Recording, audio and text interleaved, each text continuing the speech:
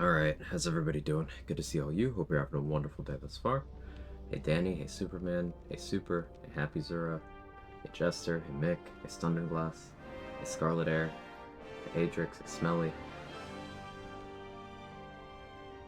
Anyone else who might also be lurking. Hello, hello, hello.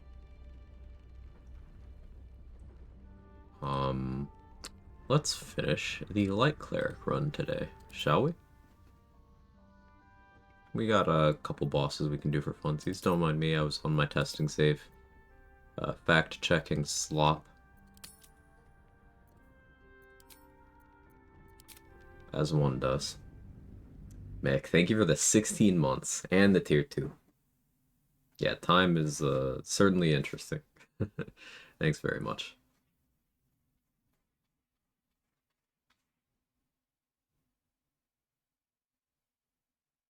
I don't know, I couldn't fall asleep last night. I was still giggling over Evil. I was very proud of that one. I'm glad it got the response it did. Jake, what are you doing? I don't think he knows.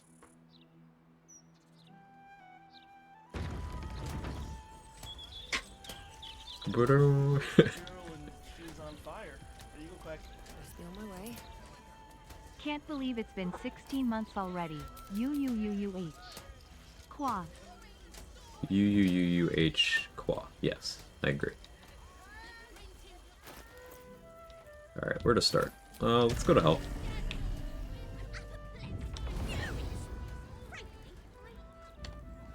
Get some resources back.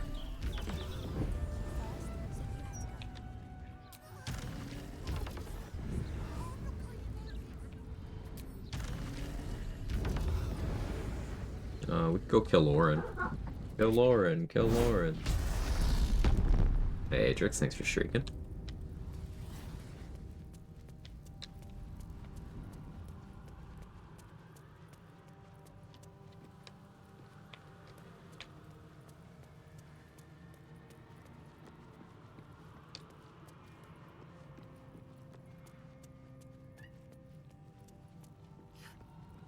It's not the right room. What am I doing? Okay, I thought about grabbing Amulet of Greater Health. Meh.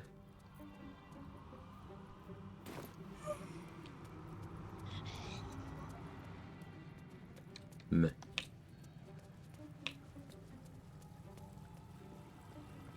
Hey, machete.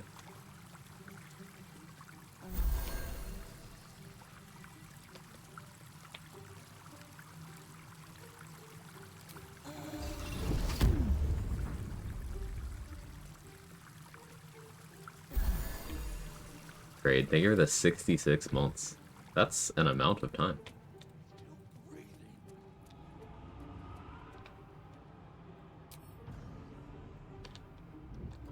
No, I didn't watch the video, Mick, but I woke up to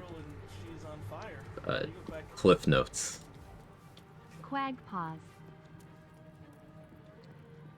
Apropos of nothing, some time ago, I did do a short write-up of Slayer form features and notes and whatnot, and pinned it in the Discord channel.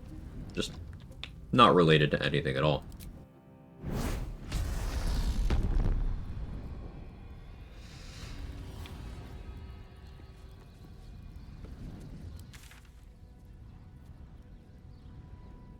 Hold up, so there's a trick now that lets you keep access to Act 2 and 1 waypoints? Correct.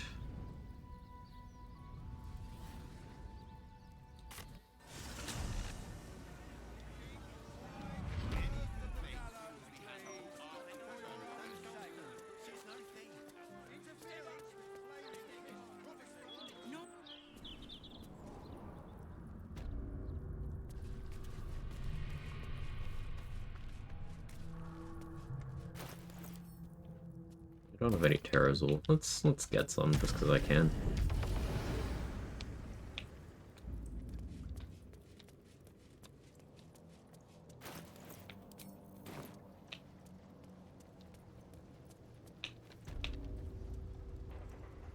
The slop can't keep slopping. Something that's come to mind is You know, it's entrenched enough from certain sources that never attribute to malice what you could attribute to stupidity. So perhaps I gave too much credit to certain creators for assuming they had a brain to begin with.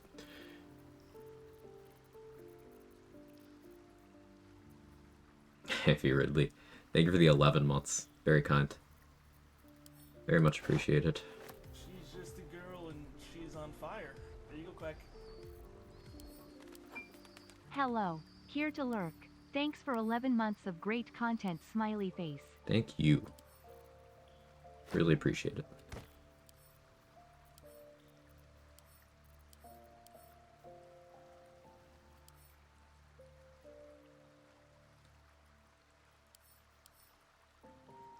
What did I come here for? I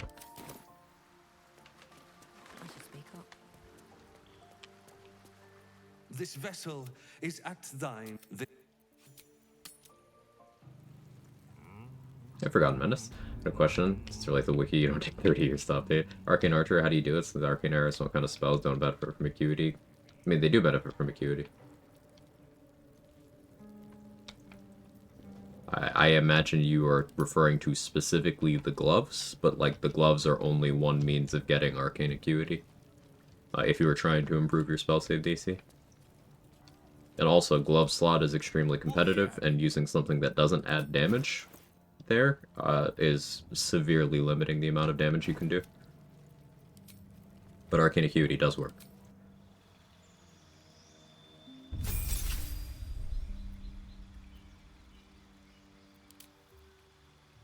But let's tackle some of the hows and whys. What do you think you need Arcane Acuity for?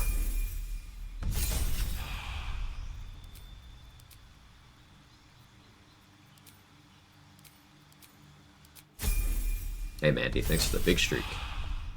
I'm supposed to be actually checking vendor What are you having? each of these. My brain is not activated yet, bear with me.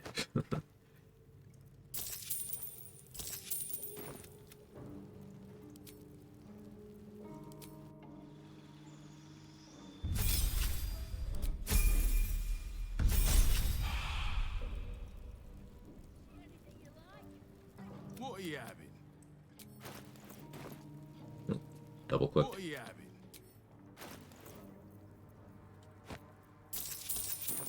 So I'm assigning levels to a hireling here to get vendor refreshes.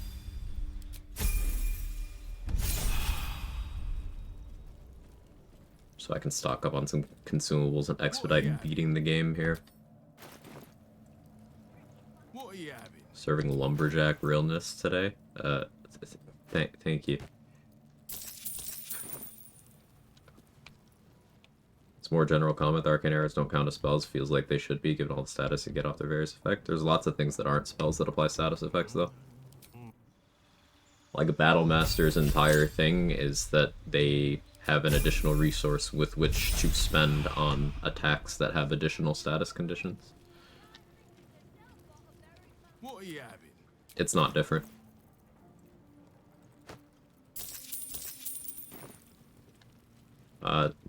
The arcane arrows counting as spells wouldn't change that much. It would make certain stat sticks more streamlined in their application, but it really wouldn't change anything.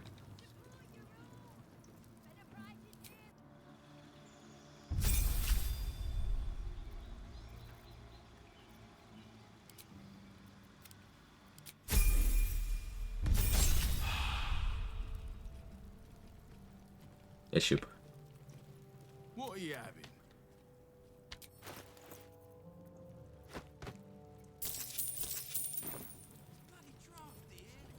This vessel is at thine. Thou. Satisfied. Exile.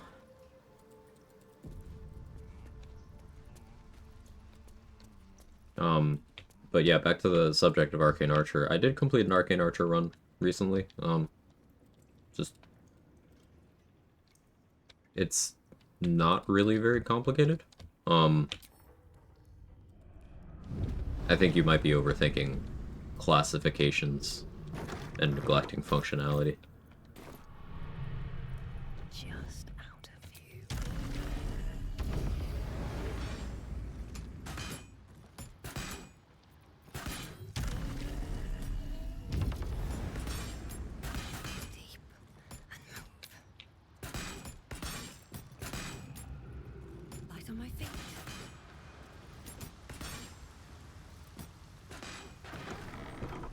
Yeah, Holly. That's curious.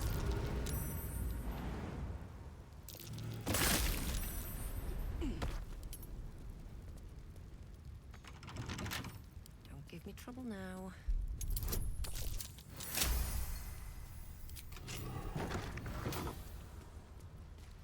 Oh, yes, the ballast stormtroopers.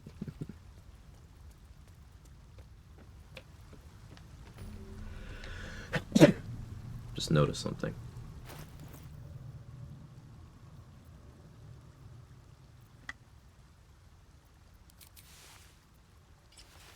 My reverse rain cloak wet wasn't on.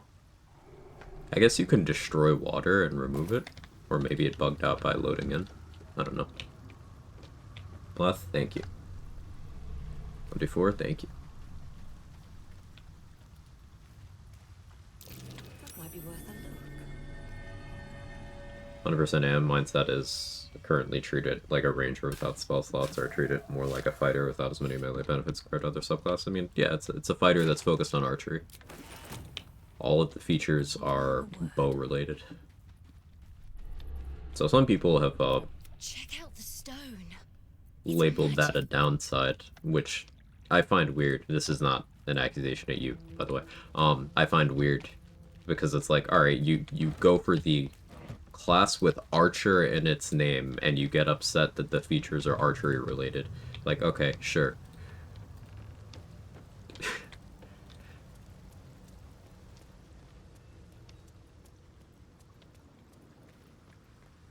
You know what, bud? Fuck you. Unwets your wet cloak.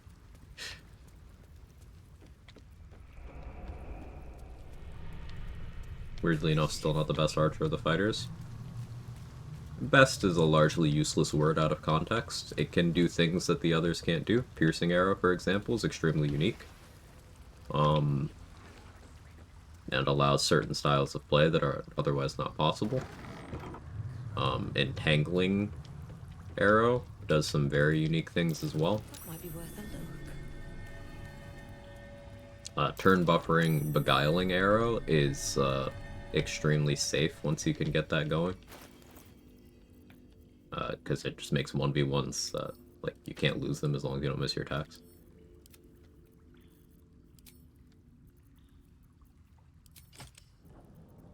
Let's not get too comfy using the word best again, because it doesn't mean anything.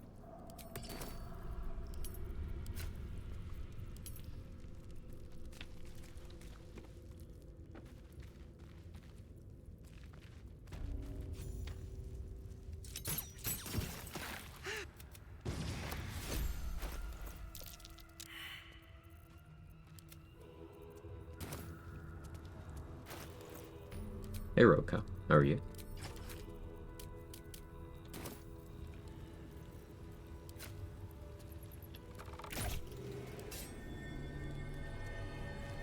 The penitent looks at you silently. There is this.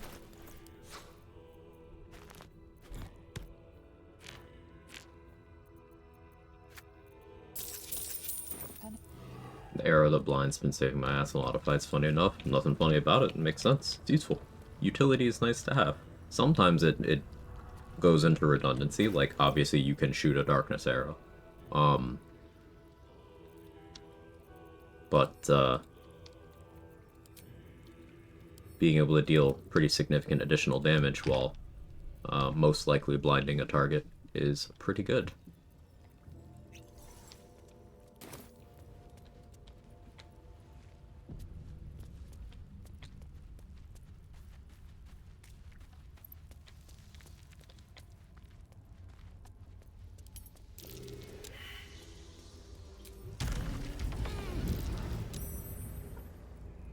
Prime spot for an ambush.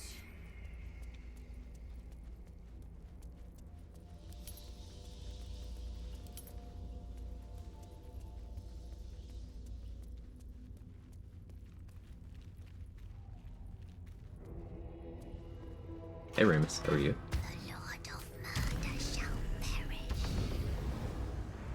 I want to do a solo honor mode cleric run, debating which one to choose. I'm a big believer in going Tempest or Nature for that task. Ticks the most boxes. Obviously, others work. I've I've done light, I've done trickery, I've done death.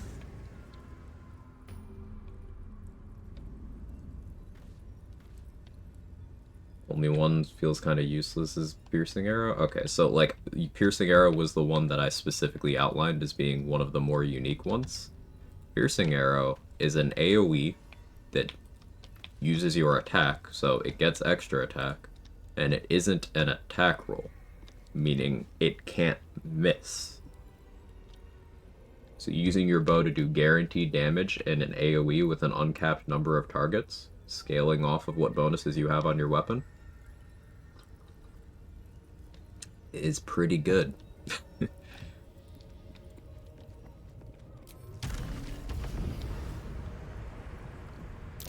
Trap. Be cautious. In fact, piercing arrow is so good that it's one of 2 arcane archer maneuvers that were nerfed a week after the subclass came out, and even post nerf, I would say it's probably still the best one.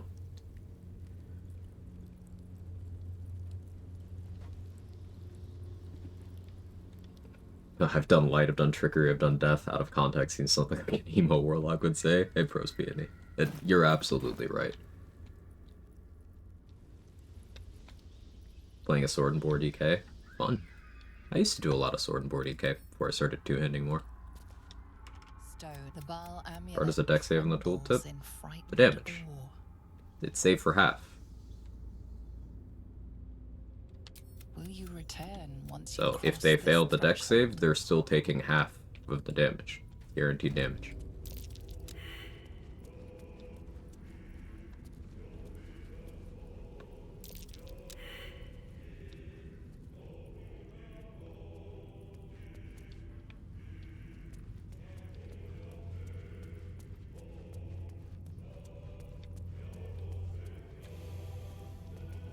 Truly, Lady Orin's kills are something to behold. Ori.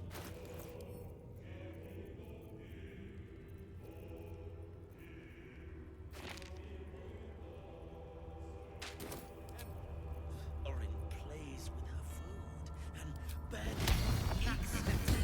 I don't see the point. I see you're hungry.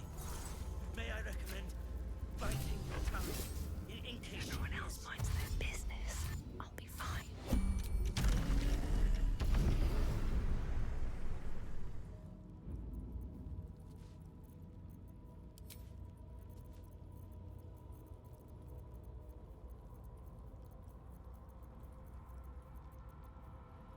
What of an ice storm? It's fine.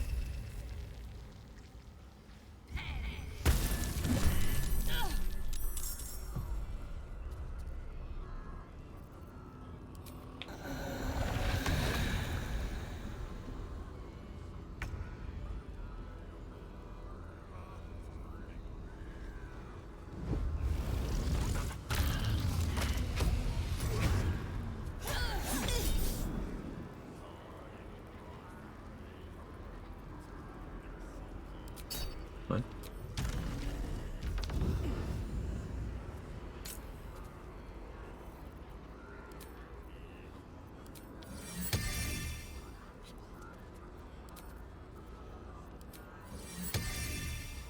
A little more.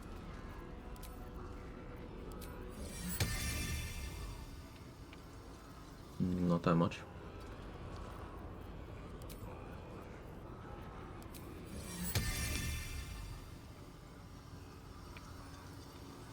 Perfect.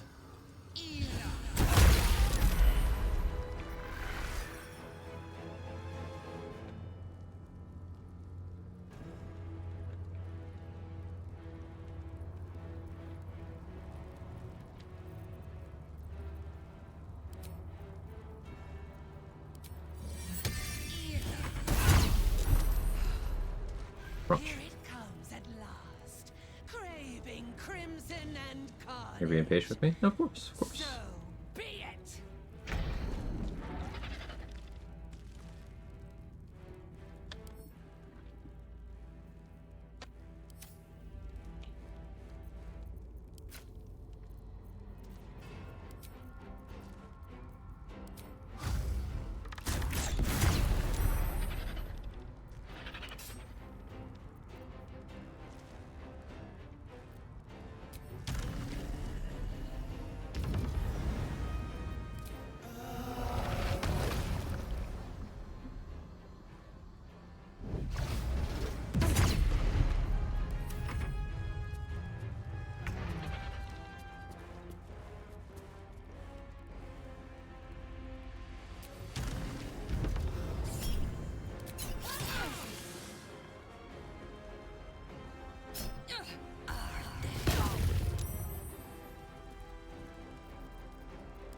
I've got to rebind the Magic Initiate stuff.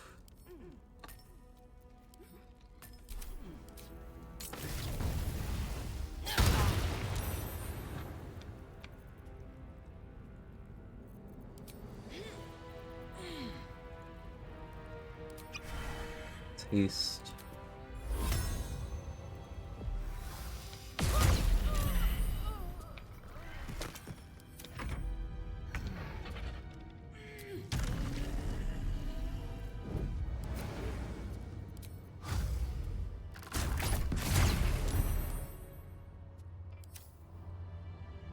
Start streaming alarm, apologize.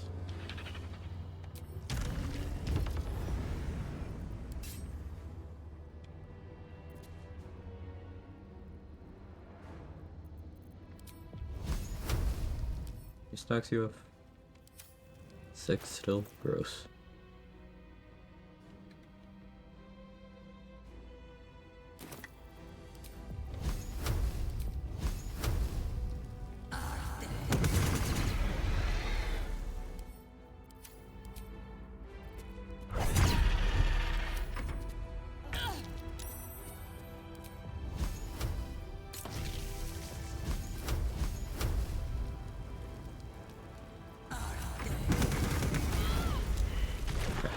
From a talent you have robbed another god of his chosen glory.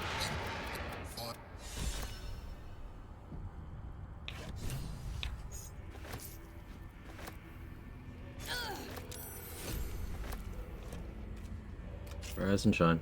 This individual doesn't seem particularly fond of you. Perhaps Really? a gift would improve their sentiment. Really?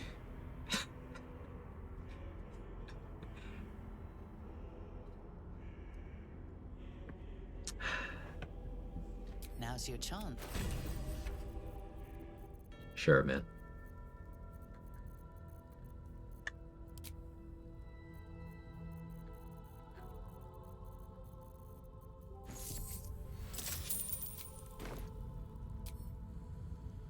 To think to count. What path lies before me? She'd be upset with me because I lost attitude with her. So attitude and approval are different. I lost attitude with her because I got into a fight in camp and I had to flee that combat. So because she's not technically a companion at that point in time, that overrode the dialogue. Stupid, but yeah, it's a thing.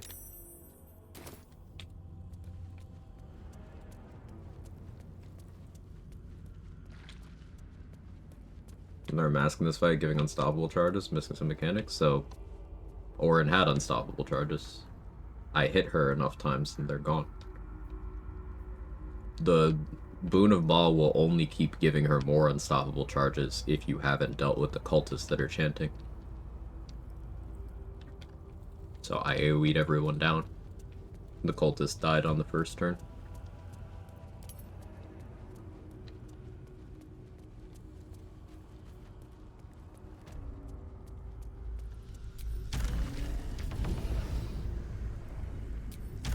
At this point, nobody can control the brain, and it knows it.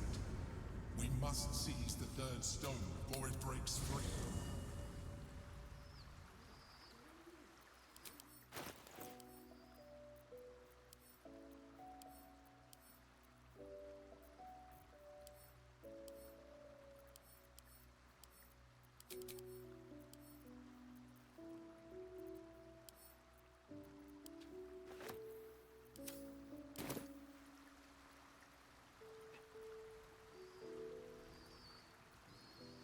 Thank you for allowing Crazy White Lady.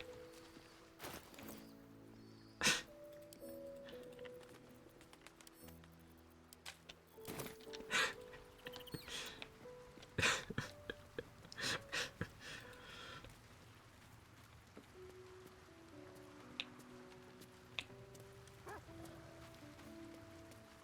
have a lot on my mind. It is not in a Githyanki's nature to say thank you. Our language doesn't even have a phrase for it. Kraith Khan Jan is the closest equivalent I know. May your enemies know agony. But after releasing me from Orin's grip, there is only one proper response. Thank you. Sincerely. I love Lae'zel so much. Good then. Let's carry on.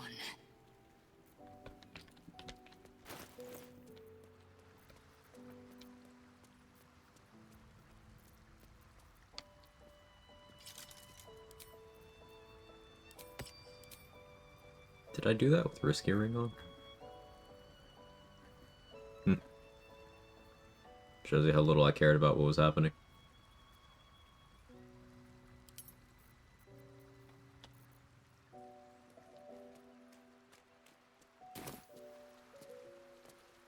Hey, wellness check.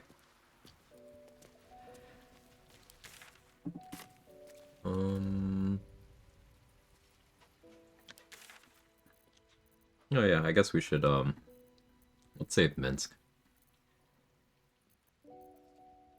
Just for the sake of doing it, I do want to get everyone's golden endings if possible. So we still gotta bring Shadowheart to talk to her parents. We gotta do House of Hope. We gotta save Minsk. At some point after a long rest, I guess we do Iron Throne so that Will can go with Karlach to hell. I will have to accept losing my buffs for that if I want to also get Will out of the pact, though.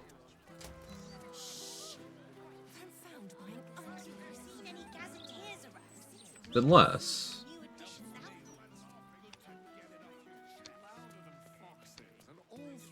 I could just accept Ravenguard being dead. Maybe I just do that. I'm cool with that, actually. I don't care that much about that guy. You gotta be golden? Yeah, I learned that from Barnaby.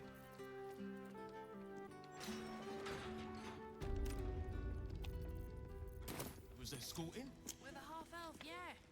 Welcome. A relaxed tone and easy smile, but the heartless shifting gaze gives it away. He's an unusual sort of customer, but the head banker said he'd... No. More unmarked withdrawals. Account holders up, which is...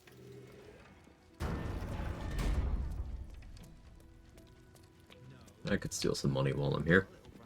This calls for careful footwork.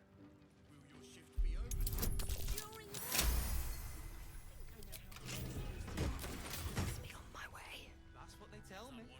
But we'll save it for later. Anything of use? Wonder what's past this.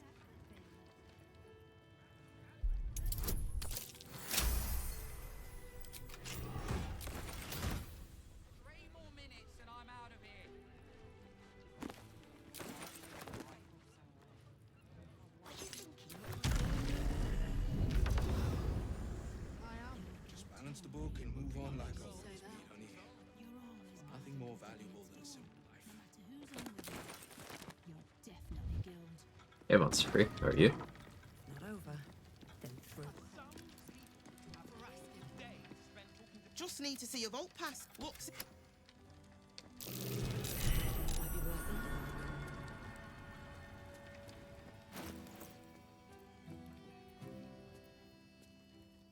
it. Oh, yeah, Devout still makes sense. Maybe I use a short rest potion here. How many do I have left? 14. Yeah, I'm okay on those.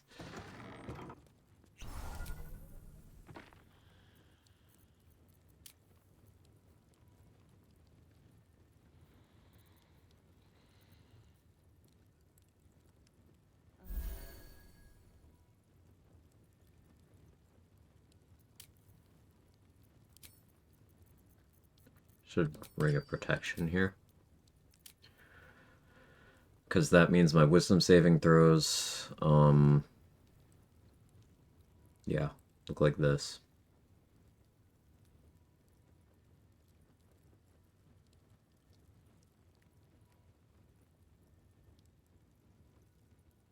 Mm, 11, 13, 14, 15, 16, 17. I actually don't need that. I have plus 16 without that. Okay.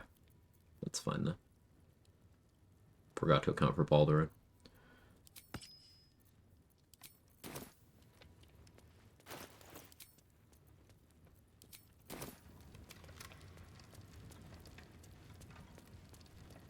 With a 0 AC run, you're gonna see short rest spots used in combat just make enemies crit you for ungodly retaliation damage?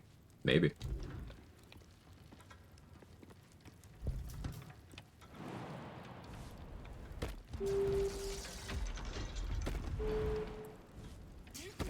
It's probable.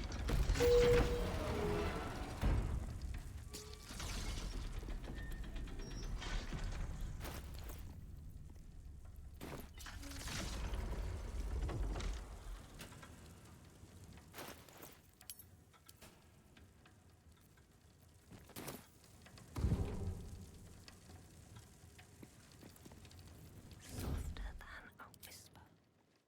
This medication.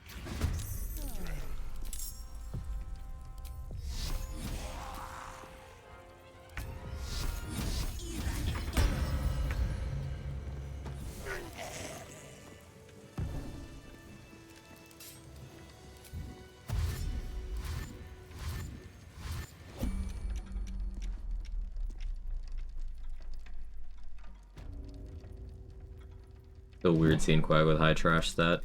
It feels weird.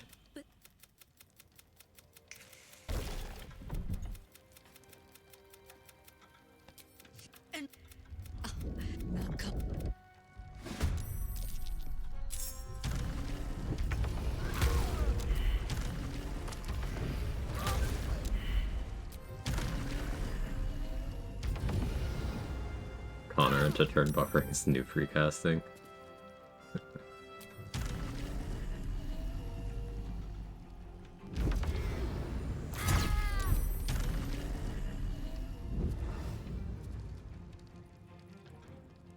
I guess I don't really want you to hit me. I'll disengage.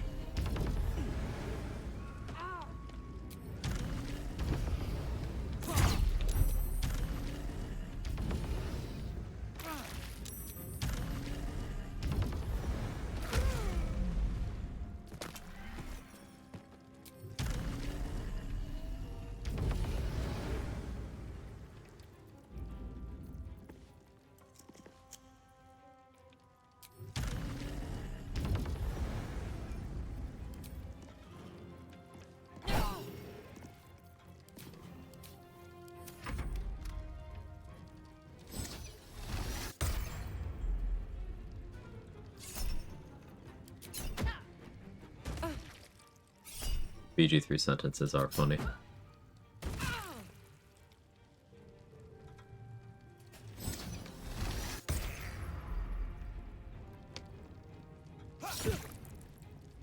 So I've mentioned it a few times, but Stunning Gaze is DC 16. It is Wisdom save, so it just doesn't work on me. My bonuses are too high.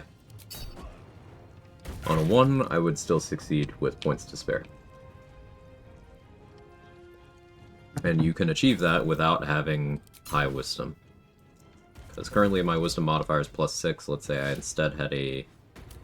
I could say I had a -1, but like, minimum you'll really have on most runs, assuming you're doing 2+ tech, is a +1. But let's assume I had a -1. Still extremely unlikely to land, and I could just equip Wave Mother's Cloak and Ring of Protection and make it so it can't.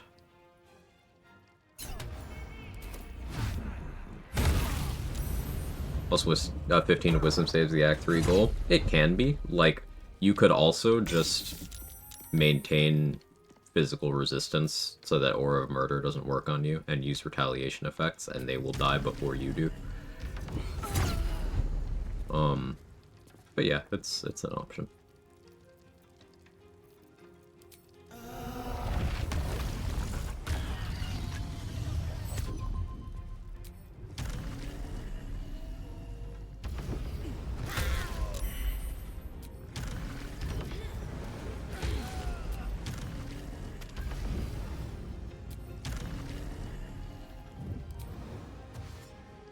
Just those two now? Okay. One there. Where are you?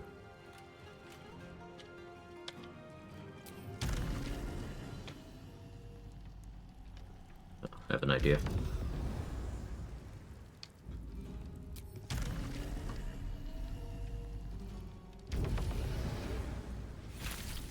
There we go.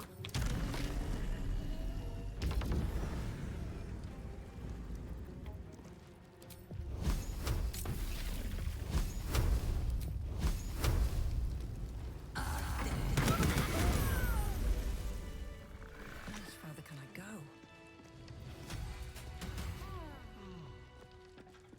What's hiding here? I don't know which of these I have keys to offhand. Probably none of them. I haven't really been trying to have any. Just breathe. Breathe. Switch bloody jobs. Exhausted. Better find somewhere to camp soon. Go.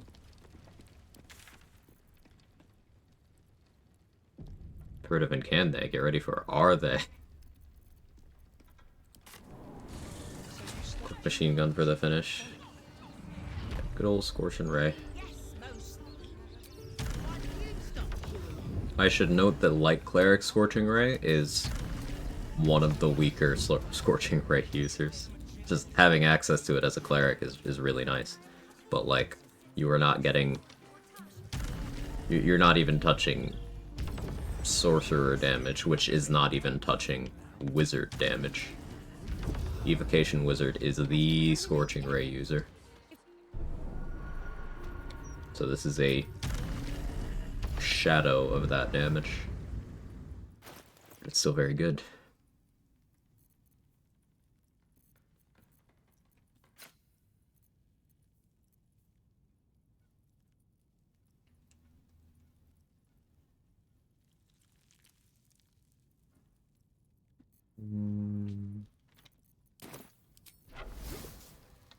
Breathe quiet.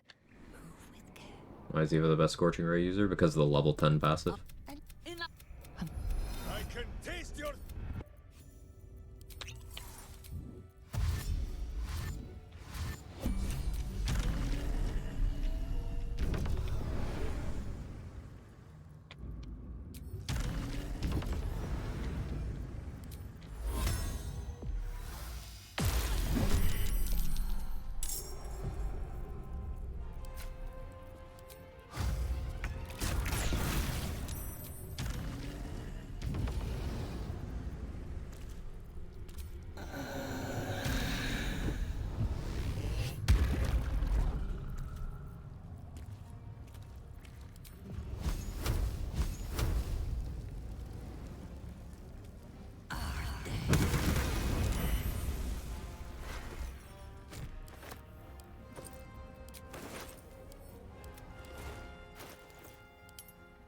Didn't realize I was that close to my carry weight limit. There we go. Quag fix.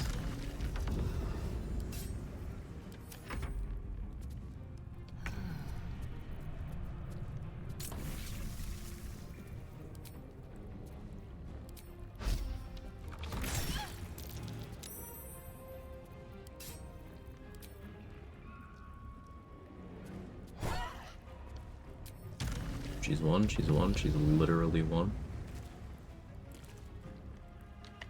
Blood follows me everywhere.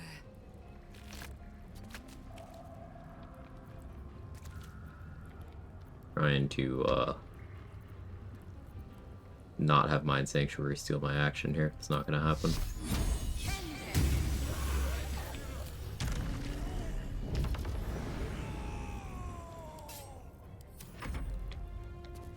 Ray better damage than Magic Missile and Wizard full combo. Scorching Ray is always better damage than Magic Missile. Magic Missile is never even remotely competitive.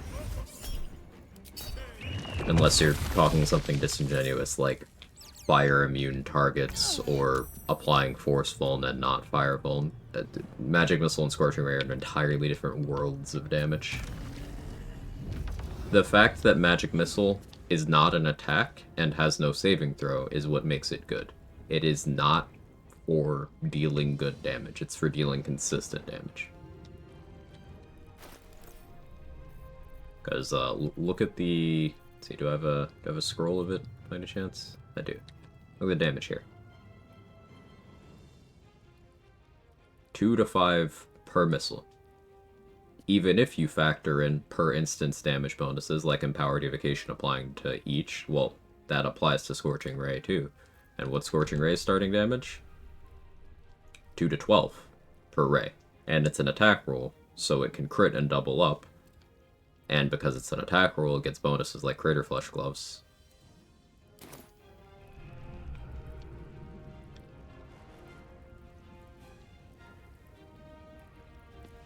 Magic Missile does not do good damage.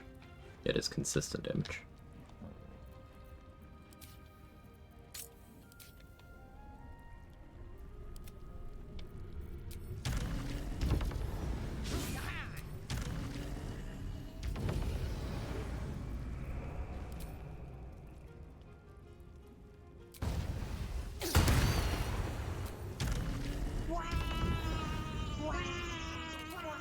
Yes, Celestial.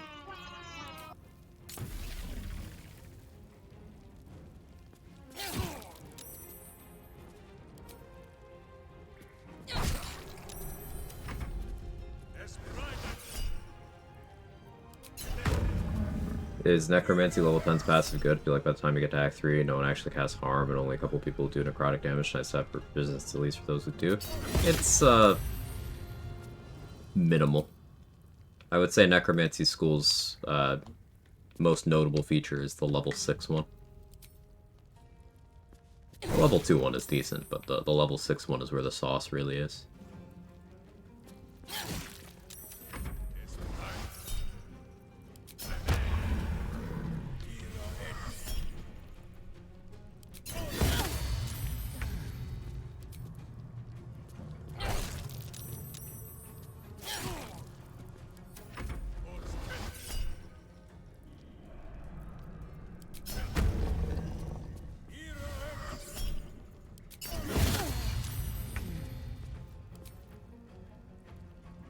Unless force damage is a factor, percent to hit is a factor, rate critting is much more damage potential. It's like 98 out of 100 situations, Magic Missile is not touching Scorching Ray's damage. Let's put it that way.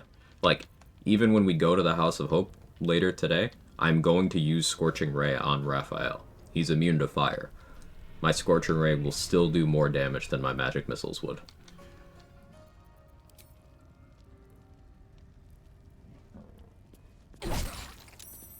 Just because being an attack roll. Hey, Peeba Ninja, how are you? Against the... Get rid of him. Don't be foolish. He is too unpredictable. He will only be a hindrance to us. It is... in the... Spider says, plus Scorching Ray activates the Hat of Fire QD, which is a nice bonus. It can be. I am not really in need of any more spell save DC because I have 24 already. And I have 24 to spell attack. But if I was in need of more, then that would be a way of doing that, yeah. Have to keep going.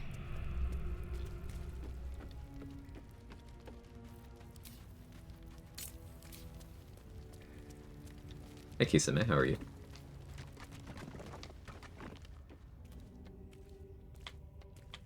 Pyro Quickness Hat. Unfortunately, Pyro Quickness Hat is wonky with Scorching Ray. Because it's multiple successive instances, it'll turn off when the second ray hits, then back on when the third one hits, and then off again. But like, you can only benefit once per turn, so sometimes you'll just end up not getting the benefit for the turn at all. I think there's mods that correct that behavior, but in the unmodded game, if you're gonna do Pyro Quickness Hat, you want to activate it before doing the Scorching Ray, activate and use the bonus action before Scorching Ray, just so it doesn't shit the bed.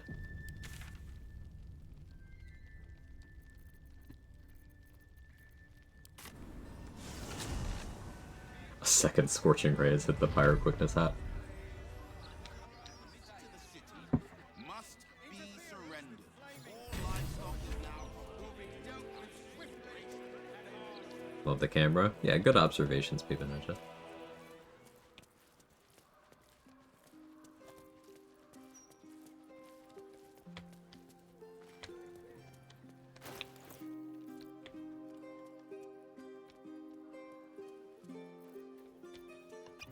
Going to beat up Saravok now, just as I can, really.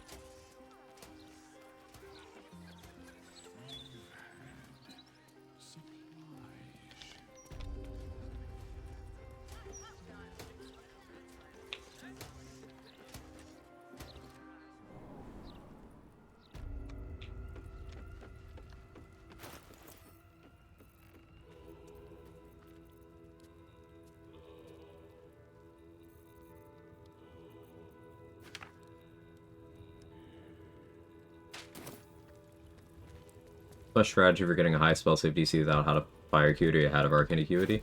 So currently my wisdom is high, but let's pretend I didn't have high wisdom. Let's pretend I had 8 wisdom instead of 23. So I would lose 7 off of my spell save DC. That would still be 17 DC with a -1 modifier. And that's without really stacking much. But I'm getting +2 to my spell save DC. From my necklace slot, I'm getting +3 from my main hand weapon. I'm getting +1 from my offhand weapon. That's a pretty big chunk. There are more pieces that I could equip to raise it further. Helldust gloves also give you +1. Ring of Feywild Sparks from Ethel is also +1. And in the helmet slot, you have Fistbreaker Helm from Act 2 is +1. Hood of the Weave from Mystic Carrion is +2. You've got in the cloak slot, you could go +1 from the cloak that Helsik sells. There's a lot of spell save DC increasing gear, to the point where even with a completely uninvested casting stat, you can get enough spell save DC without arcane acuity to stick whatever effect you want. Now, a lot of those items, majority, are in Act 3. So arcane acuity is pretty good in Act 2. But once you're in Act 3, you can just kind of get enough DC that, as long as you have the gear, you can make whatever you want stick. Sublime malfeasor.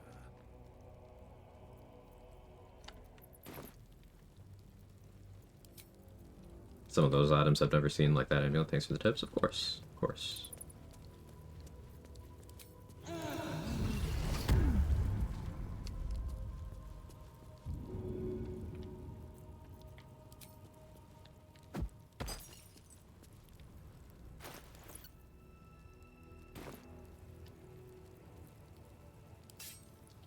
Don't want to draw any attention. My hands. Action.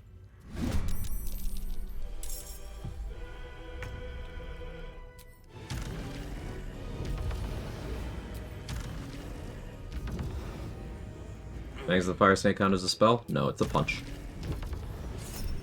But it does benefit from Marco Heshker if you pick fire.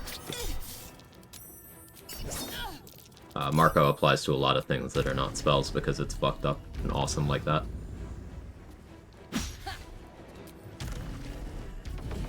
Hey Faye Lauren, how are you?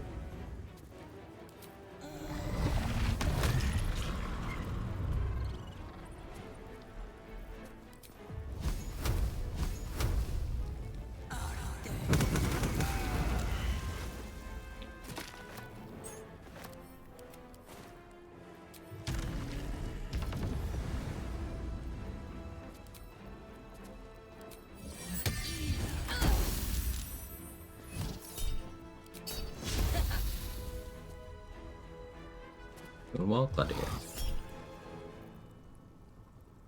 Sure.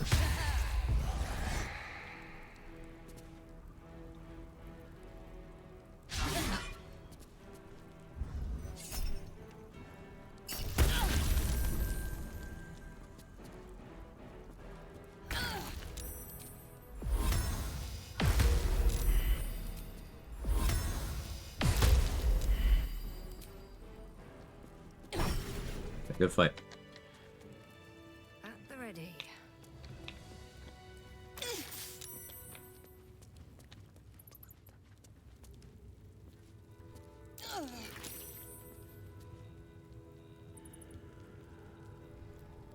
Do I Crater Flesh on? I do.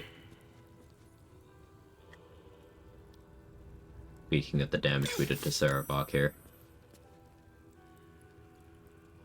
26 fire, 10 psychic, 2 radiant.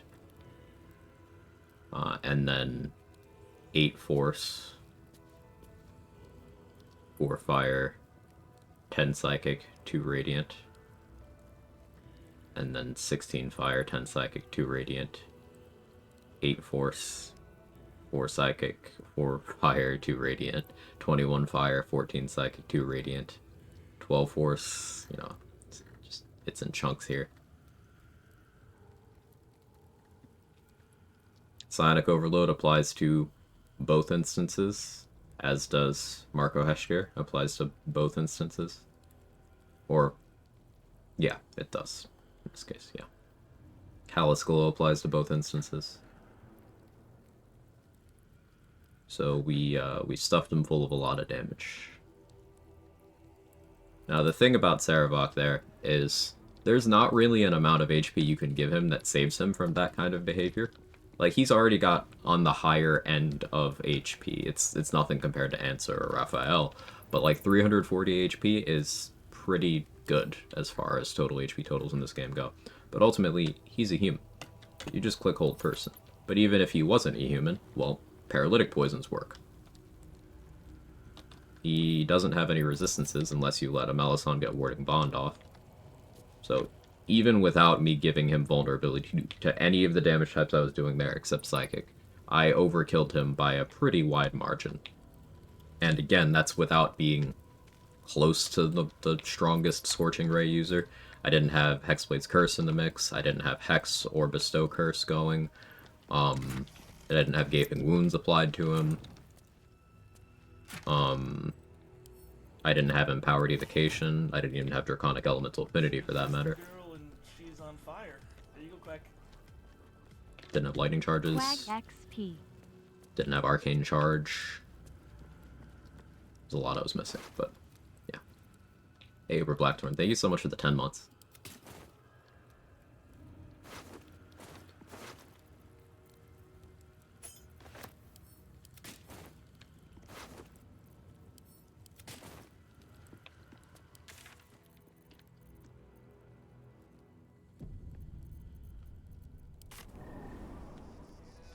Took your advice and started looking at other ways about my strength on my hunter. For Titan String, plan on getting the Potion of Mirage. Probably ASI for strength. Skip that one.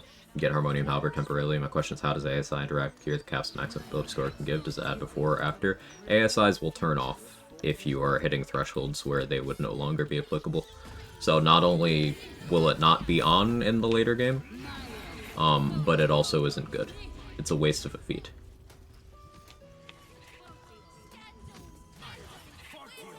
Don't take the ASI. Remember, if you start at 16 strength, take the Irage Potion, take Harmonium Halberd, that's 20. You could Mighty Cloth as well for 22. If you really wanted to go all in on your offensive output on the strength side. I think more realistically, you would just accept being at 20 and you would use the Graceful Claw. But there's situations where Mighty Cloth would work out to be more. And then there's the practical option of you just keep your Adamantine Splint on because you do have enough damage.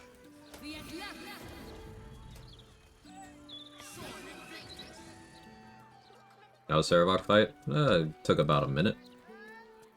It was 2 turns. The first turn was I cast Scorching Ray and killed Sarabok. The second turn was I killed everybody else. How often is ASI a good choice of feat? Almost never. Reason being, it doesn't do anything, it doesn't enable anything new for your build. Think about what some other feats do. Like, I'm using Dual Wielder to be able to equip 2 stat sticks. This stat stick is +3 to my damage, my attack rolls, and my spell save DC. this stat stick is +4 to my damage rolls, +1 to my spell attack rolls, +1 to my spell save DC, and the ability to add heat as well for up to +7. So I can get up to +11 damage on a spell out of this one. So like that's far more than I could ASI to get an extra +1 to my casting modifier. Okay, so I'm doing like maybe a fifth of what everything else is doing. So dual wielder's like 5 times better here, on top of also giving me AC while dual wielding in this configuration, if you ever care about such things. Think about something like Alert. Alert gives you 5 initiative, which is enough to make most things in the game unable to catch you, provided you also have good baseline other benefits, that being like, you know, a high dex mod, +1 initiative gear piece. Sometimes that's Hellrider Longbow, sometimes that's Mask of Soul Perception, sometimes that's Sentinel Shield, sometimes it's Soulbreaker Greatsword, you know, just +10 is the comfy bracket where almost everything in the game is slower than you.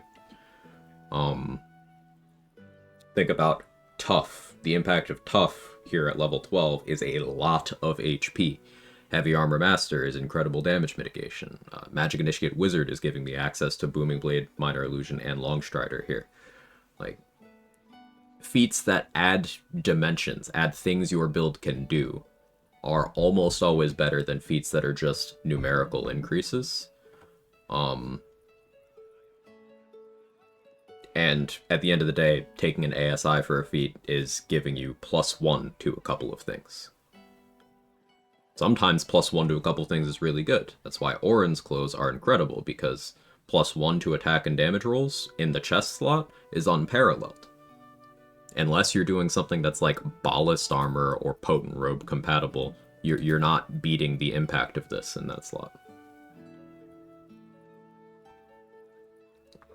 But ASI is a waste. It's bad.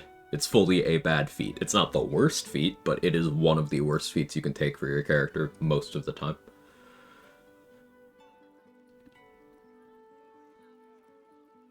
Like, even in the area of optimizing archer damage, you'll see a lot of people swear by Dex ASI, and it's short-sighted. It's extremely short-sighted. Because they'll be like, oh, well, it's +1 to hit, and it's +1 damage, and if I shoot an arrow of slaying with vulnerability, then that's gonna be +4 damage. It's like, yeah, sure. Or you could, again, take dual wielder and get an extra stat stick to get more damage. Or you could take alert, freeing up your need to take initiative increasing gear, and then you equip more damage increasing gear. Like, if I didn't have alert here, then I'd only be at +6 initiative. That is not enough to outspeed any Steel Watcher ever. All Steel Watchers in the game will beat me in initiative at that point. That's not great. It's not a great place to be. It also makes it so I can't even luck into outspeeding Cazador and Gortash. It means that Saravok would outspeed me guaranteed as well. It means that Orin would have been guaranteed to outspeed me. And if I was going to mitigate that by using a Vigilance Elixir, because I'm sure someone's thinking of that, then that would mean I wouldn't have other elixirs. What elixir have I been using for at least the session today? Elixir of Bloodlust, allowing me to get even more kills per turn. Action economy is king, or queen, or non-binary monarch, whatever you prefer. It's top. So, like, why would I trade the ability to clear a room a turn sooner? Why would I trade that out for getting +1 in a stat?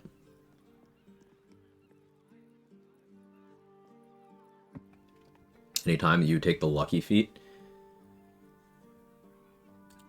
it has some good theoretical applications. The offensive side of Lucky is pretty good. The problem is it's extremely long rest gated, and also it's competing for that slot with every other feat.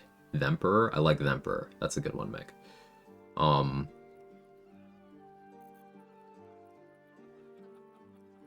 was I saying? Oh yeah, it's competing. You have to keep in mind opportunity cost. While you can get good value out of some feats, they will often fall into the category of, okay, but is this better than something else I could be doing? Like, an example of a good feat that I pretty much never take because the impact of it is less than other things I could do is Sentinel. Also, Mage Slayer is kind of in that area too. I really like both of those feats. They do good, powerful things that you can build around. The problem is, are those things ever worth taking over other feats? And the answer is usually no. Not always, but usually. That doesn't mean they're bad feats, it just means their impact is low. But keep in mind that those feats that I never take because their impact is not high enough are still better than ASI. Yeah, Spell Sniper can go in that category too. There's some like niche cases for if you really want a intelligence scaling Thorn Whip or some such, you know. Taking Spell Sniper from a wizard or fighter or rogue level would get you that. It's very, very specific, but yeah. Are we talking about feet? Hey, Lazy. Have I fallen so far? I'm just diversifying my interests.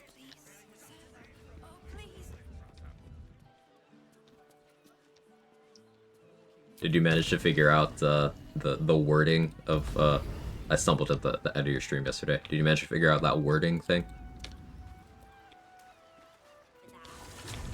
I heard there were feet. Hey, Socio.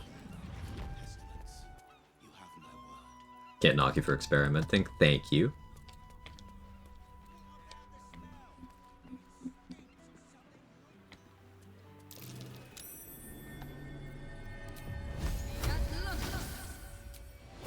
A crit build spellcaster might benefit from Spell Sniper, drop that crit number down low, maybe save Worm for other things. So, like, that's not how any of that works, though. And you're still subject to opportunity cost. So if that spellcaster built around crit fishing uses one of their feats on Spell Sniper, that means they are not taking every other feat. Initiative's important for every build. Dual Wielder is important, especially for spellcasters, because, like, you know what you could just do? You could equip more damage. And you know what's better than damage sometimes from crit fishing?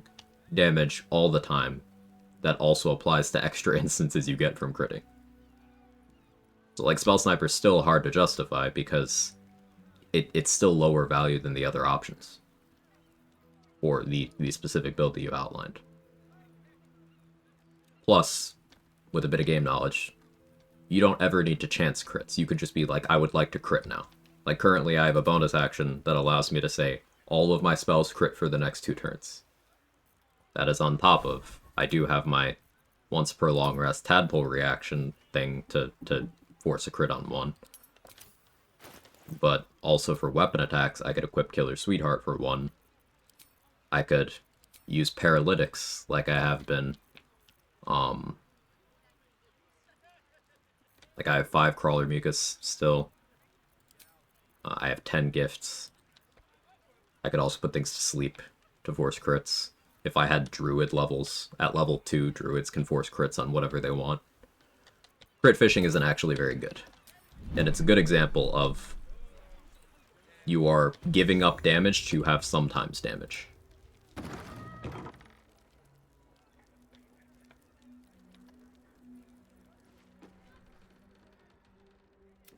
I prefer just always having damage. What did you make of its contents? I have the money for this. I can buy Hood of the Weave. Mostly for the style, because I think it looks fucking awesome.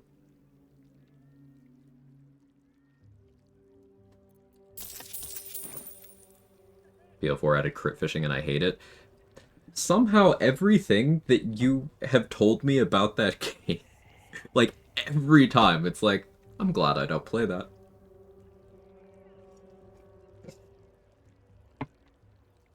It's amazing. See, Lazy's a good friend. Meanwhile, Priz and Rat were like, hey, you know, this thing's in the game, you might enjoy that. And then Lazy comes and saves the day, is like, hey, did you know this is fucked? Such a They have a message for you. This message comes... What?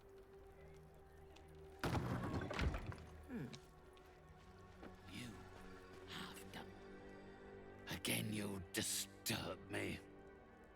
What else could you require of Mr. Carrion when he has offered so much already?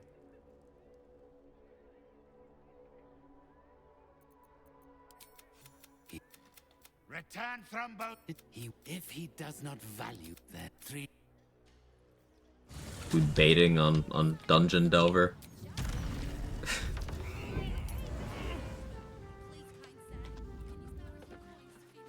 Had great fun until I didn't. 100% it, did a bunch of stuff. One day I was just like, I think I'm done. Yeah, sounds right. I was in Lazy's chat, crying because of how, bad one tree for this 1v8 I want to play is. Yeah. Leave me be. What? This is my spot. Is there such a thing as the Bladesinger of feats? I can't think of a feat that makes you weaker. Actually, I can. Medium Armor Master makes you weaker if you are using any exotic material armors. So, Medium Armor Master. Especially because Medium Armor Master is also baked into the Magic Initiate Cleric feat. Now, that's obviously a bug, but, like, not only is there a thing that's strictly better, but there's also a situation where the feat just makes you weaker. So yeah, that one. He's the one. We ran to help. Since Talus died, I'm not stupid. I don't...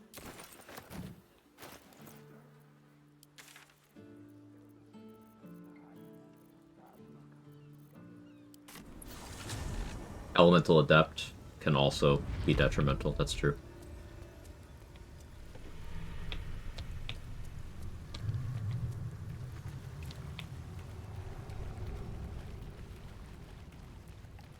Valoran asks Bladesinger feat. I think the question was, and I'm correct me if I'm wrong in my interpretation here.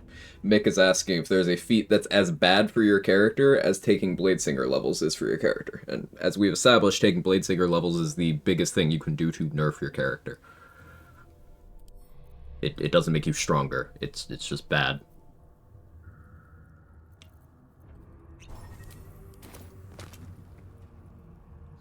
Because every other option is better.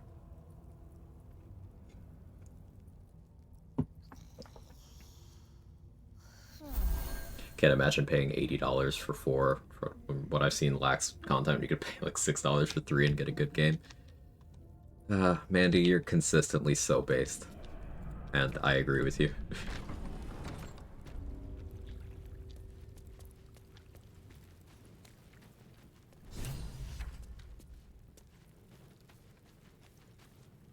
How do we cope into Hammer of the Just value? I was thinking about it, Trade, and it should just work out to be more damage than Iron Vine if undead or fiends are meleeing you, right? Because you don't need a staff plus the Iron Vine shield. You can run Hammer of the Just plus Rhapsody. And that's just more damage, right? Crit fishing is suboptimal. Does it mean champion fighter isn't good? No, not at all. Why would it mean that?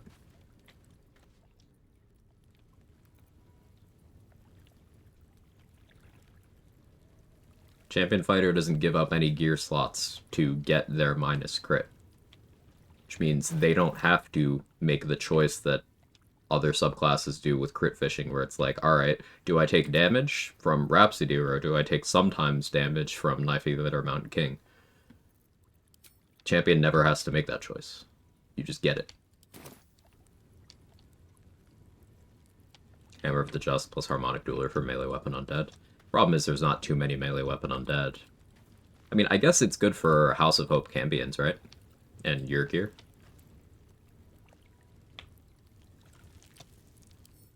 Does that look like Gale? Maragons, yeah. You could use it on the Death Knights and the Murder Tribunal.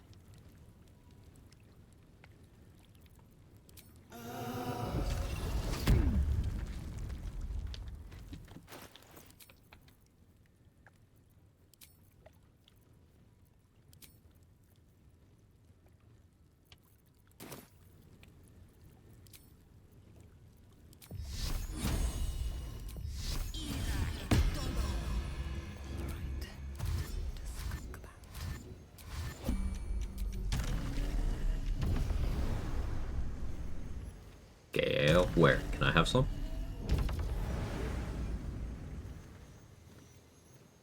If you compare a champion fighter with other subclass fighter, and yeah, there's probably stronger out there. Because now you're trading that crit fishing with other subclass features you get with another decision. So, like, while I like your framing there, Lily Zero, champion is still stronger than Battlemaster. Champion doesn't run out of juice.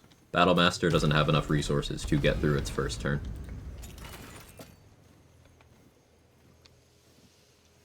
These boots have seen everything.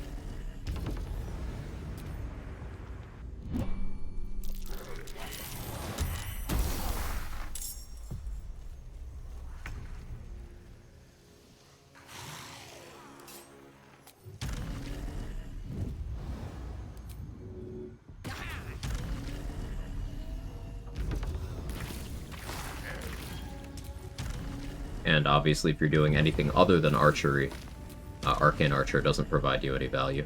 Though if you are doing archery, it is good.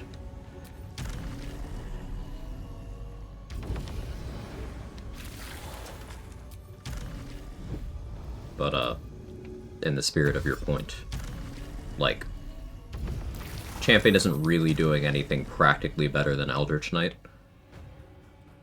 Maybe throwing. Ironically enough, a lot of people think that throwing is, like, the best thing about EK. It's like, no, you get weapon bond, but, like, Champion gets that minus crit, gets the extra fighting style, which helps. Gets, resourceless mobility from the big jump distance.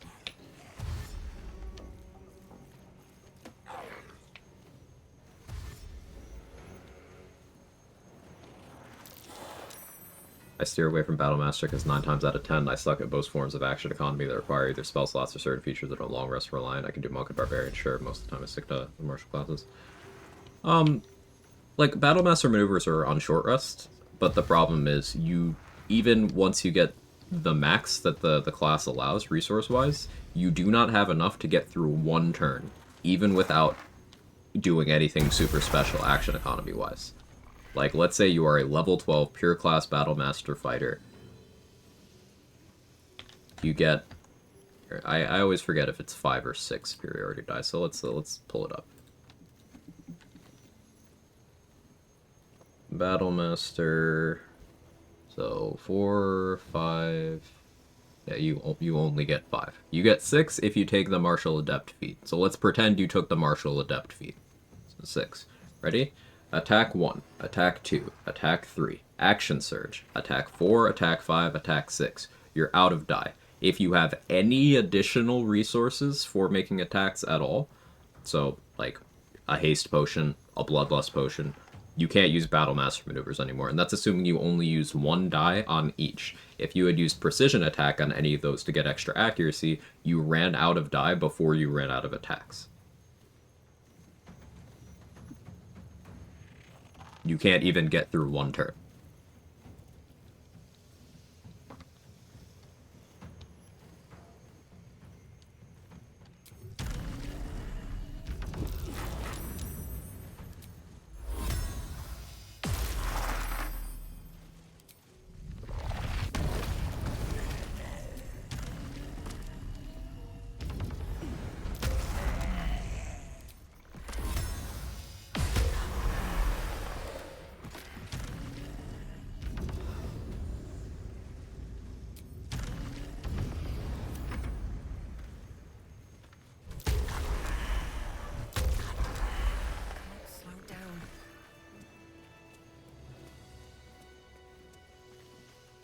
Not saying I don't give it the good old college try, but I've only ever done maybe 2 runs into 2 Act 2, 3 of Wizard or Sorcerer. I have a habit of burning through spell slots first 1 to 2 combat encounters. I would encourage Restraint and clicking spells where it's appropriate to click them.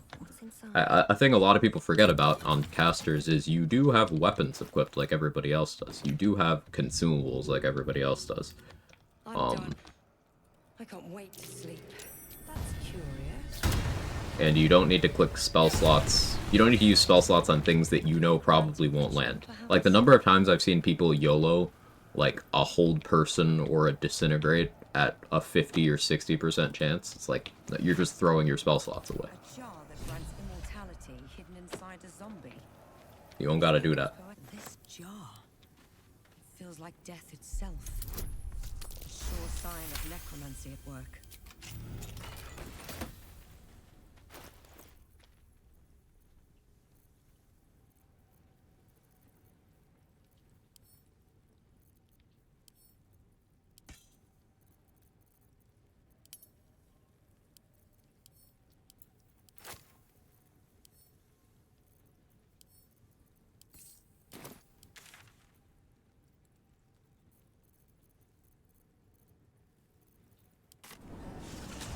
Hey Merlin, how's the run? It's going well. We're mopping up bosses. So far today we've killed Orin and Saravok. We're on our way to do Mystic Carrion in a moment here. We're chilling. A real Battle Master chugs a short rest potion on the second turn to waste them all again in one turn. No, a real Battle Master flies up to high ground after using all their attacks and uses their bonus action on the first turn to start resting. Get surprise round, use up all your die, then start sleeping. So then by the time they get to you on the second turn, you're awake and you have your resources back. Stop wasting my time. People eat guiding bolts and chromatic orbs with 60% hit rates. Yeah, it's like... little restraint goes a long way.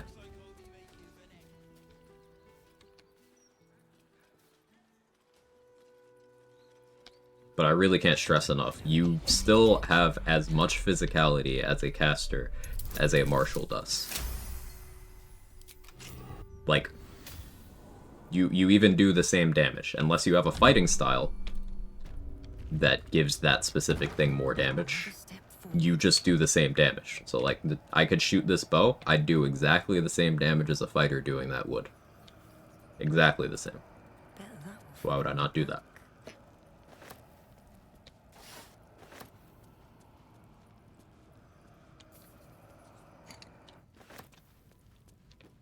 If I have the strength to throw someone on the ground, why would I not?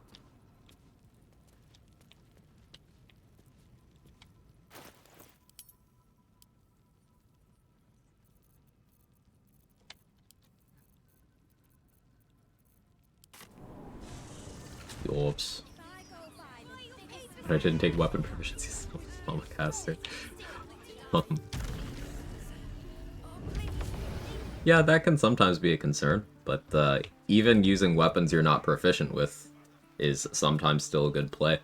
On his level 1 Shadowheart Cleric run, Say was playing Trickery Domain, so he didn't have martial weapon proficiency.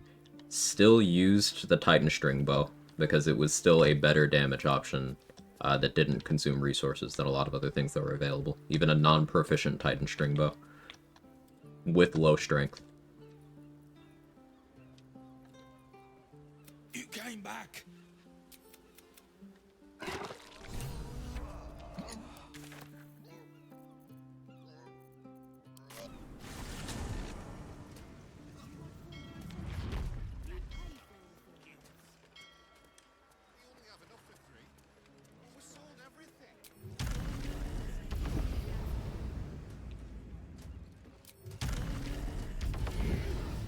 You've set foot in a restricted area.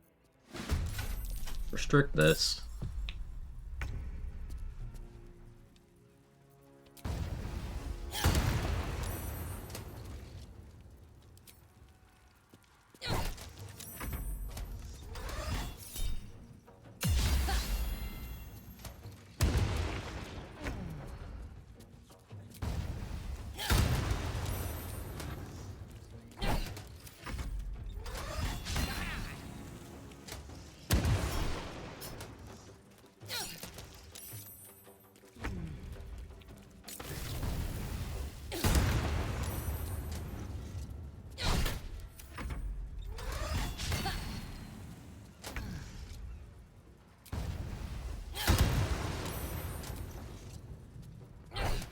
What am I getting the +2 heal off of? Helm of Baldurin.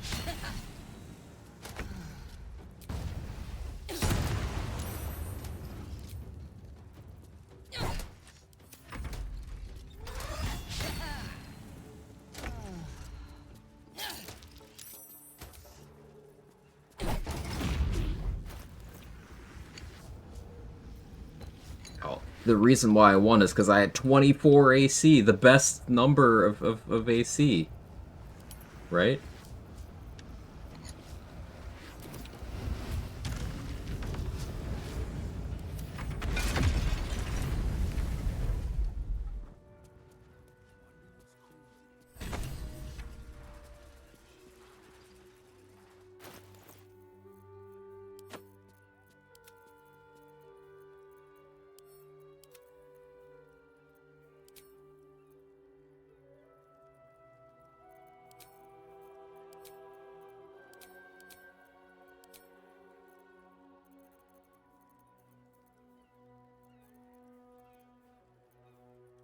Waiting for pursuit protocol to go away.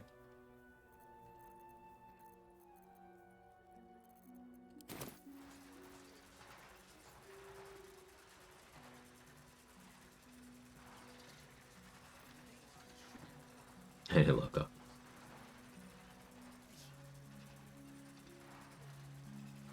Combined with disadvantage, 24 is decent. Is it? Considering you can have 20 fresh off the Nautiloid, is 24 decent?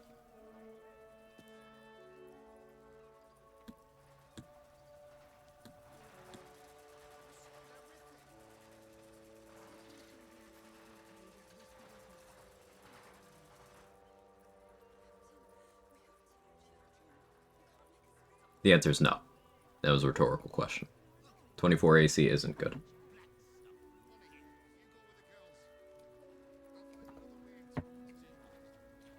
Took your advice on elixirs and started a fighter run with 16 strength and farmed the betters for a bunch of bloodlust. Act 1 is like twice as fast now with extra attack on top of that. Hell yeah, Merlin. Action economy goes crazy.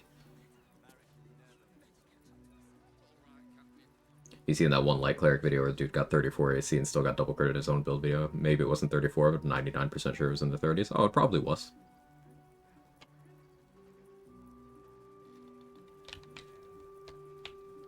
Probably was.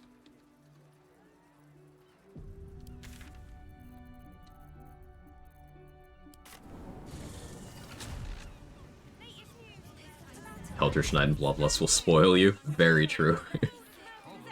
It's one of those classes that can be kind of hard to switch off of once you get comfy on it.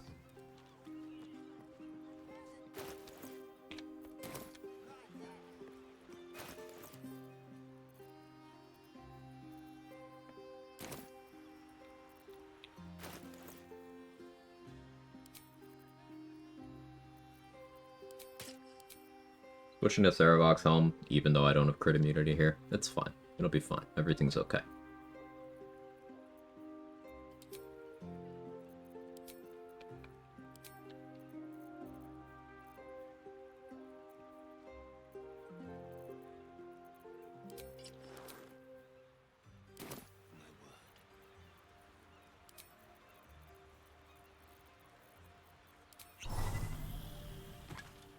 Going from EK to Shadow Monk. I do like both of those, but they do play very differently, yeah.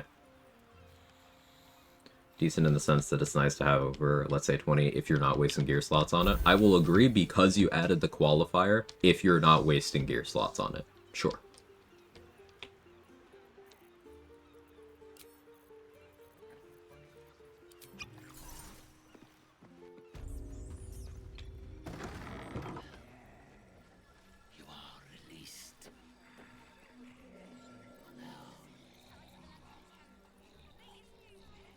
Hey Ivy, how you doing?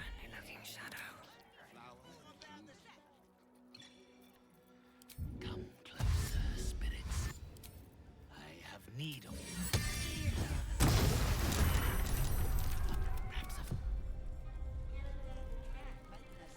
How heavy are you? 50 kilos?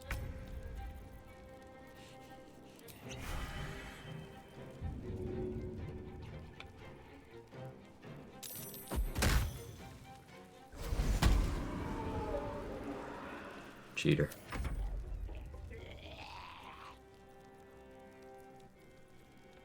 Got a few buffs? Yeah, I got a few.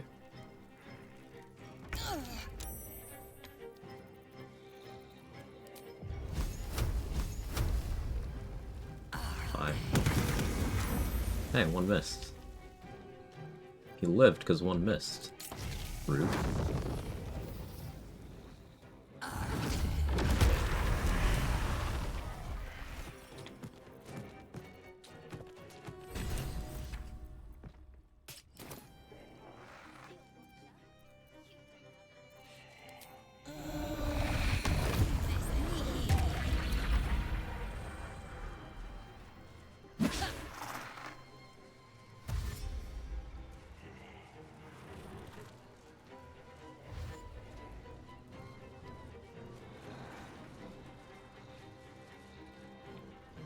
Once I started using Bloodlust, my mind just went to, holy, my EK is going to have like 5+ attacks in Act 3 with this.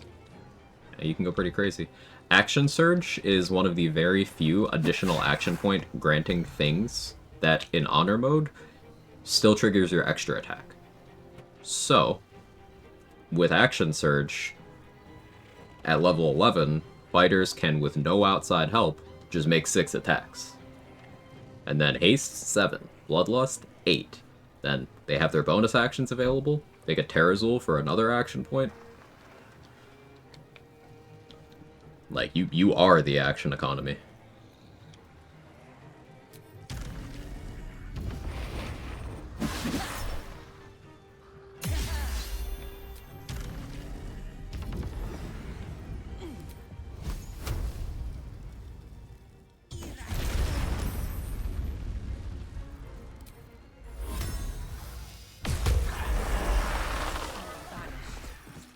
He will not trouble this plane again.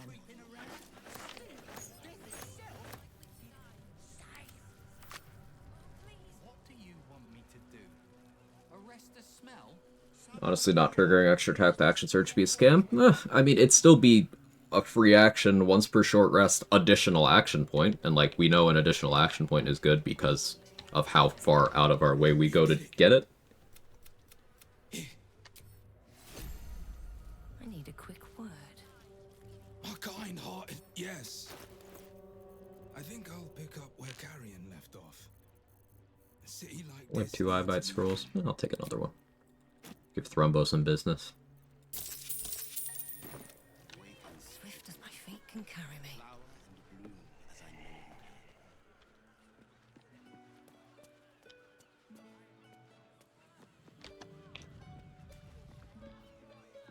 Thrumbo needs to take a shower. He stank. Do you think his skin could handle it?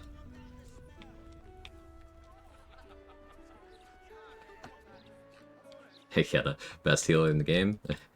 Yeah, it's funny that the title of, like, most potent healer, or most efficient healer, I should say, it is a competition between fighter and rogue.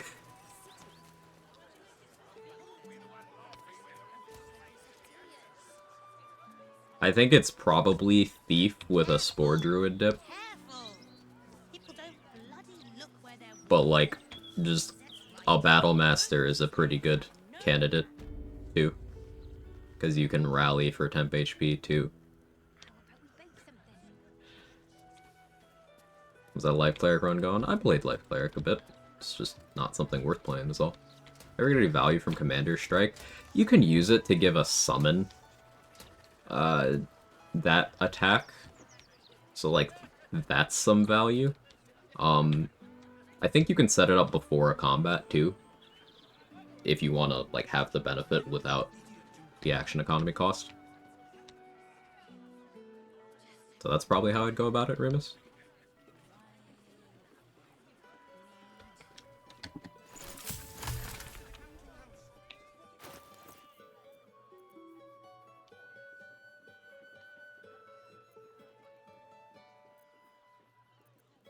Thinking about using it with Valor Bard stuff. Combat inspo is, violent.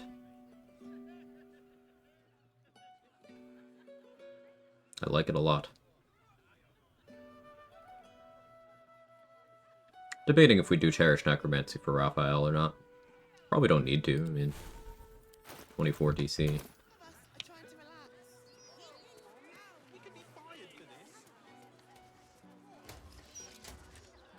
Next run theme? Next run is going to be 0 AC. My AC will never be allowed to go above 0. Just to show how worthless of a defensive stat it is and how I don't need it. Should have at least planning on doing Vile Inflict Wounds? Probably not. I think I'd play a different domain for that. Is quite happy. Is the hug dead? The hug is dead.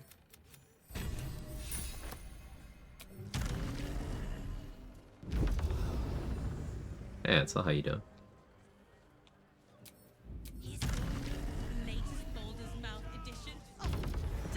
Thinking about giving Nimbus Raven Guard's weapons. Just have Nimbus use Commander Strike on you. That's certainly an option.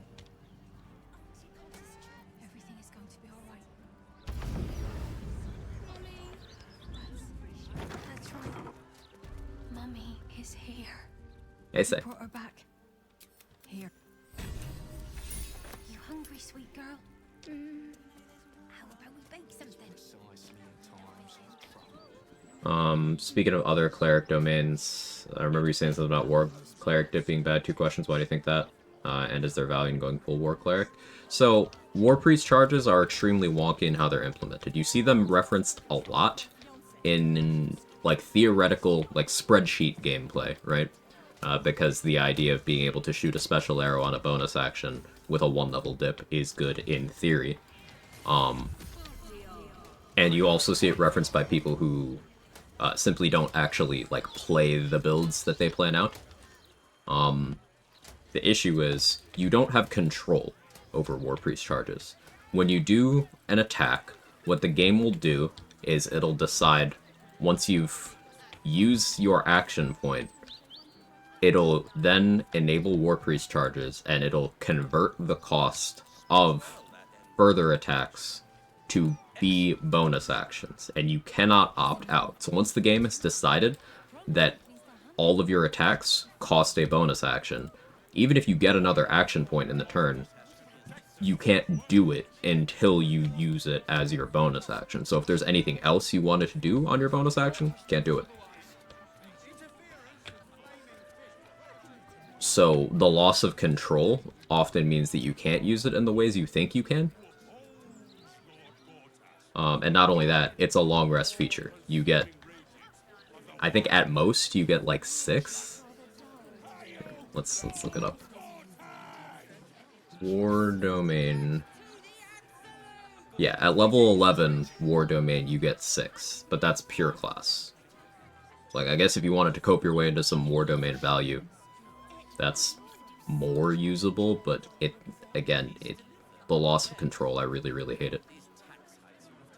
War Domain gets decent, always prepared spells, though. And the Channel Divinity is good for group support. So, it's not a bad domain. Like, you also get Heavy Armor, you get Martial Weapon Proficiency, you get Divine Strike. Now, it's Weapon-type Divine Strike, so it's good for some applications, but it is not a DRS Divine Strike. War and Death don't have DRS Divine Strikes, so theirs are generally weaker than the Divine Strikes of Trickery, Nature, Tempest, and Light.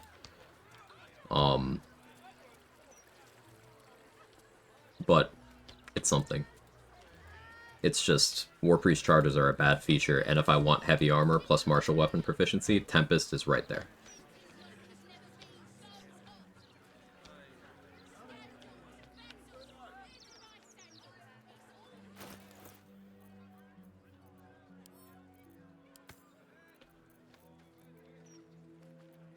Is it Raphael time already? Who else is even left? Leroican? No, we can do the Githyanki. Yeah, War has some good shouts for a Summoner build. Because you can pick up Crusader's Mantle, you can pick up War God's Blessing.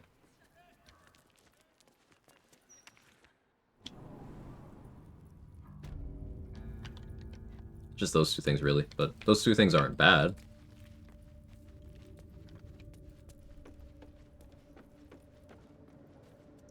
Hey, Selena. How you doing? What time is your thing today? That you mentioned. I forgot what time you said.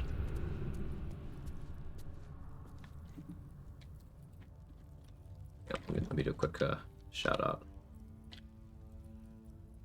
Good, how am I? I'm doing great. blasting through the remainder of the bosses for this run.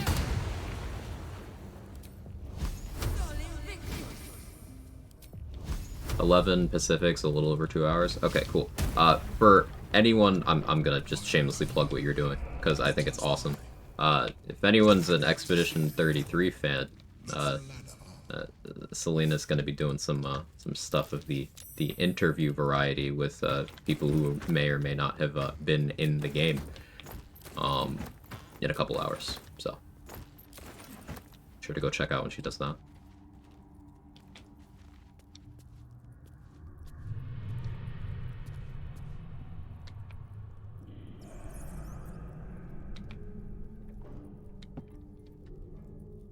Better be cautious. My old home. Hey Tex, how are you, buddy? Thank you for bringing me back. Look around. You'll find some of my things still intact. Perhaps even useful to you.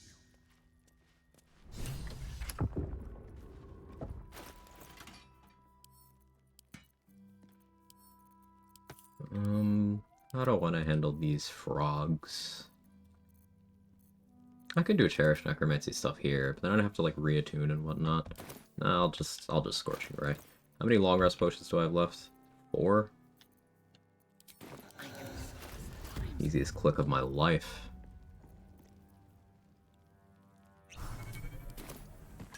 Played Wasteland 3? I have not.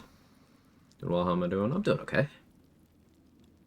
Maybe just really wants you to go to his house like he's an anti-introvert, not an extrovert, just a character foil to an introvert.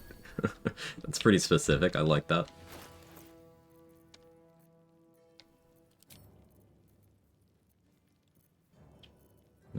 Yeah, I'll Spell Might here instead of Crater Flash because I'm not planning on playing to the crits. We are going to Universal Res here. Can't risk being in open view. Get our pre-dashes in. I guess I could do the Arsonist Oil loop here. It'd be pretty decent.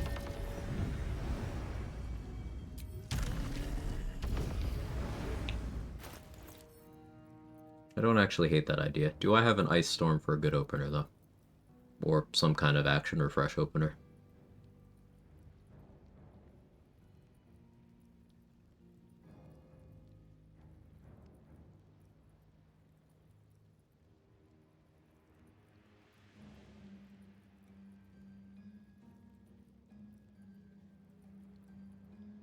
I guess it doesn't have to be an action refresh.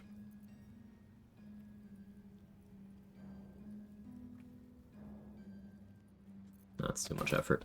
I don't feel like doing it. It's possible to New Game Plus Act 1 and 2 by using Slumber Pod instead of Feign Death. There's things other than Feign Death that work. I did test Slayer Form. Slayer Form does work instead of the Feign Death if you want to do that. So I imagine some other things do. It might require you being unable to speak above everything. Is the current theory that I have. But yeah, you can sub out things for Feign Death.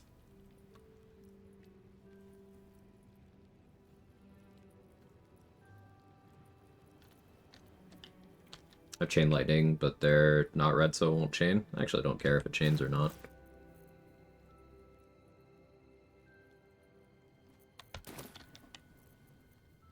But I can also just do this.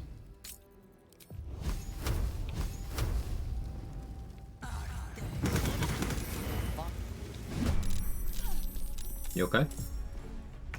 She's okay.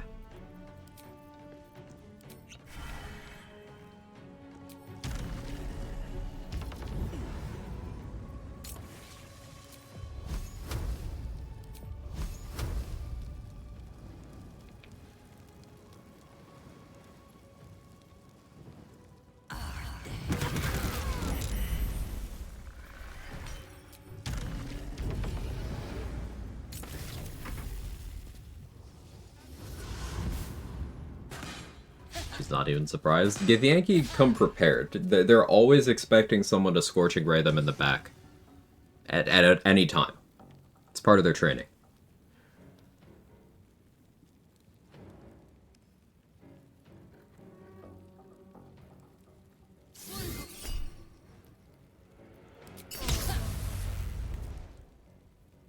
Am I doing next run because of how many AC rants I've had to do in the past few weeks? Yes.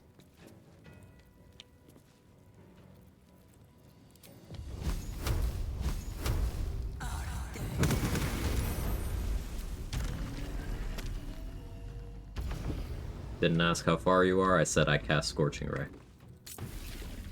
Here, we'll do Fire. Because with Heat and Marco, it can snipe the weaker ones.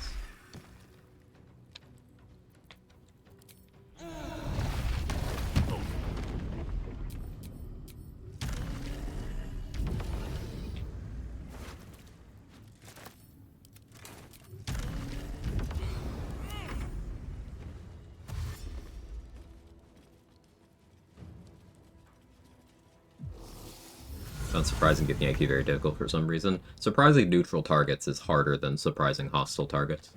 And these guys are neutral by default, so it can get pretty difficult.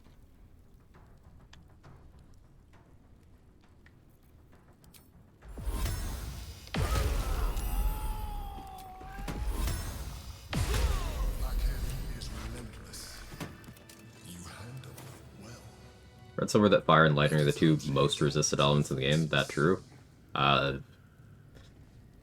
No. Fire might be the most resisted in terms of, like, number of locations. Definitely not Lightning, though. Especially when you account for how easy it is to apply Lightning Vuln. But also, you have to keep in mind, people like to use statistics like that disingenuously. So, Socio brought up the word that I was hoping wouldn't come up as quickly as it did, poison. People like to frame poison as being bad or widely resisted, and it's not. They just kind of assume that certain things are poison resistant or immune that aren't. And it's not helped by certain slop tubers just kind of blatantly feeding into that notion because it gets them clicks. So, you know who doesn't care about, like, you know who isn't poison resistant that you probably think is? The Thorm mini-bosses in Act 2. None of them even resist poison. There's this assumption people make that all undead are resistant or immune to poison. No, you literally see Balthazar using poison against the undead Justiciars if they're fighting. They don't even resist it. Like, his entire strategy is, my side's immune to poison, so I'm just going to drop cloud kills everywhere. You can do that too. My favorite strategy against either Malice or Thizabald, depending on the run, is to just stick them with a ton of poison damage. Purple Worm Toxin, Cloud Kill. If you're playing an Arcane Archer, you've got your Entangling Shot. Poison damage is good. You'll see some people point at, okay, well, dwarves resist it, and it's like, yeah, that's true, but do you Me care? And the baddie I pull by being autistic white Quag blankies. Happy 56 months to you, Mr. Quag Qua. Thanks to the 56 months, Sora. Thank you very much. Dwarves and some halflings resist poison. So you can point at an area like Grimforge, where your poison will be widely resisted. But the thing is, you have to then keep in mind, okay, what are the things that deal poison damage and where do they go? At the point in the game where you're doing Grimforge, your amulet slot is almost never contributing damage. And if you are the kind of player who... Here, you can have a Jake appearance here. If you're the kind of player that forgets or neglects to use coatings on their weapons, then Broodmother's Revenge is a very popular pick. That's Kagha's Amulet, to add poison damage to your weapons, without you having to really think about it. That's more damage. Even if they resist it, it is more damage. If you get access to Cloud Kill is one of the most busted AoE spam effects in the game, and even against targets that resist it, you are still getting very efficient damage per click. And very good mileage out of just one scroll or spell slot. You can start getting Cloud Kill from vendors at level 7, you can luck into it on certain corpses before then, and you can put it in your spellbook at level 9. So it's good for the entire game. There's a ring in Act 2 that allows you to make up to 3 targets vulnerable to poison damage, provided they fail the saving throw once per long rest, and that's extremely good. In particular against bosses, because you can send all 3 of those rays at one person. It lets you target the same one, so you could be like, alright, succeed all 3 of these saving throws, or else you're vulnerable to poison for 10 turns. So that's what I tend to do to either Thisbald or Malice to speed up that fight significantly. You've also got good weapons that have additional poison. The Hellbeard Halberd in Act 3, the Handmaiden's Mace in Act 3, the Infernal Spear and Mace in Act 3. You have the Poisoner's Robe in Act 1, which you can use in conjunction with Broodmother's Revenge and Booming Blade to get some extra damage out of your chest slot, which is not something that is widely available in Act 1. You have the Ginny Scimitar if you're willing to steal your summon's weapon, or just have your summon swing as weapon. That's got 2d10 extra poison damage on it. So if you have a level 11 Cleric, Druid, or Wizard, you can just have them make that happen. Kind of saves on the ring. Constitution, DC 13? 12 or 13? Yeah, Gortash, Saravok, Orid are good targets for that too. Poison damage is good. A lot of players are intellectually lazy and go with what, again, and I put most of the blame for this on slop tubers who just be saying shit because they know it's already public sentiment, and it means they don't have to put effort or research into their you know, turd that they shit out when they decide they want a little bit more money. I blame those people for perpetuating these stupid things. Intellectual laziness really frustrates me. I get toxic when people are knowingly misleading people like that. It really frustrates me.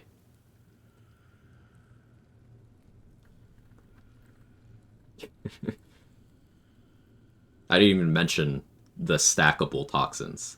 Simple Toxin, Serpent Fang Venom, Wyvern Toxin, Purple Worm Toxin stack up like per hit. So you hit someone 5 times, they can have up to 5 stacks of that. Individual instances of damage that all individually get your bonuses. You can make a single Purple Worm Toxin tick for 60 damage if you build into it in Act 3. 60 damage, and guess what? That can be happening from every single one of the attacks you stuff someone with. So you could have a fighter with improved extra attack and action surge be like, alright, so if you somehow survive my 8 attacks, enjoy taking up to 240 bonus poison damage on your turn. Not including the damage riders like Callous Glow and Lightning Charges on top of all of those ticks.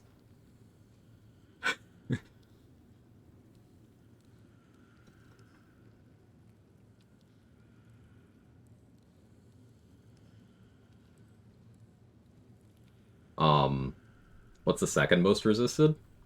It might genuinely be fire, but a thing you have to keep in mind about fire is damage application of fire stuff is pretty good. Like, Wall of Fire is very available and good area control. You don't really care if someone resists this or saves on it because you are still getting good damage guaranteed out of it. That's still valuable, right? And it's still creating an area where enemies just don't want to be.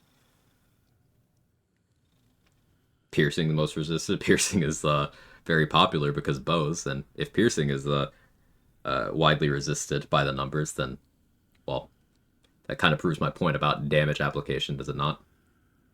Necrotic is pretty commonly resisted, but you do have, fortunately, Death Cleric as a patch 8 can just fully ignore that. So that's not an issue. Also, if you throw down a wall of fire, don't the enemies walk around it rather than just through it? Sometimes. Most enemies don't. Some enemies will be unwilling to go into it at all, but mostly they'll just run through it.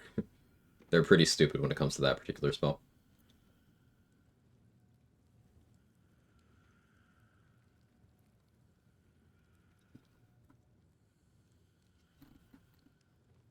Two biggest slop tubers perpetuating the poison bad rogue squishy agenda. Yeah. Maybe we should do like a Mythbusters episode, you know?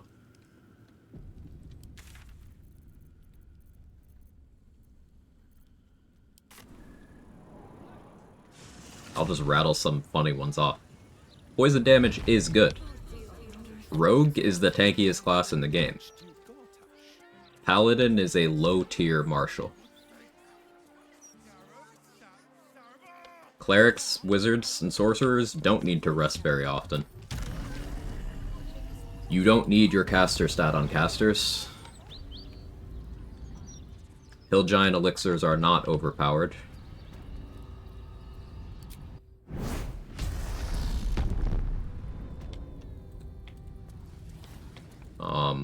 Adamantine Splint is the best defensive armor in the game.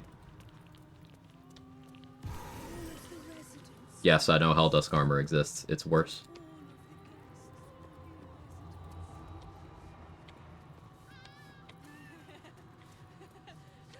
Most summons are very powerful. For some reason, I've seen people say that the Mummy summon isn't good, and that one's always confused me. Because Mummy enemies are dangerous, so like, if you just get that on your side, why would that not be good? It just doesn't make sense to me. 4 Elements Monk routinely near the bottom of tier list rattles me, I'll be honest. People put Hunter and 4 Elements towards the bottom of lists, and it's like, okay, you've never played the class, have you? Like, no, but I have no reason. Oh, yeah, alright, sure.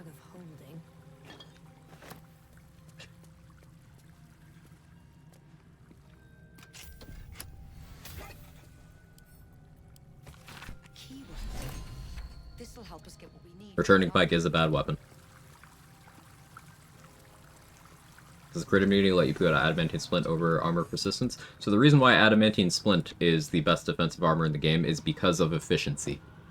It is effect consolidation. You get serviceable AC, you get the 2 DR that most heavy armors and some medium armors have,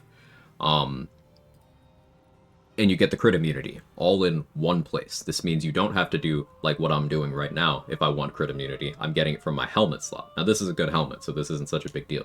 But if I wanted to use this helmet slot for something else, and this is a risk I took in a fight earlier today, I equipped Sarevok's helmet for fear immunity. And because I didn't equip crit immunity somewhere else, I was vulnerable to being crit. Now I adjusted my strategy to be one such that no one would attack me anyway, so that wasn't an issue. But if I was using Adamantine Splint instead of Dark Justiciar Halfblade there, I wouldn't need to dedicate another slot to that. And that's what makes it great. You get high damage reduction, which is a very good defensive stat. You're Heavy Armor Master compatible if you're going that route. And you're crit immune in one slot. Compare that with Helldusk, which Helldusk has more DR, more AC, gives you a resistance, gives you a condition immunity. Those are all nice things. You don't even need proficiency to wear it. Those are all objectively nice things. But if you want crit immunity, you have to give up a second slot. And no amount of AC will save you from a crit.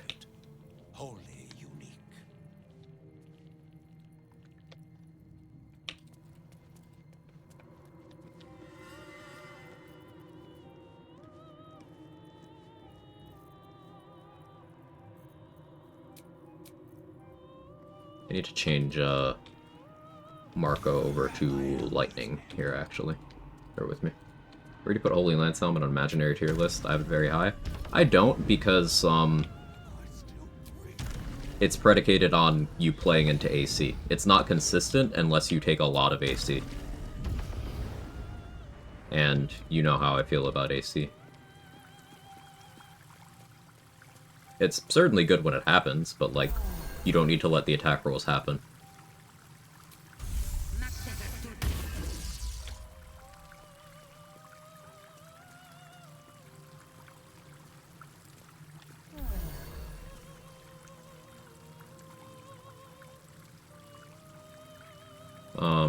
I often see Arcane Trickster and Trickery Cleric at the bottom of these lists, and I'll be honest, I don't have the knowledge or experience with either to know the truth. So, the more difficult a rule set is, the more likely you'll see certain kinds of classes become the go-to classes. And these certain kinds of classes are ones that have a lot of diversity in terms of what their kit provides. So, Kaylee Nani made a no-hit rule set, which she completed on, I believe, attempt 10, which sounds like a lot, but it's a very, very challenging rule set. It's 1 HP, no hit.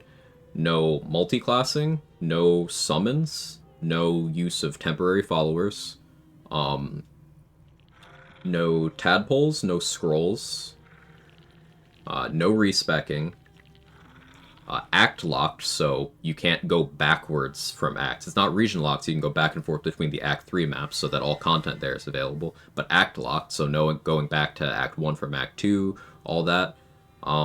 And she also played in a way where she didn't personally want to DR tank or Bloodlust tank. It was actual, like, no hits, no damage received, no possibility of damage being received. That was her challenge. And she completed it on her 10th attempt as an Arcane Trickster. I was the second person to clear that rule set. I completed it as a Shadow Monk on my 3rd attempt. She went on to do it with other classes after that, but the classes that are most suited to an intensely restrictive rule set like that tend to be the ones that have a very deep utility bag. An Arcane Trickster, top of the list. You have the entire suite of rogue abilities, and even without Uncanny Dodge, like DR tanking being a factor, and Rogue, again, is the tankiest class in the game because of Uncanny Dodge. Even without that being a factor, all of the utility that Rogue brings to the table, while having access to the Wizard spell list, was enough to make it the natural choice for that. And you see trends like that with more complex, more restrictive rule sets. The more stuff you're not allowed to do, the more valuable certain classes become. I chose Shadow Monk because it can do most of the things Arcane Trickster can, with some things swapped out. I really liked having extra attack, that was cool. I liked having Step of the Wind, that was cool. But the combination of Minor Illusion plus Darkness plus bonus action Hide was something that I leaned into a lot. So you'll find that people who downplay Shadow Monk, Arcane Trickster, Rogue as a whole, will tend to be the kind of player who don't do anything more complex than walk up to enemy, click attack, and turn. Now, I'm not saying there's anything wrong with playing the game like that. Like, it's entertainment. You have fun how you want to have fun. But do not make the mistake of shutting yourself off to options because you don't want to branch out from the simple thing that was your first instinct to do. A lot of people make that mistake. Don't do it. You can fully, honestly dislike something without downplaying it.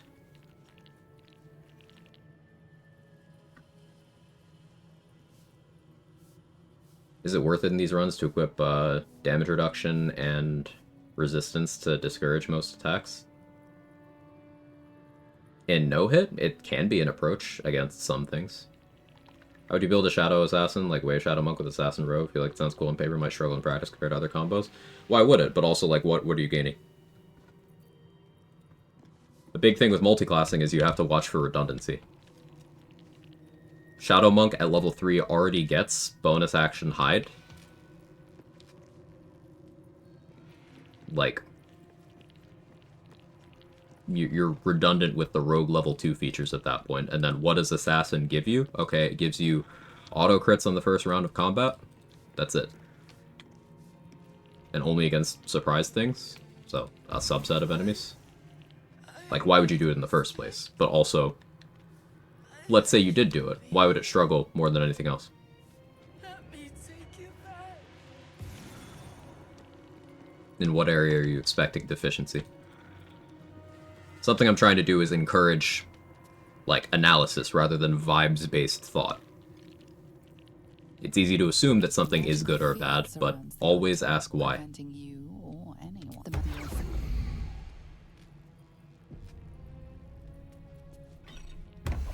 Just rang Raphael's dinner bell. And you are the entire menu. Sure, man. Danny says, mine and Mark's double enemies run as trickery, domain, trickster is a fucking cakewalk. Granted, it was a duo. Can't imagine anyone playing these classes walked away saying they're bad. Yeah, and that was double enemies, by the way. Double enemies with 2 characters. And there's people who run around saying that Arcane Trickster in full party is not worth a slot. in an unmodded game. It doesn't make sense. It doesn't make sense. It's dishonest. I'd rate a dip out a fighter champion to get 1 level of Hexblade to get the curse. It's pretty good. You aren't losing any of your fighter features. You're trading that 4th feat for the Hexblade features, and that's generally better. So, 11-1 fighter Hexblade is a popular combo for a reason. Thought process is Shadow Step for free advantage, with Sneak Attack would be the fundamental feature. Alternatively, Sneak Attack, Shadow Step, back away, lather, rinse, repeat. So Shadow Step for repositioning is very good. That's very true. But you have a bit of a conflict of interests with Sneak Attack plus Monk stuff. Sure, you can do Weapon Monk, but if you're going enough levels to pick up Assassin, then you are having either a very weak sneak attack or weaker baseline weapon damage, because Monk weapon damage caps out at level 9, or Rogue sneak attack damage goes up on every odd-numbered level. So, with only 3 levels of Rogue, if you wanted to go Monk 9 to max out your Monk features, you have a 2d6 sneak attack, which is still a decent chunk of damage when built into, but it's far from what a Rogue is normally going to be pulling off. There's plenty of ways to get advantage. You don't need Shadow Step for that. There's plenty of ways of doing that. It's something that would work mechanically. There's other ways I would do it, but yeah, why do you think it would struggle? I've got good. Come to my prison, bring that. Out of sight, out of mind.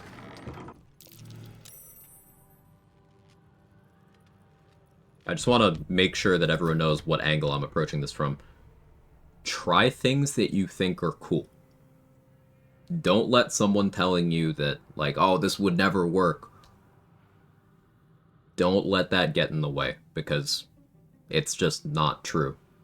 As long as your strategy is sound, as long as you put in some effort and some, you know, some thought, some basic critical thinking, you can make basically anything work.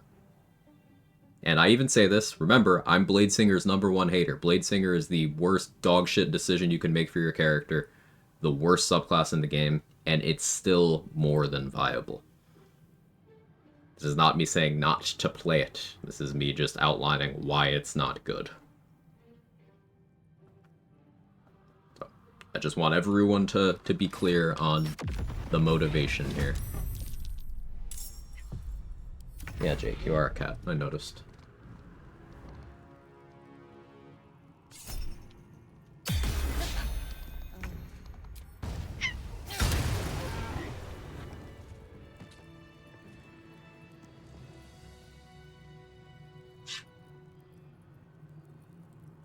Ever done a worse decision round where your permanent choice was always be the possible worst clicks build-wise? No. I think that'd give me a lot of psychic damage, but I could.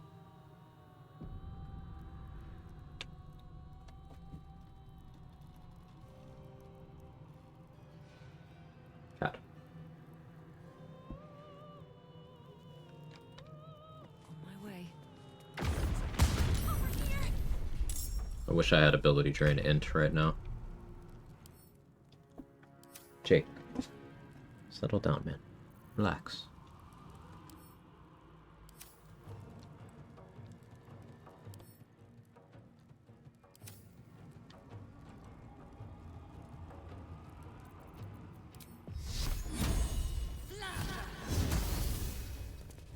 So, the Hellspheres do not have bleeding protection or anything of the sort.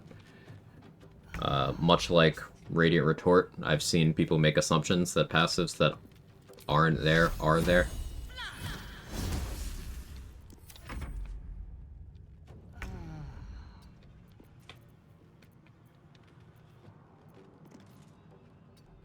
I'll just do this.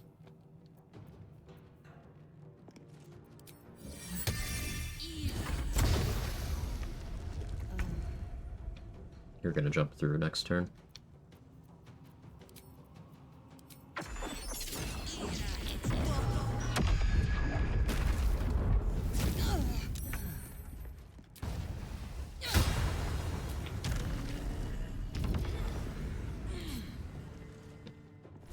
unlocked hotbar moment.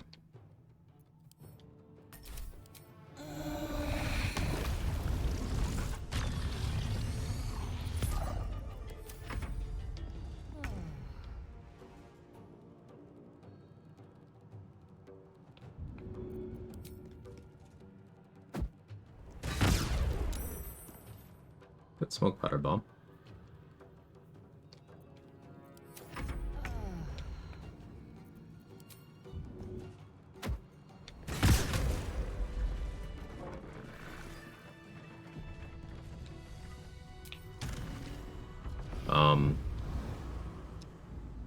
But back to the conversation.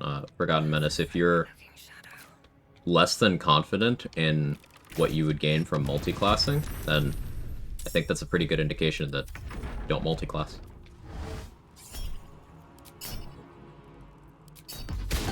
Multiclassing does not make your character inherently stronger in this game. There is always opportunity cost. I'll give it a shot. Did she get distracted? By the teeth in my arteries.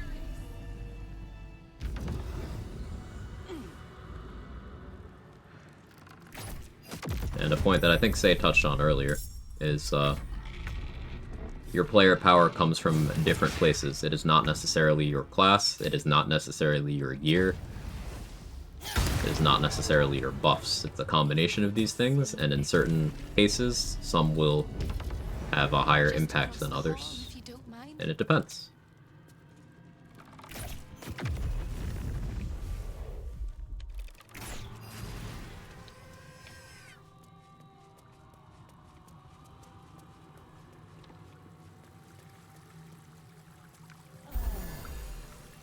Also focusing on only theoretical highest DPR is limiting, in my humble opinion. That's how people get locked in these boxes. Even if you do this, people still overlook rogue, just trash it out. Yeah, like, there's some who only look at theoretical DPR, and then that puts them in a position where they only play fighter and ranger. Which, you know, base fighter and ranger are that good, sure. But it does lead to misconstruing practical application of a lot of things, like, how do you quantify something like Rogue's Reliable Talent allowing you to throw anyone into chasms with 100% success rate? How do you quantify that through DPR?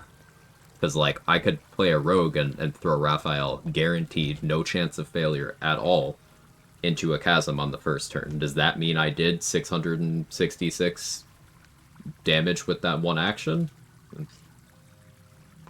Okay, so that means a naked Rogue is better than everyone. You know,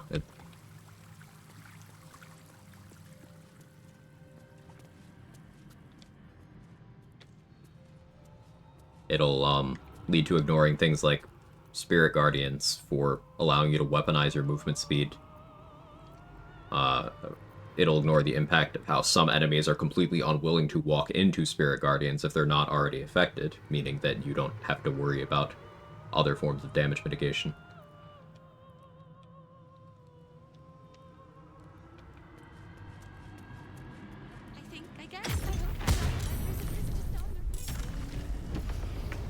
Shit's complicated, is a good takeaway from this.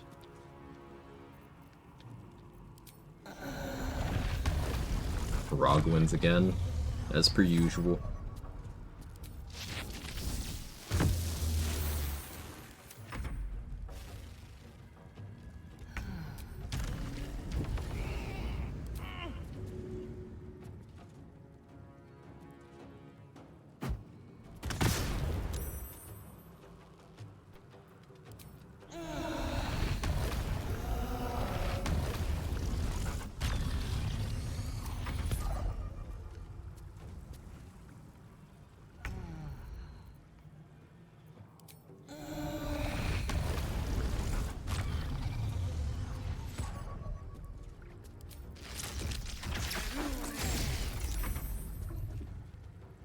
In the end, every class, every gear, every consumable is a tool. Choose what you want to do, and what's best is going to depend on that. Yeah.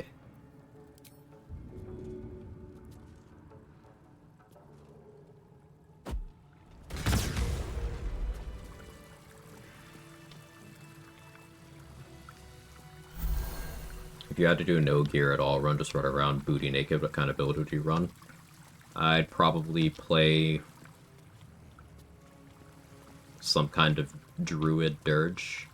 Not necessarily for wild shaping, also for moonbeam, ritual spells. Spells like freedom of movement, extra HP from aid, status immunities from Hero's Feast. But I'd probably play a Dark Urge Druid. Dark Urge specifically because that would also allow me access to the Slayer form and the easier Orin fight.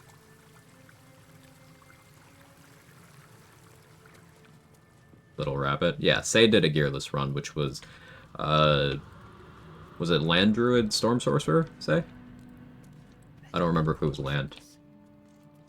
My no looting run was not gearless, but my gear was heavily limited, and I did a Dark Urge Land Druid Storm Sorcerer. Dirge Moon Druid is what Say did. Yeah, there you go.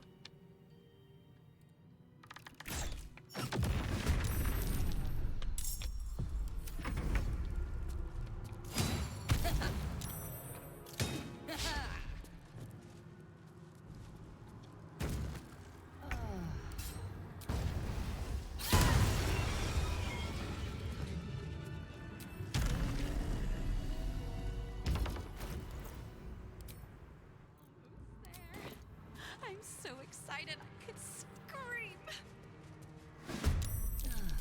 May the gods take you.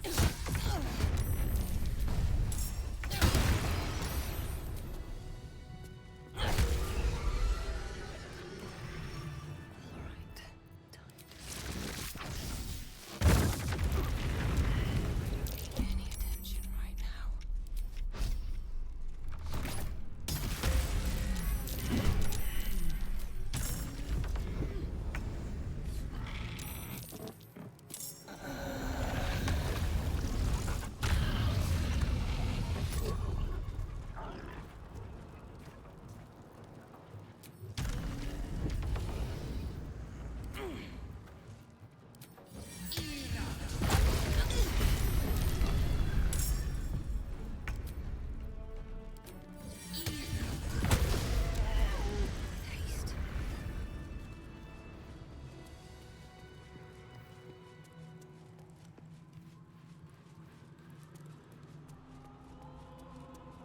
Thunder Infusion for reverb might be good. The Wrath fight, actually, over the lightning charges. Stay lightning for Hope's Prison so I can chain lightning. Slayer can turn Rotten Tomato to a bloodbath, heal its viscera. Slayer can also do it to, like, scenery objects that don't have health bars.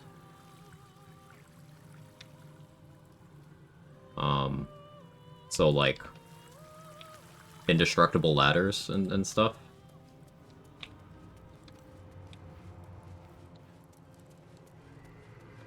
Like, you could do it to destructible objects, sure, but I could do it to this plaque, for example.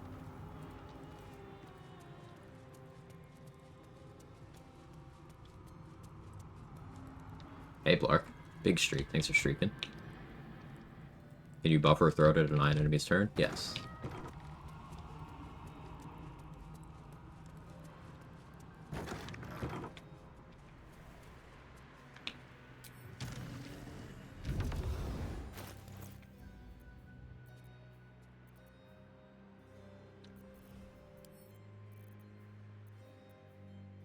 Much crawler make us 5 left?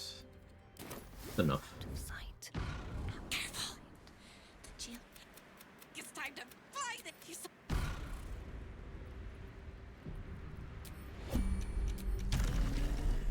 Can't risk being in open view. Oh, broke my hiding. That's annoying. What do I have to lose? Don't want to draw any. Saved. Rude.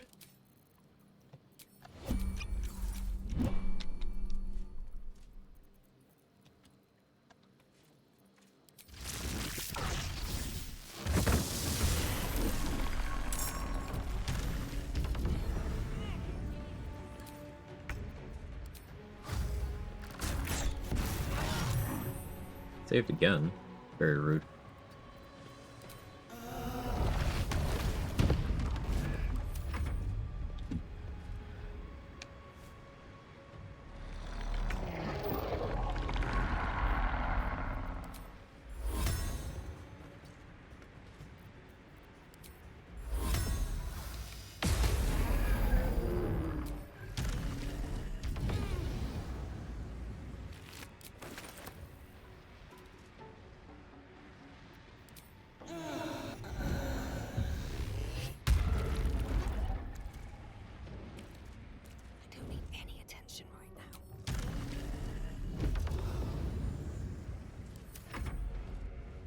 Is EK the Incineroar of PG3 subclasses? Yes.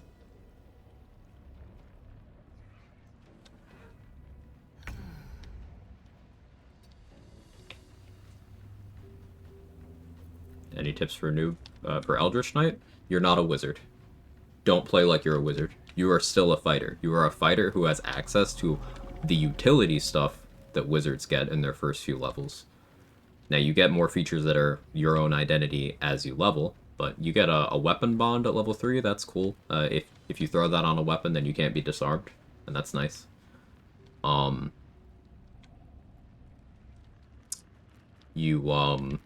level 7, you get War Magic, which allows you to use cantrips creatively. At level 10, you are the most consistent debuffer at the entire game, because anyone you hit with a weapon attack gets disadvantage on all saving throws.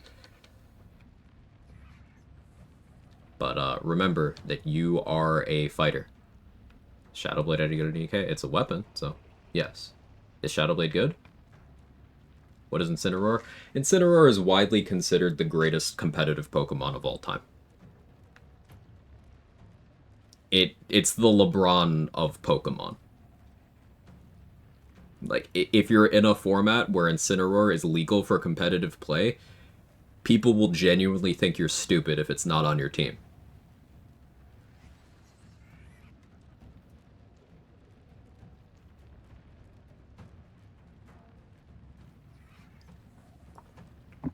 Glad you said LeBron. I got you. What makes it so good? Fire Dark is an incredibly good offensive typing. It's got good defensive stats. It's got the Intimidate ability, which is one of the most oppressive in competitive play. And it's got a move pool that allows it to do basically whatever you want, but it's especially good at pivoting in and out with the Intimidate ability. So it makes the enemy team's attacks weaker when it first hits the field. Start of the turn. But it's also got a bunch of moves that forcibly switch it out while doing other things, so you could just keep switching it back in to keep making their attack go down. And also it's tanky, so it's hard to kill. And also it's got a bunch of crazy utility moves. Like, Incineroar's fucked up. It's considered oppressively good.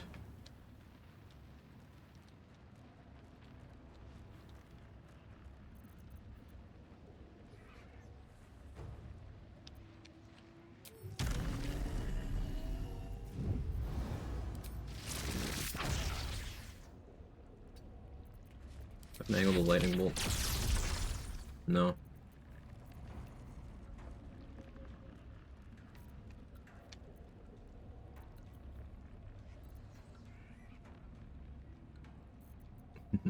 Blade barrier.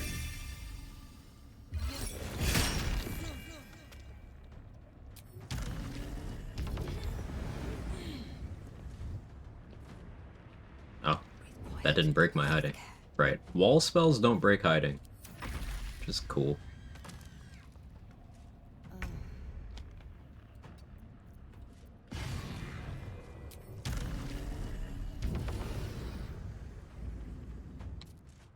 My instinctive read on Eldritch Knight makes me lean towards a throw build. You're literally just telling people not just to do that. Like, you can do a throw build, but you can do other things. A big part of EK's strength is its utility, its versatility. There's not one right answer.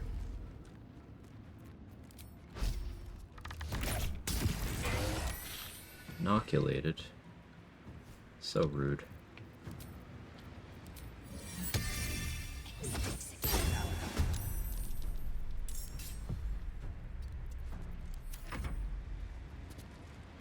Once again, I urge everyone to at least give Charger Feet a chance. Charger is great. Yeah.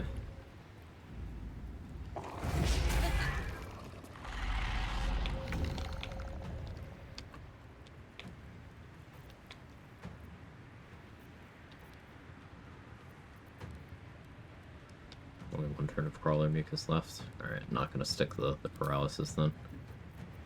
That's okay.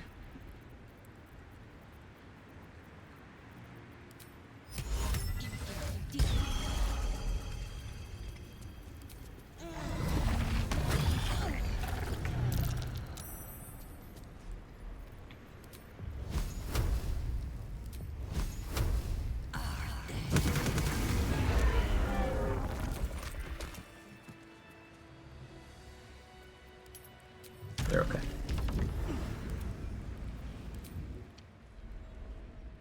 The gameplay's in the way of my buff bar. Sorry.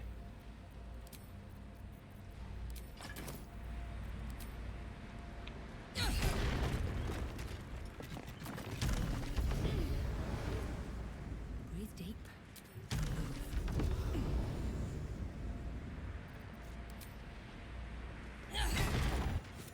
Don't hold back.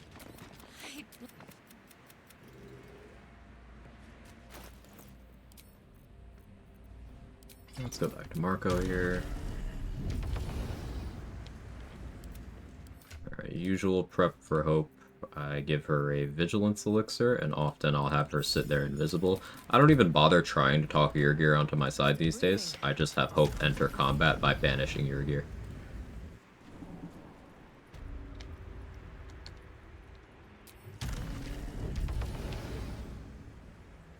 Yes, Jake, you are a cat, I noticed. Very well. One thing you can do with the Americans here in the House of Hope, they have this Flames of Avernus passive. It's Americans' attacks make a target flame people. The description's kind of reductive. It means that if the American does damage to anything, that thing becomes flame feeble. So, if you can create damage that is attributed to the American, you can apply fire vulnerability to whatever's there. The fun thing you can do is pick up American Corpse, you can counter it somewhere, and you can throw Nyrolna at it. The thunder damage from Nyrolna is attributed to whoever you threw Nyrolna at.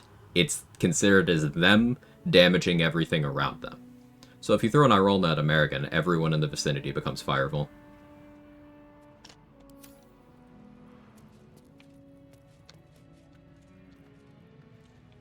It's pretty funny. Yeah, you could maybe do Polymorph Dominate Beast on this. I wonder if just planar binding and then dismiss would be enough. That could be something. Keep their immune to fire. Vulnerability does not override immunity.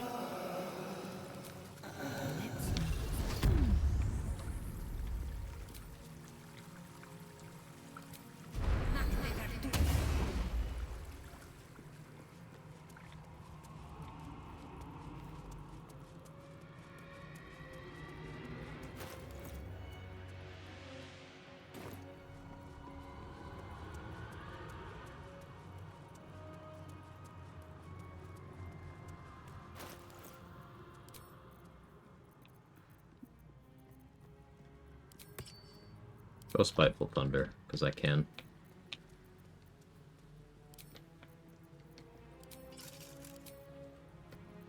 I should get lightning charges.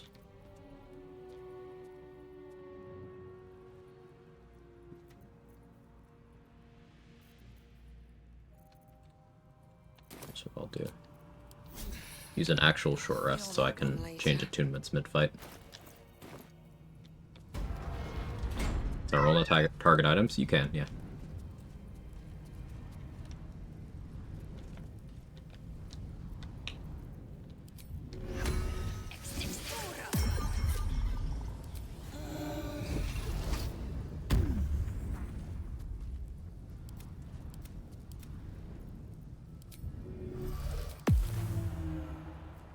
Looking ahead.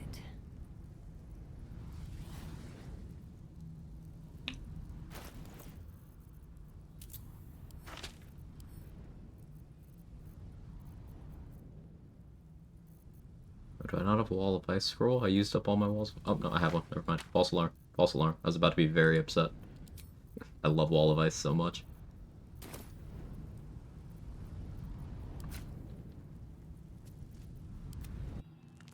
Think we heard of Jake? He did.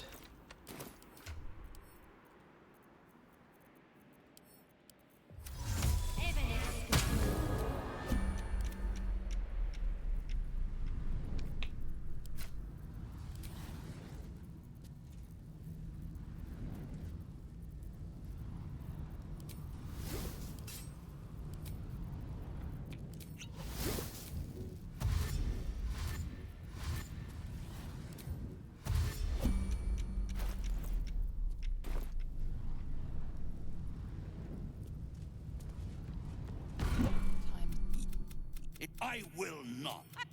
It's Their skulls will make Let's finish this.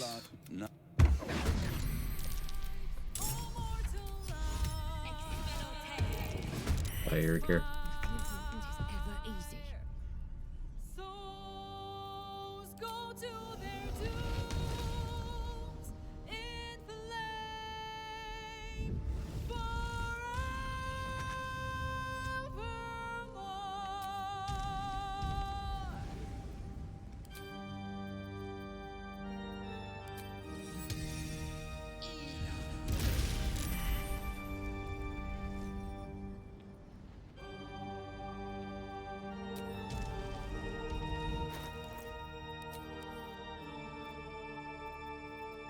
I thought I had ace 4 grenades.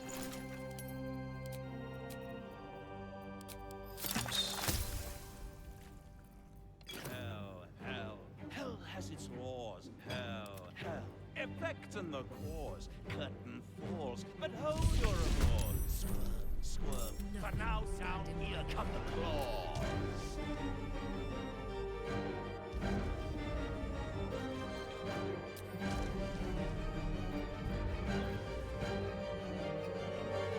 Lives, oh mortal lives, expire. Souls go to their dooms in flame forevermore.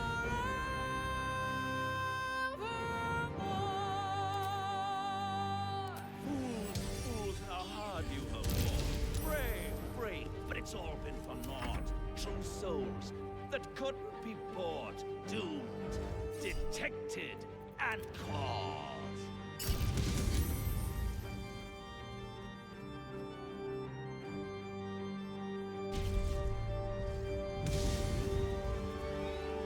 No more deals, it's over. The final act, you're doomed. No more grace, it's over. This house of hope. You alright, Hope? Yeah, she's alright.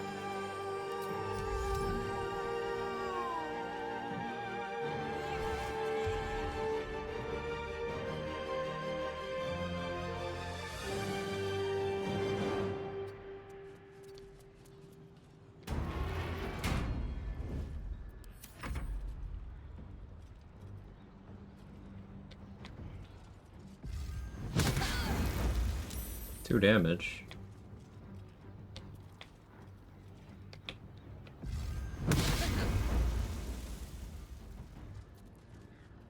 Far out, Fox, stand undone.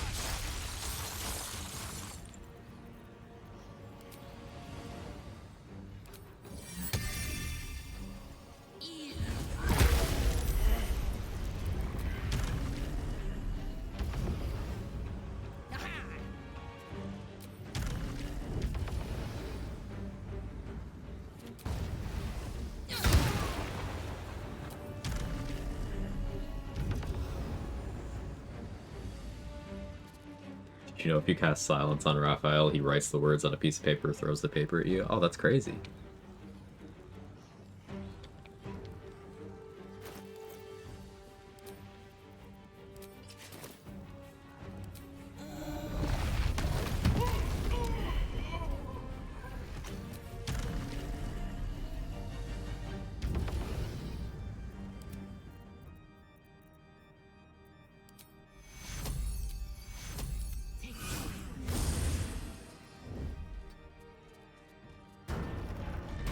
There are 3 things you need to know about Raphael. Are there? So much for peace. You should never have Oh mortal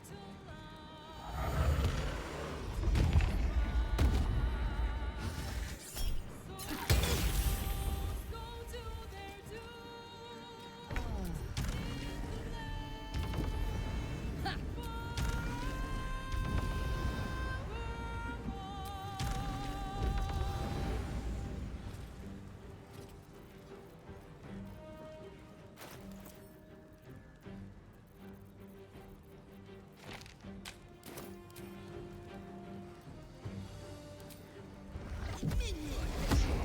Raphael will do nothing for 10 turns now.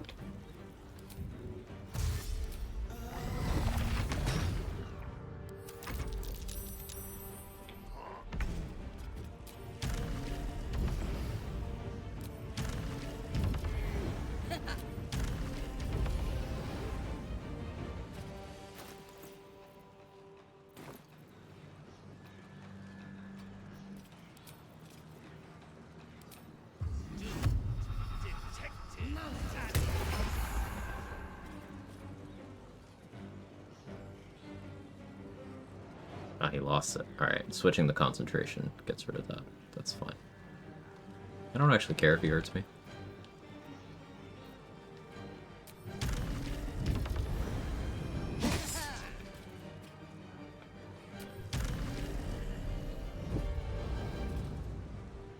What else am I missing? Get that on.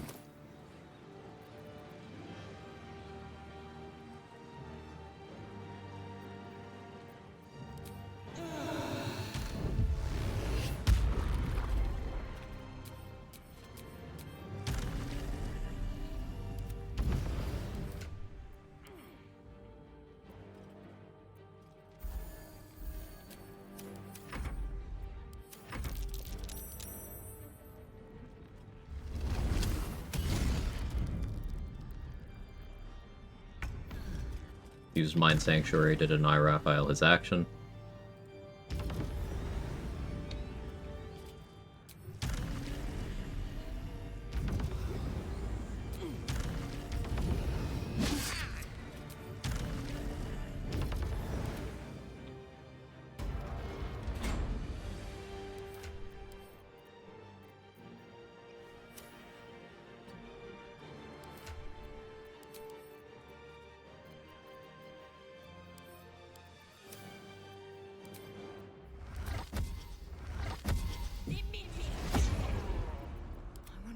Worth the cost.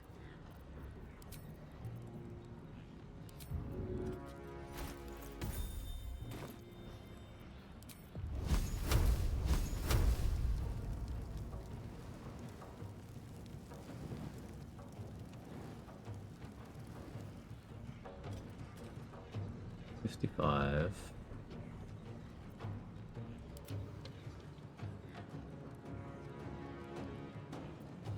Breathing, despite everything.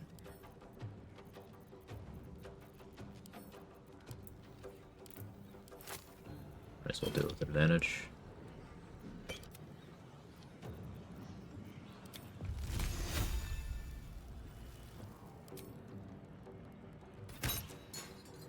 Blood comes easy these days.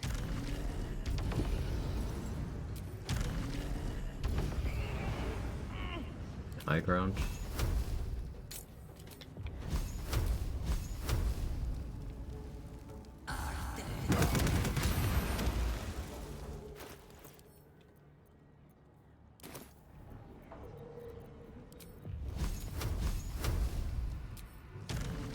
He's dazed from Spiteful Thunder, so the AC bonus from the pillars went away. Alright, he's dead.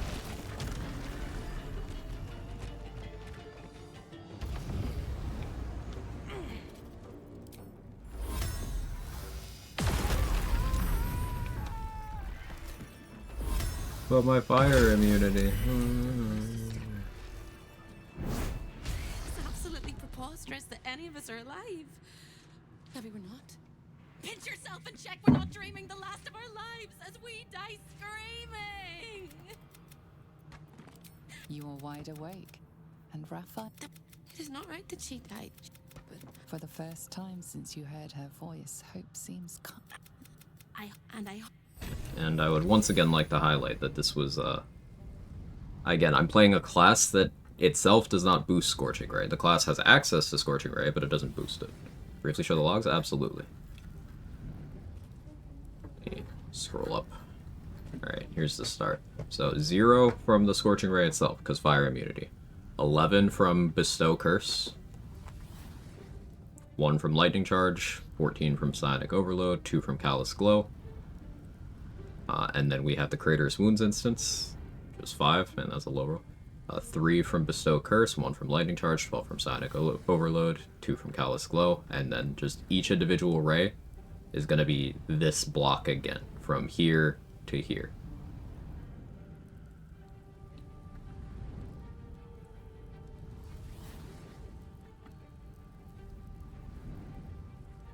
And they all crit because I use Scarlet Saturation.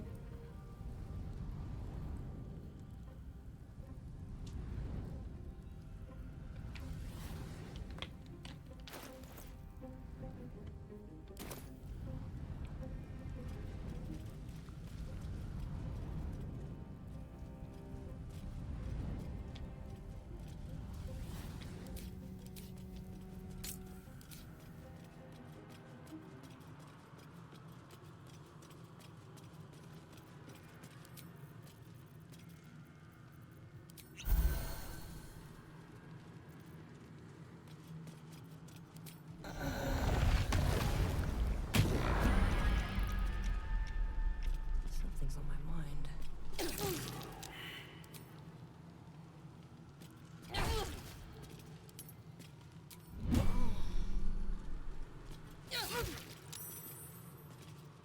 Oh. Trying to do a thing.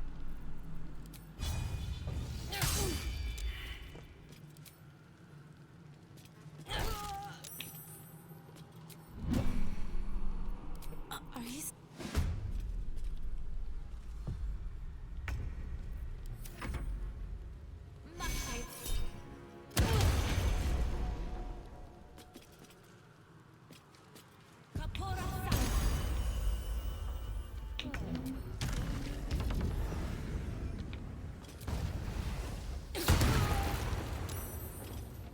Hope kind of tanky. Good for her.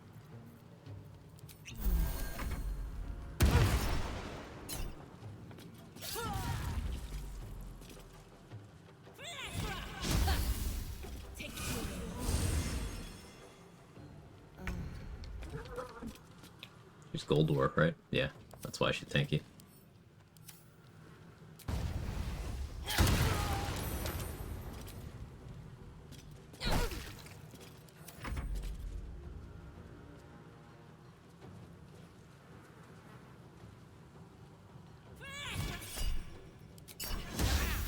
Your monster, how could you? I don't think you're paying attention to what I'm doing.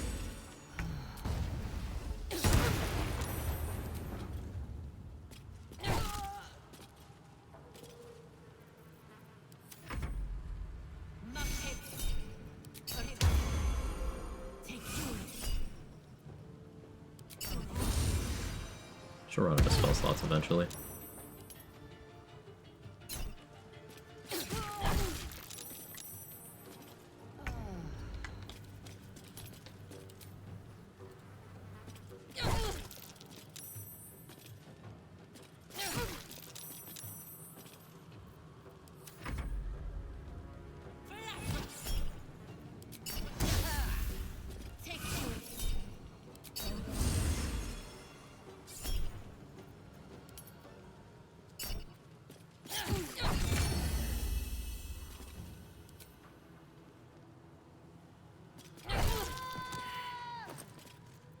Alright, Hope has a unique item. This item used to exist in Act 1 until they weirdly moved it from Act 1 vendors to Hope very early in the game's life.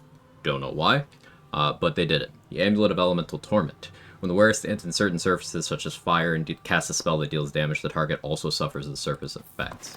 What that means is if I stand in a fire surface and cast a spell, for each hit of that spell, the target is going to have the burning condition applied to them and immediately take the first tick. So, if I hit someone with a 7-ray Scorching Ray, I'm going to apply the first tick of burning to them 7 times. And each of those 7 times is going to get damage riders. So, Lightning Charges, Callous Glow, all that. Does it work with Booming Blade? It does. Works with Booming Blade, Scorching Ray, Magic Missile. If it's a direct damaging spell, it works. The conditions, the surfaces that it works with are Caustic Brine, Fire, and I think that's it. There might be a third, but it's very picky.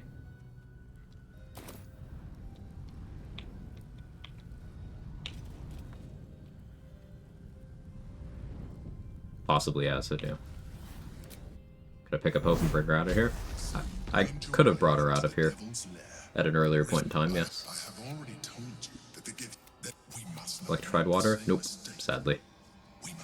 That'd be really cool, though.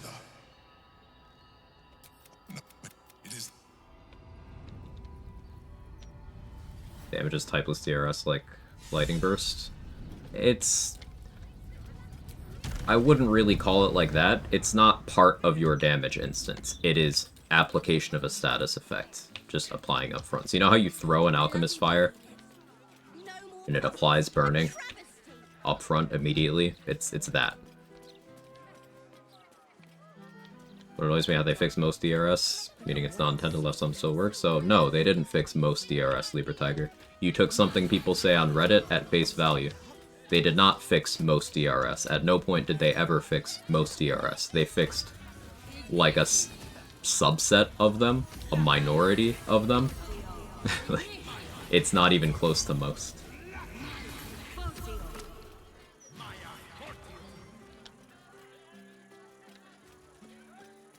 You know what's still a DRS? Almost every single consumable arrow. You know what's still a DRS? Half of the weapon unique once per short rest actions. Fangs of the Fire Snake, still a DRS. Divine Smite at 4th level, still a DRS. Every Divine Strike except for Death and War, still a DRS.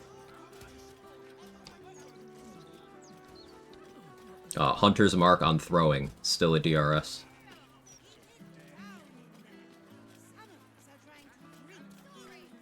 Crater Flesh Gloves, still a DRS.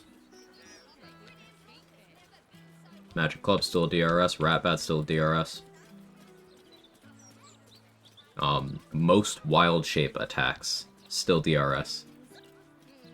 What is DRS? DRS stands for Damage Rider as Damage Source. So what that means is think of it as a damage bonus that itself is an instance of damage, so it gets bonuses.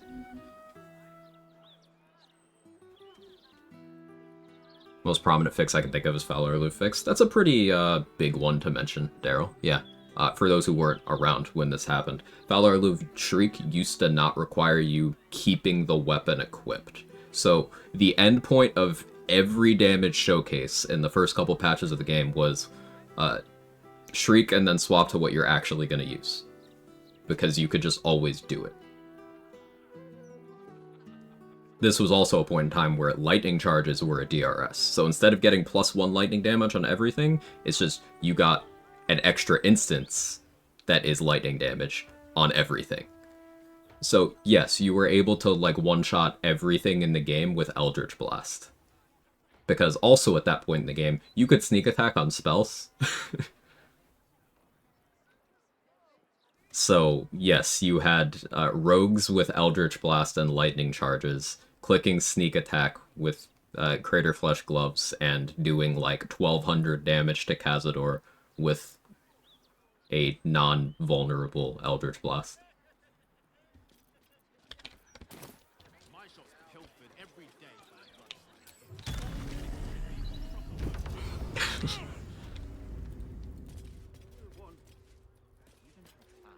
Your tadpoles, naturally. The Underdark provided us with some most unusual salvage. This was well before Honor Mode ever existed, so a lot of these things would still have probably been changed in Honor Mode, if nothing else. I remember Honor Mode was a patch 5 introduction.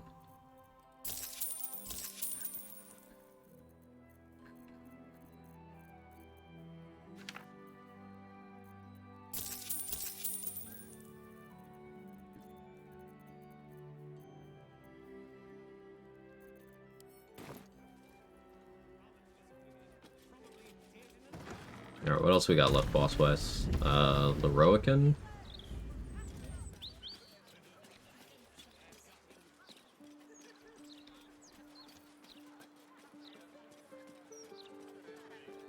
Tavern review enthusiasts will note the absence of the landlord from this article.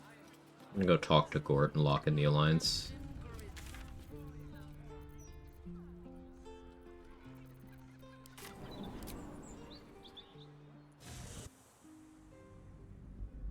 Nerf to haste in honor mode was also big. I don't really consider that a nerf. That's just a rule set change, right? Honor mode has different rules.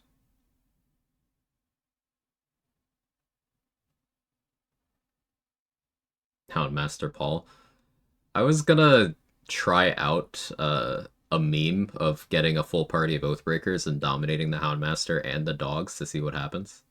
But that's full party, so I haven't done it. Stand corrected, DRS stopped working on everything and now requires using your brain and knowing when it still works instead of Fowler loop to win the game. Correct. And tell me what you were doing in the house. It won't happen, I swear.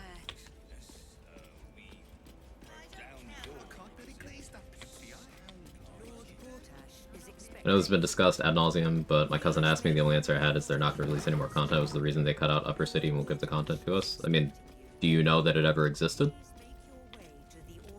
Well, let's check. There's certainly hints to things that they had planned to do at some point in development, but do you know for a fact that they had an entire region that they were like, actually, no, we're not going to give that to them? Or is the more likely thing that every game developer has plans and they have limited time and resources? I'm not supporting the decision to cut certain things, but, like, let's be precise about how we're looking at this. Only know what I was able to read online. Oh, and gamers on the internet never make stuff up. That's true. They never misconstrue details and misrepresent data and information. Be tolerated in the presence of the... Oh yes, we've gathered guests. Grant ye... I always thought Upper City is just part we traveled. They're on our way to Brainy Boy. So, like, that's part of the Upper City. But there's stuff in the game files that indicates that at some point in development, they had more plans for the Upper City. There's cut Karlach content, implying that you could have Dammon actually make the cure for her, like, during your playthrough, and that be looped into the Gondian thing somehow. You had cut content indicating that at some point they planned for Cazador to be a more central thing and not just a side thing that only matters if you care about Astarion, and that Cazador would have some role in the Upper City. Ramesses Tower is located in the Upper City. You just teleport there instead of actually going to the region, like, from the Lower City. High Hall is in the Upper City. Like, there's stuff that references the Upper City that has convinced some people that it was an entire region that they cut out. And it's like, no, you know, they also had plans at some point to have the Shadow Curse lands post-removal of Shadow Curse be explorable. And you know how fucking crazy development-wise that would be? Like,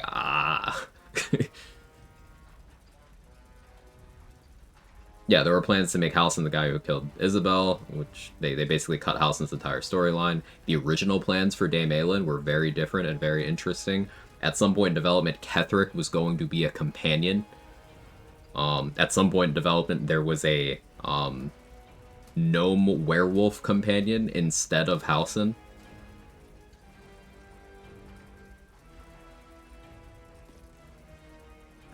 The plans for Shadowheart's parents were originally entirely different. Will used to have an entirely different backstory, where instead of being a good guy, he's actually just kind of a piece of shit. Plans change, and we, as people on the outside, have no idea when or how or why or how complete any of these things were. So I don't think we should act as if we do.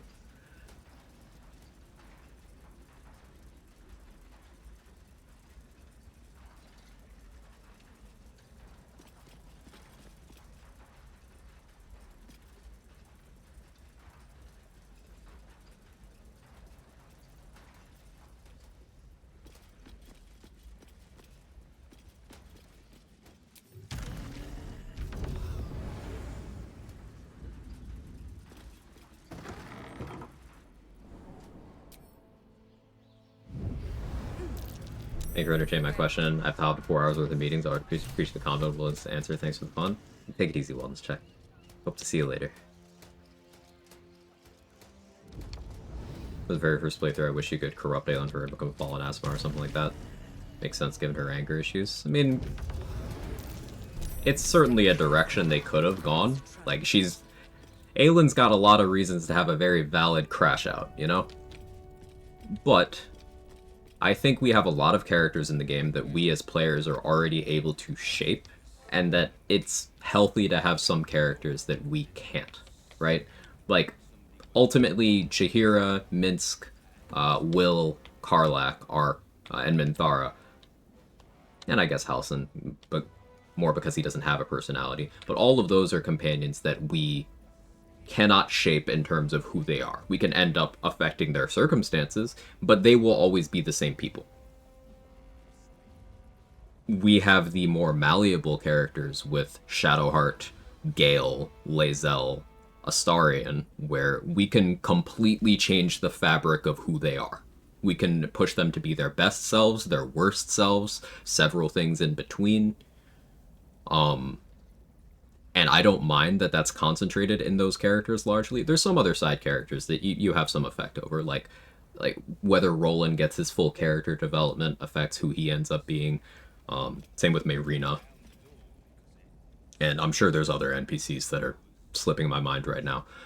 But the point I'm making here is that I don't mind that Aelin is more like DMPC coded, you know?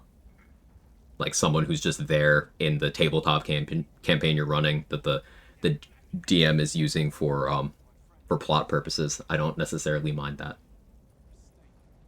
I don't mind that she is just always going to be this force for good. Though you can get her to do things that are not really force for good. For example, if you side with Leroican over her, and then you beat her in the fight, but then afterwards, before long resting or leaving or anything, you also kill Leroican, so Aelin is able to res and escape after you long rest. When you come back, you will find a note to you from Aelin next to Cal and Leah's corpses, with her promising to hunt you and your entire bloodline down. Cal and Leah, who didn't do shit. So you kinda can make Aelin have that crash out if you want to. It takes a lot, though. I'm not here for games. Hand me the stones, or face you. There is... But I'm okay that we have less control over Aelin than other characters. Especially because a big part of her storyline is, you know, she kind of just hasn't had control of anything for 100 years.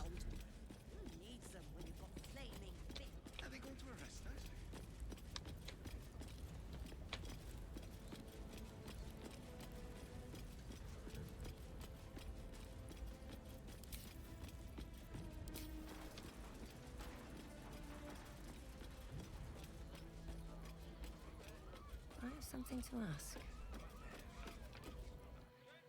You see, or is there the It's my favorite place to hang out while I work. I love random combos like these. Glad to hear it, Aaliyah. I like having random combos too.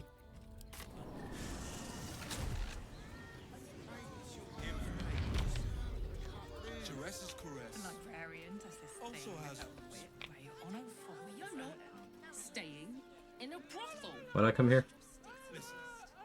Oh, I want to check vendors.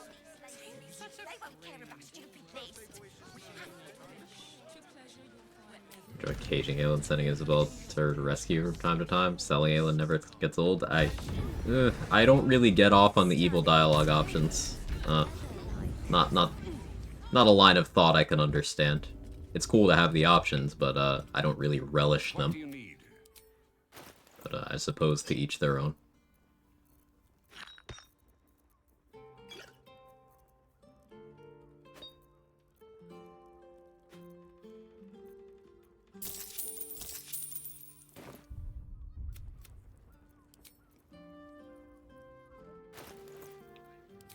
Aelin has that sort of self-righteousness that'd be terrifying in a real person, because those tend to be the people who can do the worst things. Yeah, people capable of great good If you push them far enough, they can be capable of great evil. That's for sure. And it's easier to break things than fix things at the end of the day. Hello again, sir. What can I do for you?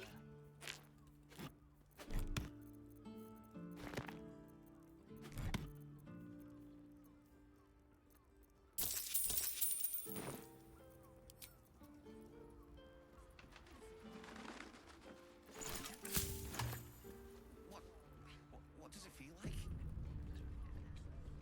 Not like kind of uncomfortable if you enjoy the evil offense, much like I give a little side eye if you always side with the Legion in New Vegas. It isn't always an indication of certain red flags, but it sometimes is. I'm not gonna lie to you. Alright, I'm not gonna allow that message. That's a little much. You might want to, like, take a deep breath. Half of what you said in that message that I didn't allow isn't even true. If Aelin fails in the Merkel fight, it's because you didn't support her properly. I did a duo with Mark the Power Hour quite a while ago called Pacifist Heroes, where we were not allowed to directly do damage. We mostly used summons and buffed allied NPCs. And not only did we have Aelin buffed up to the point where she took out Merkel by herself in 2 turns, the game crashed, so we had to do it again. And it went even faster the second time.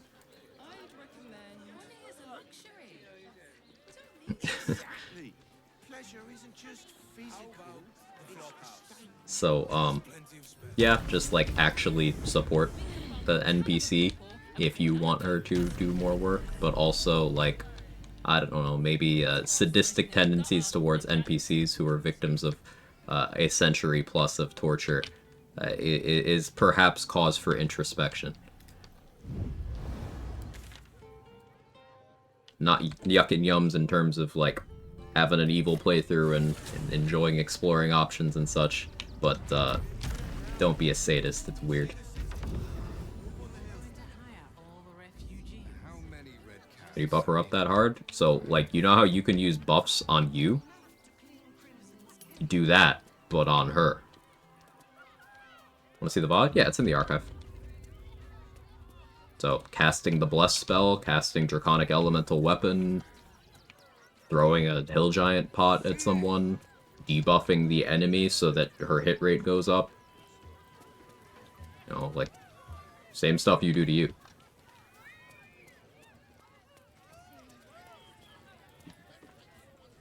Hey, maximum power, thanks for streaking. Yes! I has lots of stuffs just for you. How did you buff her? It's in the stream archive. You can go to the VOD's channel and see it. It's all organized by playlist, but the short answer is Draconic Elemental Weapon, Cloud Giant Elixir, Haste, and then we, I believe, slowed and blinded Merkel.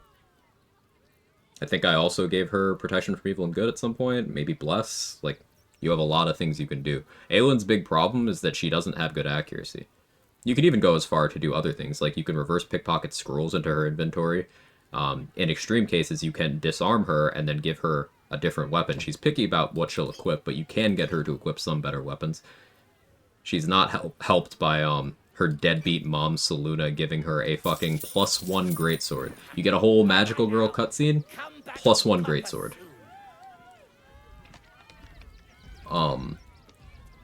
But even without putting things into her inventory or replacing her equipment, you can get her to do a ton of damage because she's a paladin fighting an undead. She also has a moonbeam she can just turn on and do drive-bys with that can tick on people multiple times per turn. Let's see.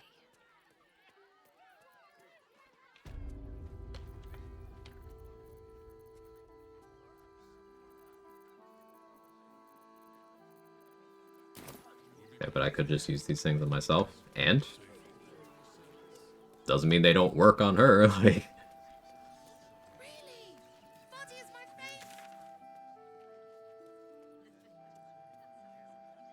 Nah, I got a free Floric.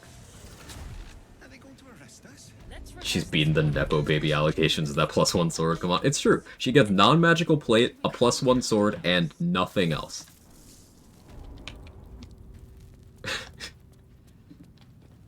Never let it be said that Aelin didn't earn it.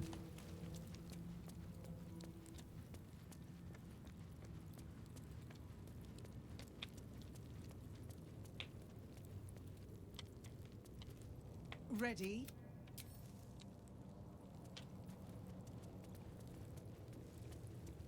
I do actually like that there's a cost for going the evil route. Like, yeah, it's easier to get more power early on. You lose out on things that make some sense to lose out on.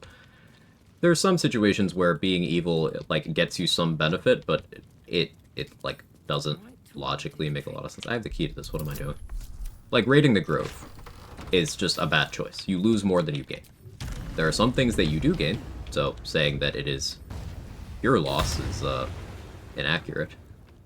But even in an evil run, it makes more sense to maximize your opportunities for evil by not doing that. And you can roleplay that easily enough.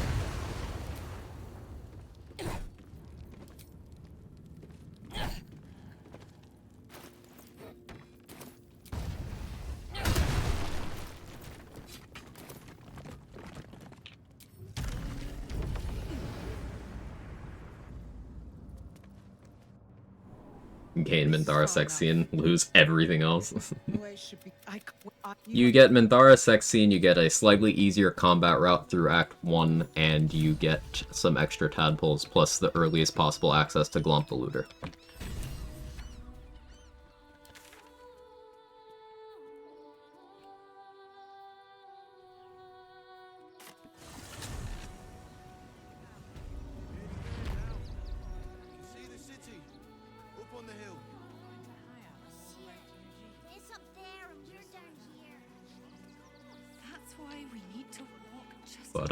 But yeah, back to the Aelin combat thing. I do find it funny how people will swear that their player paladins are, like, the most busted shit ever.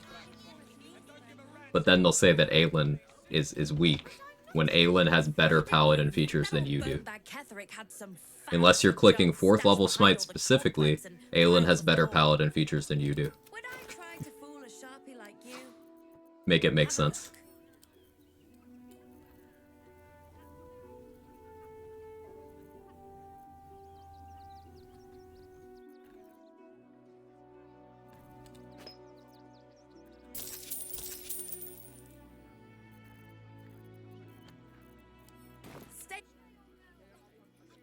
I did some rough math. What percentage of DRS effects do people think were removed in honor mode? People tend to use the language most, or almost all, or a majority.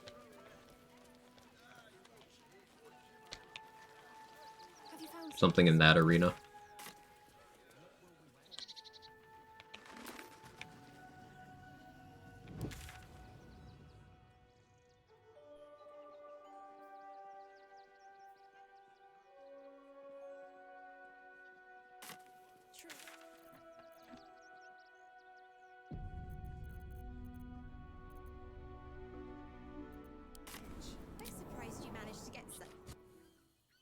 Want a number? Yeah, chat, guess a number.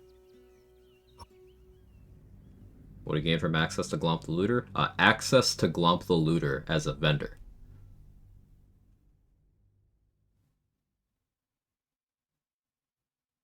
I guess most easily repeatable, doable, like Lightning Jabber. Well, Lightning Jabber is still a DRS in honor mode, so maybe not that one. Because, like, that's still there.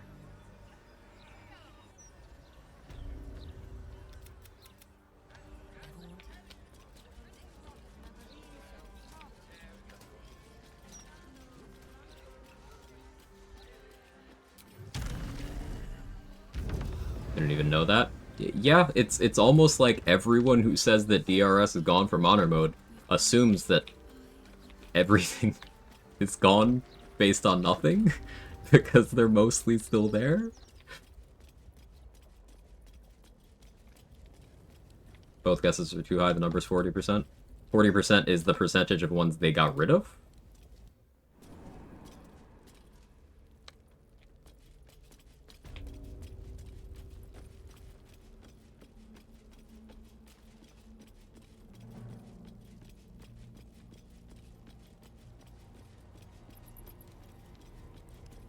or the percentage that's remaining. Lightning Jabber doesn't DRS Town Brawler anymore. I think that's what people mean. No, that's not what they say. They say they said it's not a DRS, but it objectively is. As in, the lightning damage is a separate instance that triggers on-hit effects an additional time, meaning it is a DRS. Don't get to walk back what people say.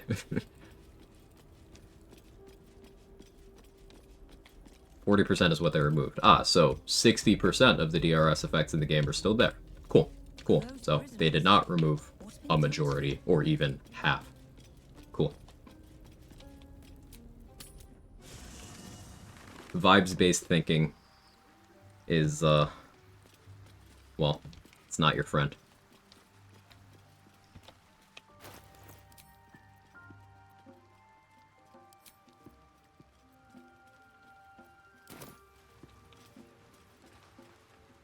But remember it or not. Anyway, I think that little hideaway helped shape who I am. Oh. The city is close. The vibes. My former peers will be watching, no doubt. Waiting for my...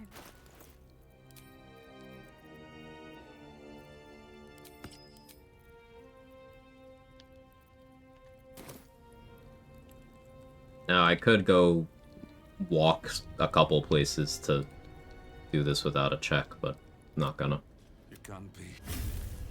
They removed a majority of DRS and auto mode. Source, it came to me in a dream. Just making shit up. If you had learned, if you had obeyed, there would victory. Enough! You cannot. The moon. Eloquent. This is my fight. Shah's part. Shah, your companion, understands. I think. Just, it's okay to say you don't know something. Help her, please. I feel like that's something important that needs to be said. It is not an admission of being stupid if you don't know something. Like, expressing an earnest desire to, like, receive new information. And viewing it with some healthy skepticism, of course. Emphasis on healthy. Like, that's a sign that you're smart, actually. So, like, you don't need to be like, alright, this thing that I haven't thought about or done any research, I've decided that this is how it works. You don't have to do that. You don't have to do it. Like how Shard's not afraid to shout at Shar? Yeah, queen shit, for sure. Not Cher. I mean, would she shout at Cher? Would Shard shout at Cher in front of Shar? For sure?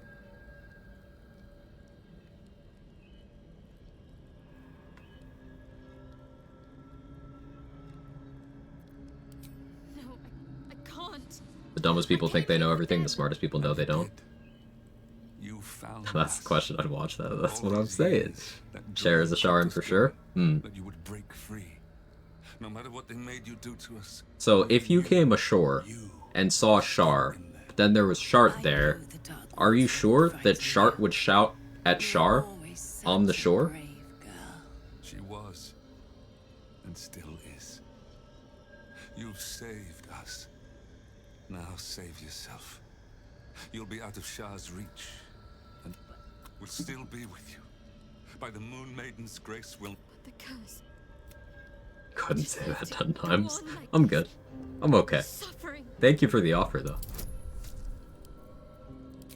Hey, what if you didn't kill your parents? Yeah.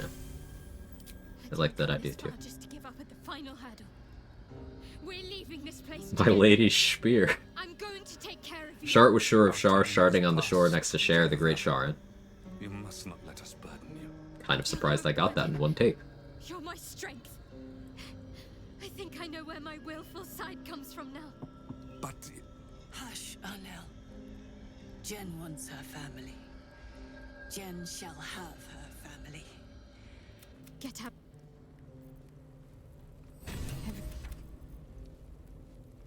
That graffiti from before. All the time I spent training. Hidden away.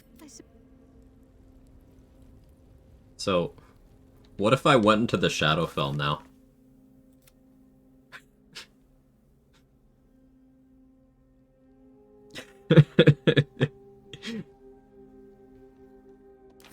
as I can.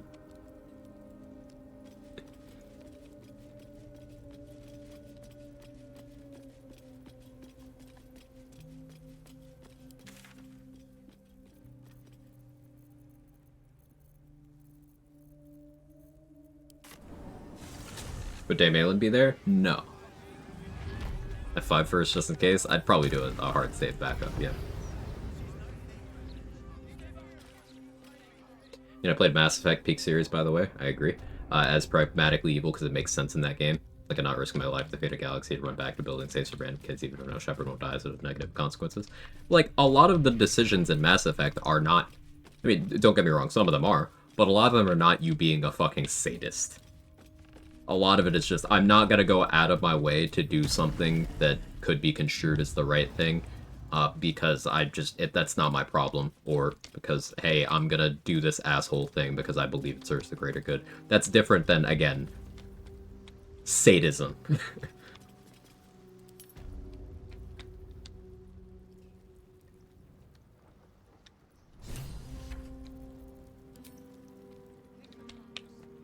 Her name's not Dame. I don't think Daryl thinks her name is Dame, but there's no one else I know of in the game who goes by the title Dame, so we all know who was being referenced. At least I did.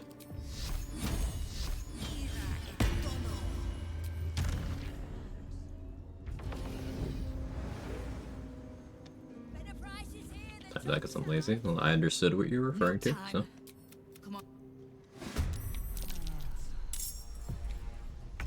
Share the Shar and sell seashells on Shar's shore, sure of Shart's Shar and surety for sure. Ah.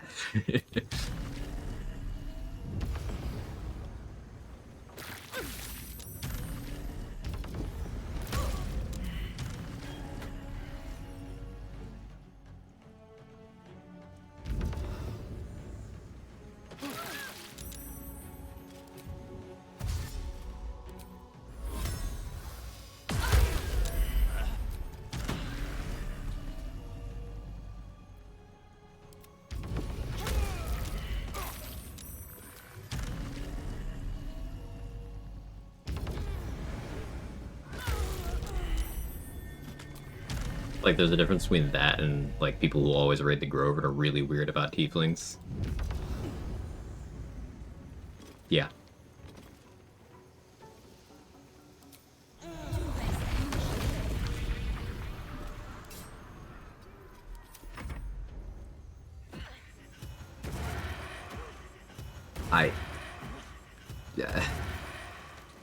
I almost didn't click allow on that, but yes, /S was very needed there. But there are some people who genuinely have that view of tieflings. And it's fucking weird.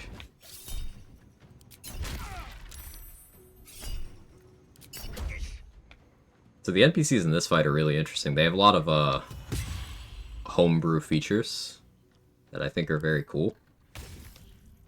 Like, some of them are just pretty standard, like Lady Lockjaw seems to be. But FaZe here is a cheater. He's a level 12 who has thief features and high-level monk features. At a level where he couldn't have both of those. Just kind of cool. Lady Flux over here is incredibly based and can sneak attack with any weapon. And is also a barbarian thief multiclass. She's even got 11 levels of barbarian while having thief, and she's only level 11. She's even got Great Weapon Master, but only half of it.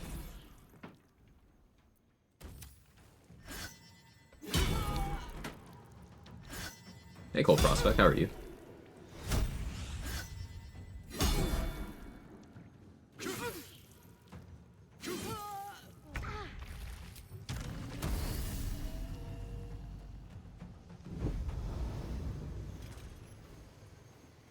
It's honestly wild that there are people out there who are so racist that they're vehemently racist to fake races. I mean, race is already a construct. But like the fact that they do it in fiction as well is intensely pathetic. Yes.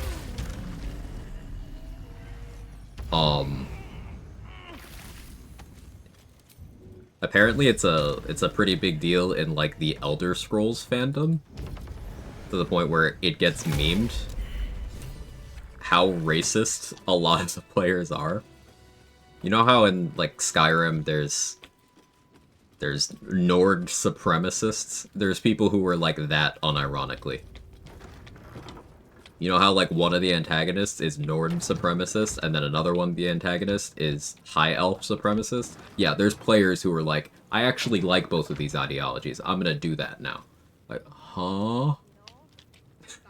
What do you mean? Those are the bad guys. What do you mean?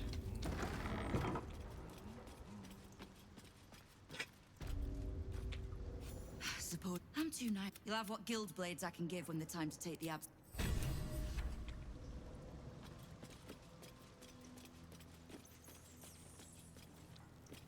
Clanker memes. Yeah, the whole Clanker thing was it's a pretty good example of this entire topic in just distilled down, because if you've ever seen the Star Wars Clone Wars series, they start calling droids clankers, and it's, you know, it's a kids show. They're just dehumanizing the robots to make the violence seem less violent. But then people got real weird about in the current age of, you know, AI discourse.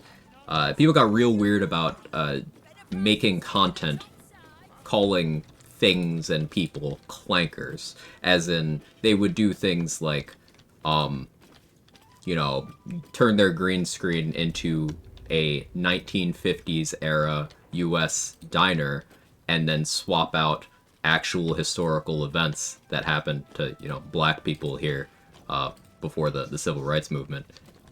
They would swap that out with clanker, and they'd really lean into the R, if you know what I mean. So it's like, yeah, in a vacuum, it's just a funny talking about robot thing, but like, once you apply some context, it's like, I know what you're actually doing here.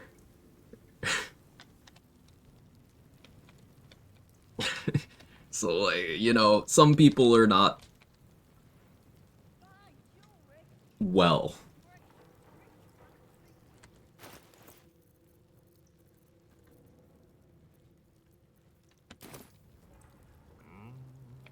Yeah, okay, that's kind of weird. See, like...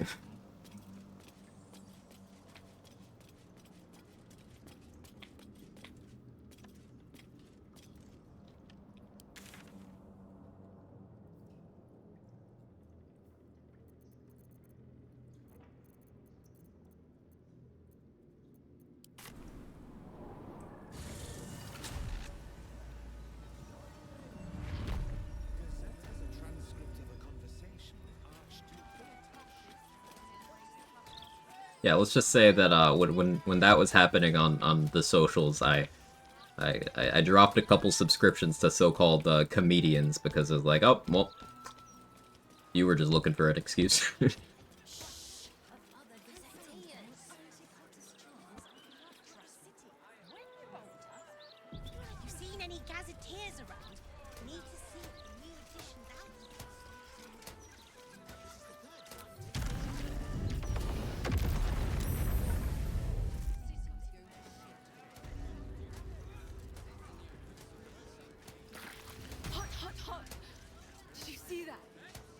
It's not even just fake racism in BG3 either. I feel like I need to reference again, race as a construct here in real life also is just that, a construct. It's not a thing. It is entirely a social construct. But continuing with the message, I pointed to hundreds of examples of people not playing Will because, well, I just don't like him even before knowing anything about his character. Like, yeah, I know exactly what you are. Yeah, the topic of Will hate comes up a lot for God and Menace, and the number of people that have genuinely, with their entire chest, been like, I fucking hate this guy, and they'll list a bunch of things that he just never did or said and doesn't believe in, and it's like, okay, but where did you get these ideas? And it's like, I don't know, I just killed him as soon as I met him in Act 1. It's like,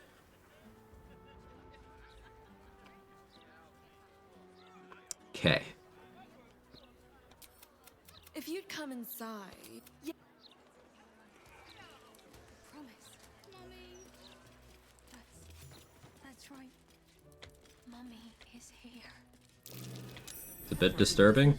Wait till you hear about the multiple chatters. And I mean, like, people, this is not limited to first-time chatter stuff. This is, like, people who will, like, be around and come to streams every day for months at a time, who will just suddenly be like, you know what I really like doing? That kid in Act 3, that refugee kid, I just like murdering her.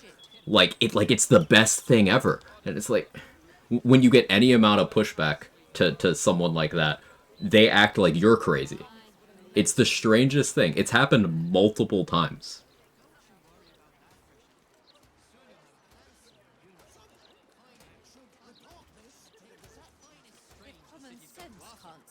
How can you hate Will? It's mostly racism. Elena. Did I get that right? Yeah, it's... correct me on your name. I like getting names right. But it's mostly racism. I mean, Will has one physical attribute that he doesn't have in common with all of the other companions, so, like, I wonder why one of the few companions who is unambiguously morally good gets treated as if he's not. Spoke out here often, Yenna? Oh, they're like, Yenna torture porn is a big thing that people do. And yes, I used an uncomfortable word choice intentionally because it's incredibly fucking weird and should be seen as weird. It was quite a road, as I remember. Had to refuel a few times. Never again. At least the ash can be repurposed. Some of it, at least. Don't fall. It's broken. Mummy!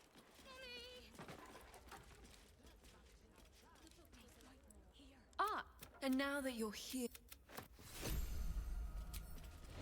Excuse me, where can Try and get a rush. You satisfied? The kid? Yes, the kid, 10 goblins. Yenna, as in the kid who walks up to you at the start of Act 3 and very politely asks if you've seen her mom. And who, if she shows up at your camp, which she does. my friend.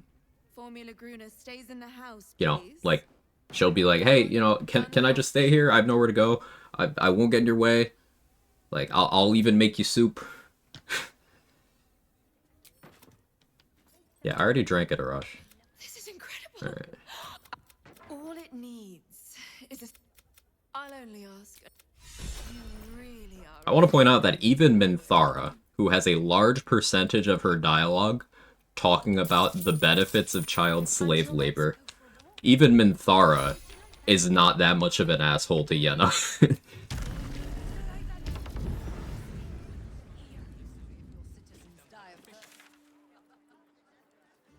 Baldur's Gate players are out here being more evil than the most evil companion.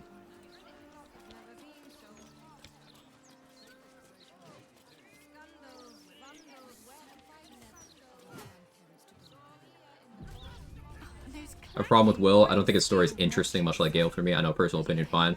But if I say I don't like Gale, people are like, okay, at worst, how could you? And if I say I don't like Will, I get the, oh sure, you racist answer way too many times before I can explain why.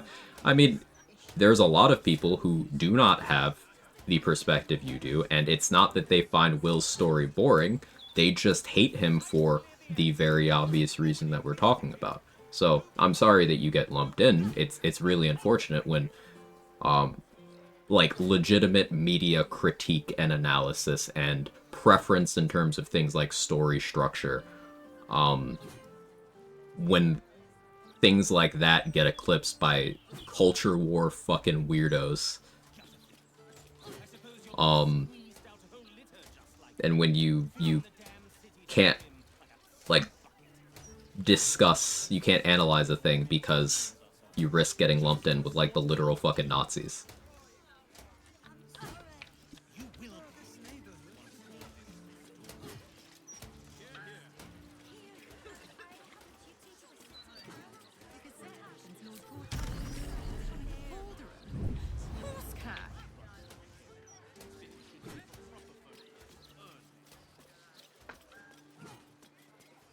people are way too comfortable revealing their dark side because it's a video game.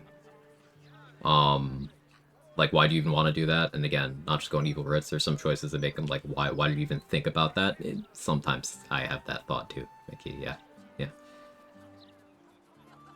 No, I said this before, I say it again, Will's a stereotypical superhero you read in fantasy books as a kid, the real knight in shining armor. Bro sacrificed one of his eyes and signed a contract in exchange for not only becoming one of the strongest warlocks of his time at the ripe age of 17, then proceeded to take out a living apocalypse despite slowly losing everything he loves, holds dear. Ever since then, regrets none of it. And despite knowing that he is doomed to be a flesh blob in the Blood War, that is the end point of his story, and he is okay with it because he saved people. He stands by his decision. He does not regret it, and he tells you multiple times he does not regret it. The only regrets that he professes to have are, one, if you don't talk him out of killing Karlach, he has some serious regrets about that. And two, he regrets the implosion of his relationship with his father. Which I feel are two very understandable things, yet people still somehow try to hold those against him too.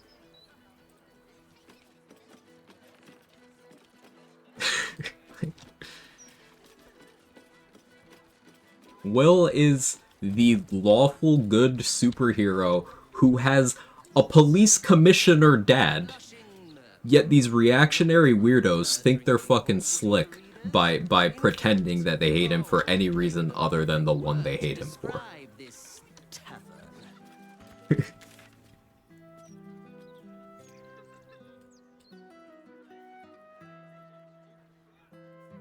Let's kill Lorokin.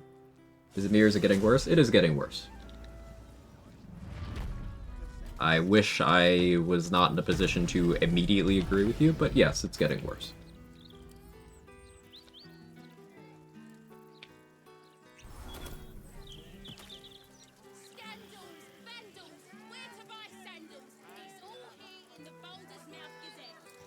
People holding Will lying about things like being a warlock or whatever, with fully forgetting he couldn't say shit. I mean, they're not forgetting, but yeah. Hey, Monster Free, thank you for the 1,000 bits. Very kind of you. Much appreciated.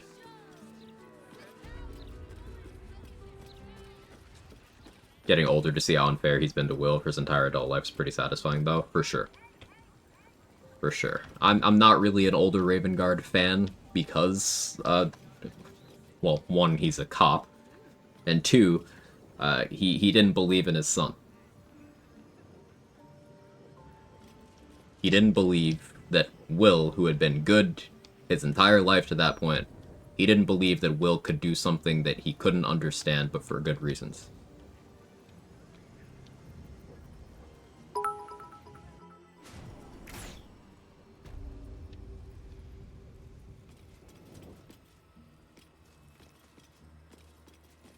The Blade of Avernus' canon ending is just that us intervening middle-line way. There's no canon. That's the thing. It's multiple choice. You could make arguments for each. If you are as hands-off as possible, he can even stay the Blade of Frontiers.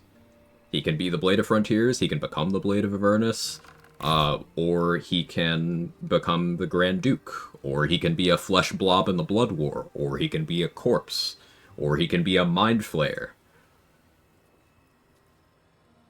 Multiple choice.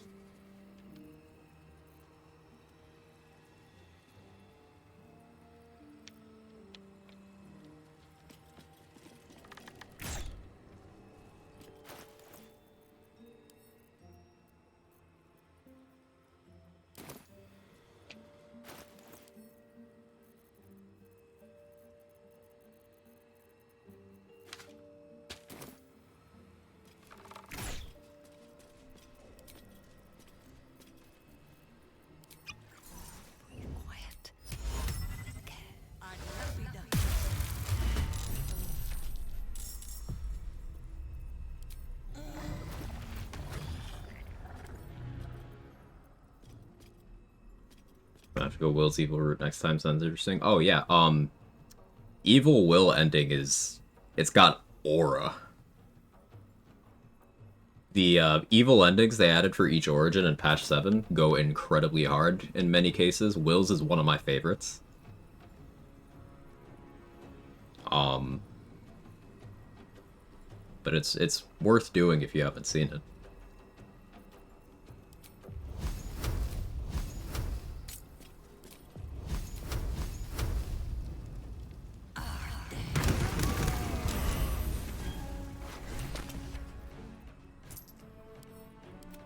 think I overkilled him.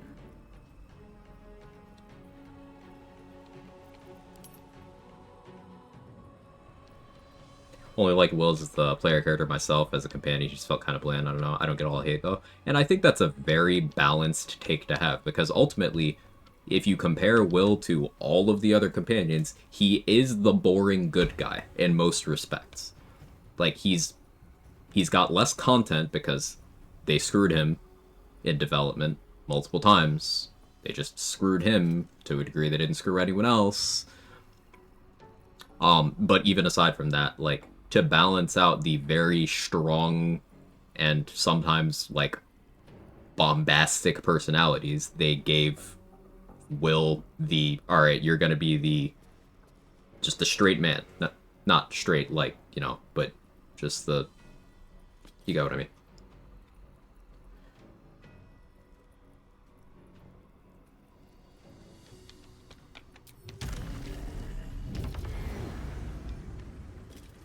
Like, having Will and Astarion next to each other to compare is good for both of their stories. Hey, Chris, thank you for the Prime in the 6 months. I appreciate it.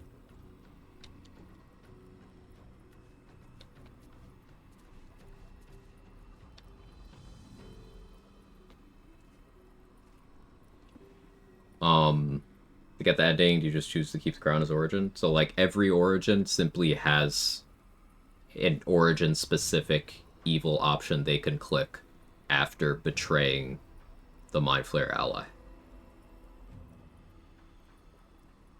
There's options that everybody can pick, but then there's also one option exclusive to each origin.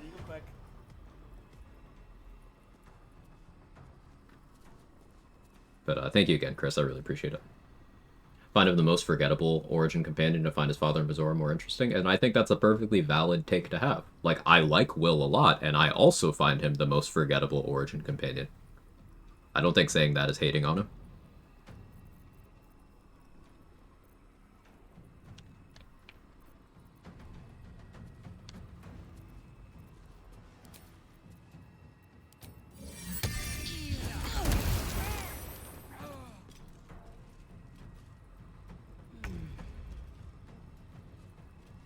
I don't think it's getting worse, and that people are more racist now than they were, say, 20 years ago. Historically speaking, like Quag's mentioned, race is a social construct, and who is in and out changes throughout time. In-groups and out-groups are the primary principle of conservatism, yeah. But anyway, anytime there's a period of progressive movements, there's a counter-movement of assholes. I think we're just more aware of it. We have a lot more access to other people outside of our immediate bubbles. Not only that, but we do have a few people who are completely fucking sick in the head, who we're all apes and they want all the bananas. Like, if that shit happened in nature, if a monkey was like, they craved nothing except more shit, scientists would try to figure out why why they did that. So we have, like, a dozen billionaires who just want to own everything at any cost. And several of those guys own social media platforms where you can generate the most engagement by Nazi baiting. Like, I mean... So, in this era where we do have, as Mickey said, more access to people, each other. The world is the smallest it's ever been. Everyone has more access. Everyone has more reach. We have that as a baseline, and then we have these fuckwits who want to own everything, cashing in on it by stoking these impulses in as many people as they possibly can.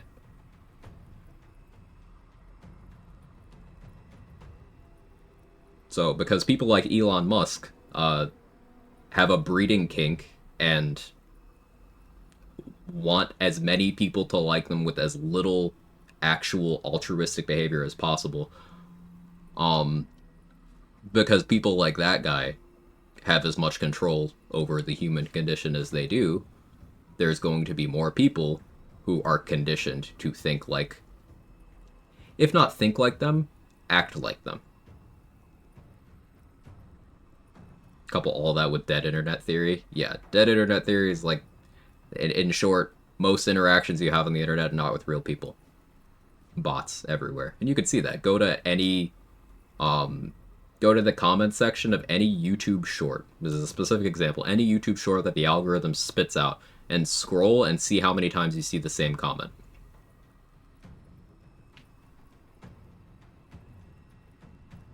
Go to Reddit and go to your homepage and scroll and see how many times you see the same meme posted on the same subreddit.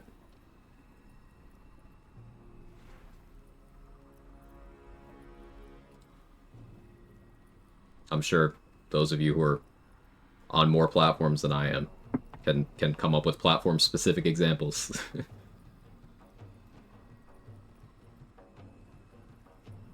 Rage baiting isn't just a buzzword. Controversy breeds interactivity on social media. You say it takes absolute dog shit, you know it's dog shit, but because humans have an innate need to correct people, they interact, comment on posts to correct them, never reply because they don't need to. It's a revenue gain for every click and comment.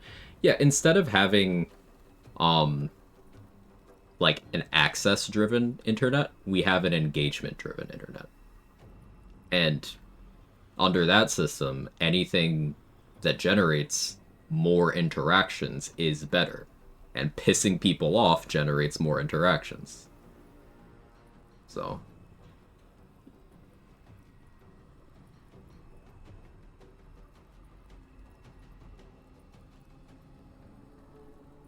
It sucks. But, back to the part of the message I was addressing. While I don't know if I can conclusively say that people are not more racist than they were 20 years ago. I can say that people didn't get that way organically, but I would say that overwhelmingly, you know, people are more racist because there are people with more reach than anyone has ever had in human history who were making a very concerted and funded effort to make people more racist.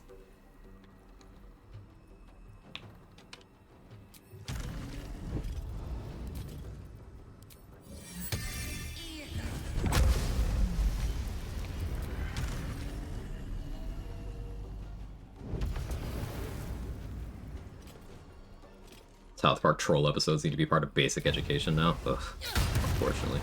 What an interesting time to join the stream. Hey, yeah, we're just talking current events, and, you know, it spiraled from we were discussing why Will gets so much hate, and, like, the normal stance is to just kind of be bored by the guy. If you don't love him, just, okay, find him bored, cool, that's understandable. He is objectively the most boring companion. I still love him.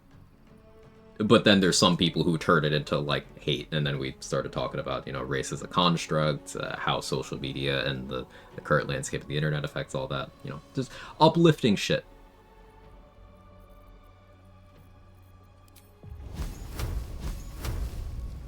I'll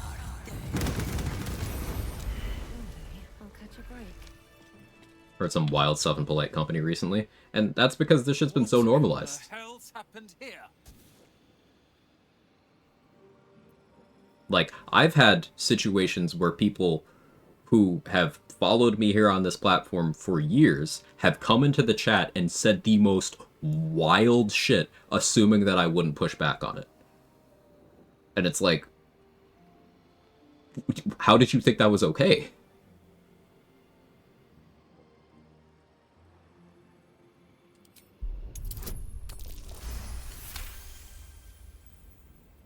The Night Song was a person, yet he still planned to harvest her life.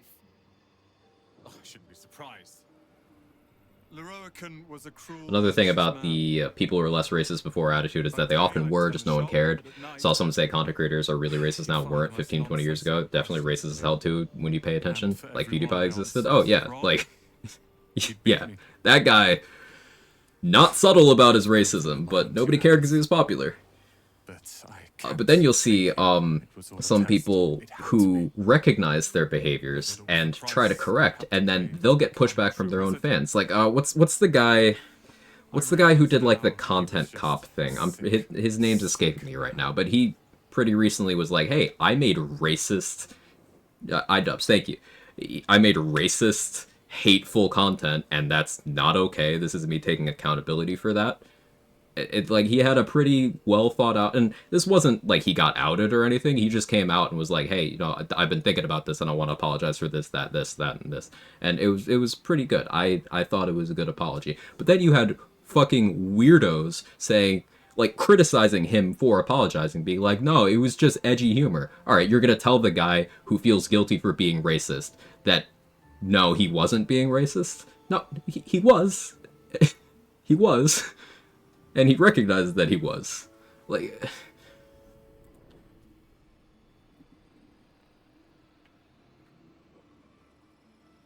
But when you see backlash from people who have millions of followers in their audience, and they're coaching that audience to reject people doing that kind of introspection on their past behavior, just because they don't want to confront the notion that, yeah, they're the fucking bad guys. Like... Thankfully, I wouldn't have this.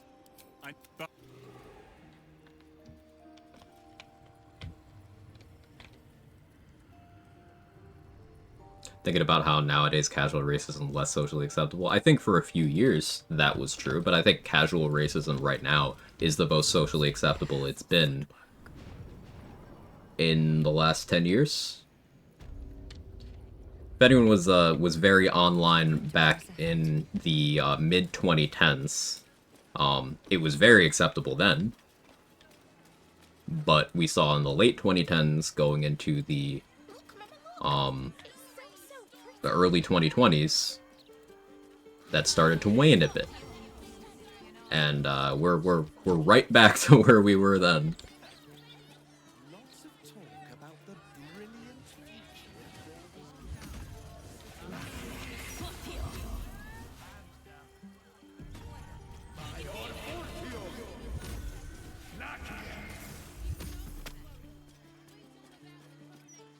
Funny how normal pushback after saying a weird thing is called cancel culture now. Yeah, like, hear a point, Maximum Power. Cancel culture doesn't fucking exist.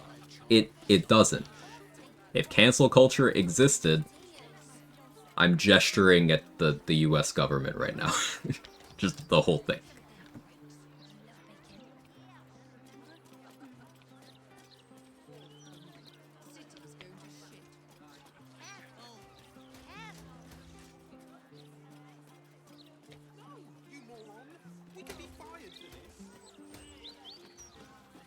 There are very rare few who've truly been cancelled.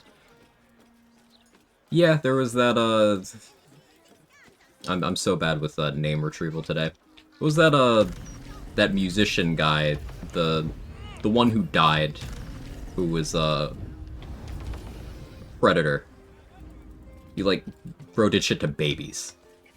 Like, actual complete piece of shit. That's the only one I can think of that was universally, like, everybody was like, alright, fuck that guy. That's the one, Carter. Ian Watkins. That guy.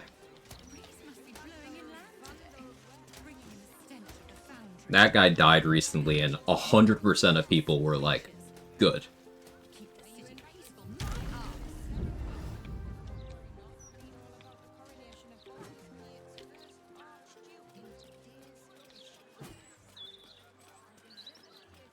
Now, Kevin Spacey still has a following somehow, Remus. There are some people who are still, like, care about anything that guy has to say about anything. There are some people who didn't, you know, pop a stiffy at the news of Hulk Hogan dying, which is crazy to me. Best content he ever made was his death. Absolute cinema.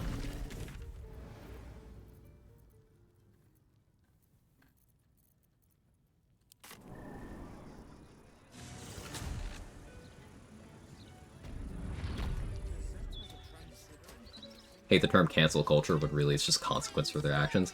And that's what it is. People don't want to be held to account for doing harm.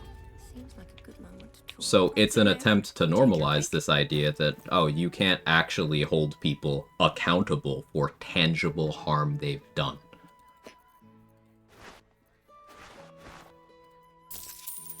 And it's only to the benefit of people who are, like, punching down at a societal level. Like, regular people like you and me, us poors, we are always the victim of this. No matter what configuration. If you think cancel culture is real, if you don't, no matter what, you are still on the bottom of the totem pole. And we're at such a strange and interesting point in human history where, you know, like, the millionaires? You know how there's this long-standing hierarchy of wealth where the goal is to, oh yeah, I want to be a millionaire one day. They're down here with us too, because the wealth gap is such that millionaires are closer to us than they are to you know, people like the most divorced man alive.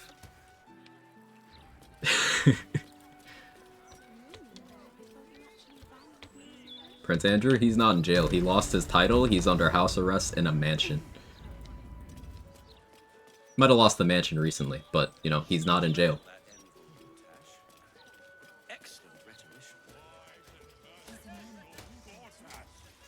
I do agree on this, but at least they own a house. Right, of course. There's still a massive gap between, again, us and them. But it's especially frustrating when you'll have someone who does have some wealth, some success, some platform. People like Billie Eilish got a lot of backlash for this recently, where she pointed all of this out, and then there are a bunch of fucking morons who are like, no, you can't say this, you're one of them. It's like, brother.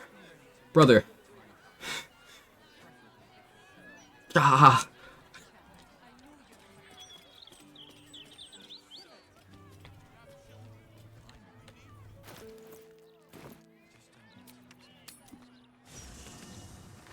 Do you think there's an issue with morality Olympics on the left? I think, yeah, endless purity testing does more harm, because, like, they don't do that on the right at all.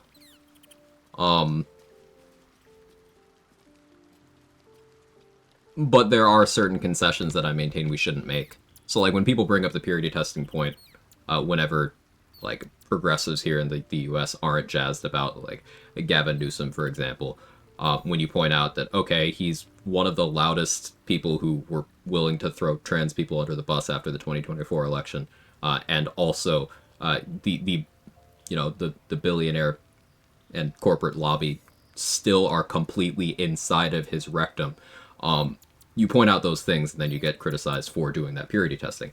I do think that it is important to, you know, not cave on certain things to make sure we don't end up in the exact same place we're already at. But that said, the constant and nonsensical purity testing, whereas, you know, over on the right, they're just, like, normalizing pedophilia now. Yeah.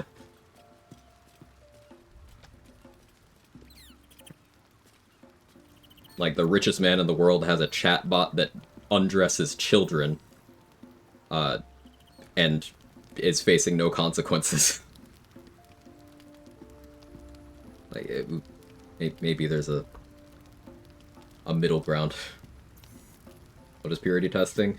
Basically, the idea that if someone does not ideologically line up with you on 100% of issues, that you cannot side with them on any issues.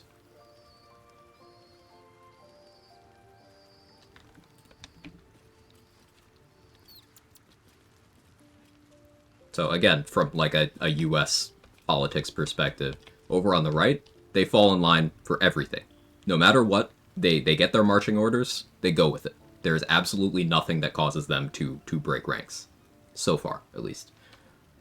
But on the left, there's a lot of people who were accurately and appropriately upset with the previous administration's handling of issues like the genocide in Gaza. But instead of doing the sensible thing and being like, alright, I have issues with this, but you are the least worst option here, and we can worry about that later. And instead of that, they're like, I disagree with you on this, so therefore I will be doing absolutely nothing at all.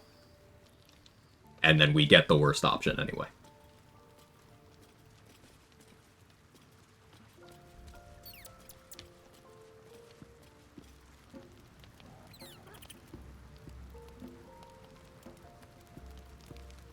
Like calling someone out for a bad tweet from 2014, putting them on the same level as like Musk and not acknowledging any growth. Right. Like, you remember when James Gunn got canceled for having a Halloween costume that made fun of the Catholic Church.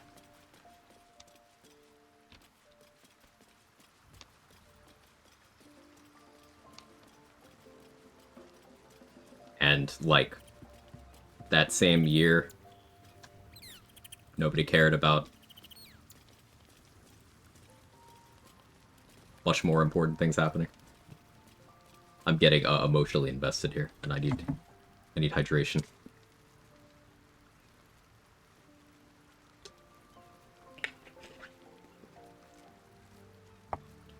To be clear, it was allegedly, I'm adding that, but a Fuentes Groiper that popped Kirk, so there are instances of the right falling out. Yeah.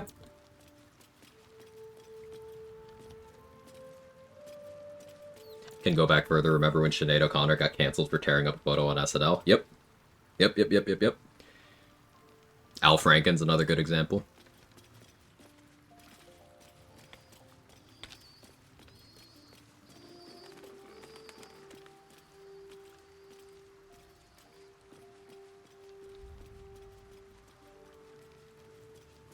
Like, don't let perfection be the enemy of good, is the takeaway. I know in an ideal world, we'd like to live in a place where there's no such concept as lesser of two evils and such. That would be a very comfy world to live in, but you are not going to ideologically align with people, especially in government, 100% of the time. So it's your, you know, it's your job to do your best.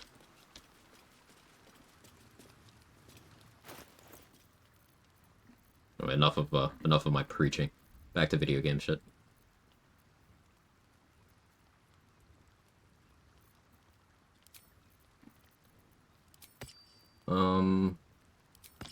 Lae'zel, I need you to jump in the water. But you... It is... Assume nothing. Repositioning.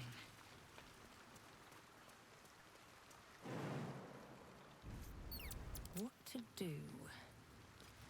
Should mind my step. I'm trying to delay a certain rest event so that I will still have good bonuses to roll, because the squid is going to cause some issues.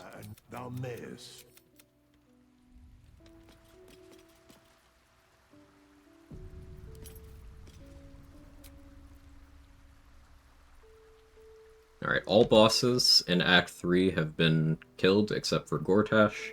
We can kill him for funsies at the Morphic Pool if I really feel like it, but like I doubt I'm gonna bother.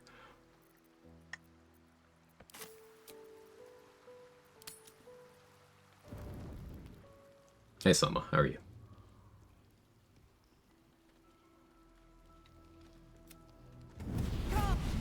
Holy hells. In your contract, well, choose. Oh yeah, I was supposed to do Iron Throne before resting. I forgot. That's fun.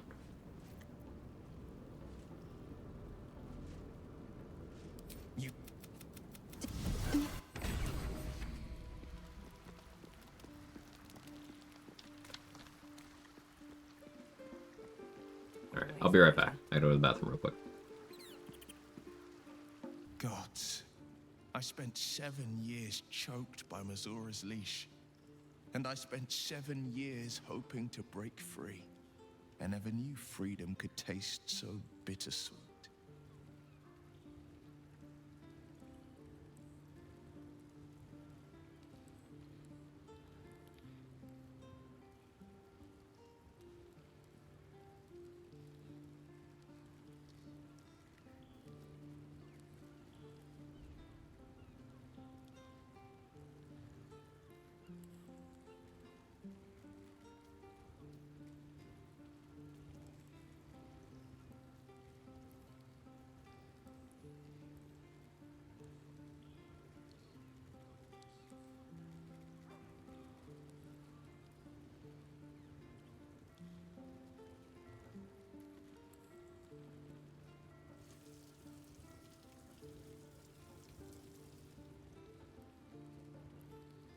Alright, I'm back. Sorry about that.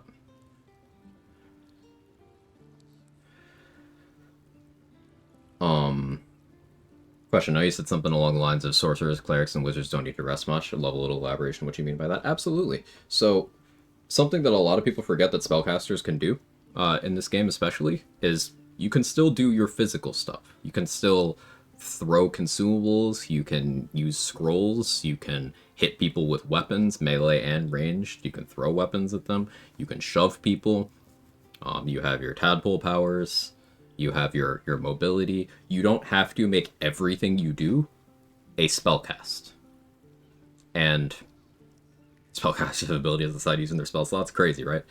A great example is bows are the most damaging weapon class in this game. Even if you are not proficient with a bow, you can still kick out the most damage, again, of any weapon class on any class. So you always have, like, that as a fallback, as a filler. You don't need high strength to throw someone around. You need high strength to throw someone around the way you don't need a high stat for your bows to be good. But dexterity is the best stat in the game, so you have no reason not to do that.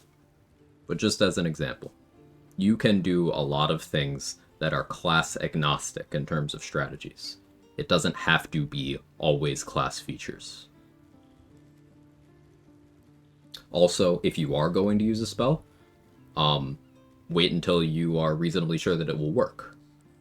Like, if you keep using spell slots to keep refreshing a concentration effect that you keep losing every turn, the strategy should shift to, alright, do something else, or maybe protect your concentration so you don't have to keep reapplying it. If you are trying to stick a crowd control effect that you have a low success rate on, maybe don't, because that's wasting spell slots. If you keep overriding concentration effects that you used spell slots on with other ones because you kept forgetting, then like maybe try to take more note of what you already did and what you plan to do. Plan farther in advance. There's a lot of things you could do to be more efficient with your resources. I have to believe that. I'm not the Maybe out of spell slots, but I ain't out of options. Guard name now. I'd be a fool to wish. We obtain Gortash's.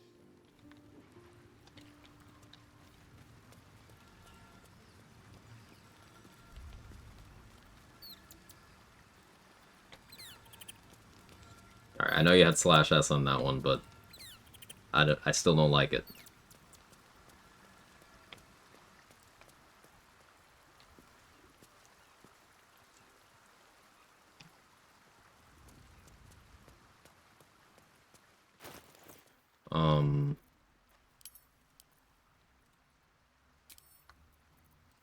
Alright, carry weight is going to be an issue now that I'm not on Tiethel's Charm anymore.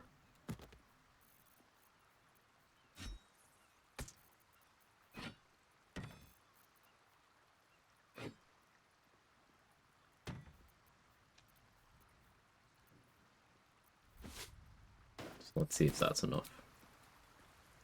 Now, who wants to talk to me? No. Lots of people.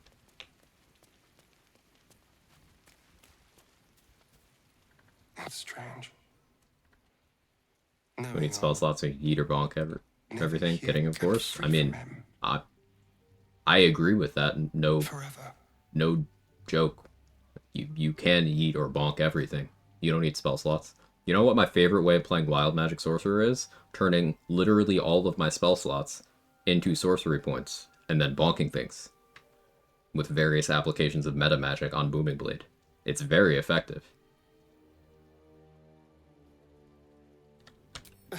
You're not wrong. Cazador left his mark on me in more ways than one. For a moment, I wanted to be just like him.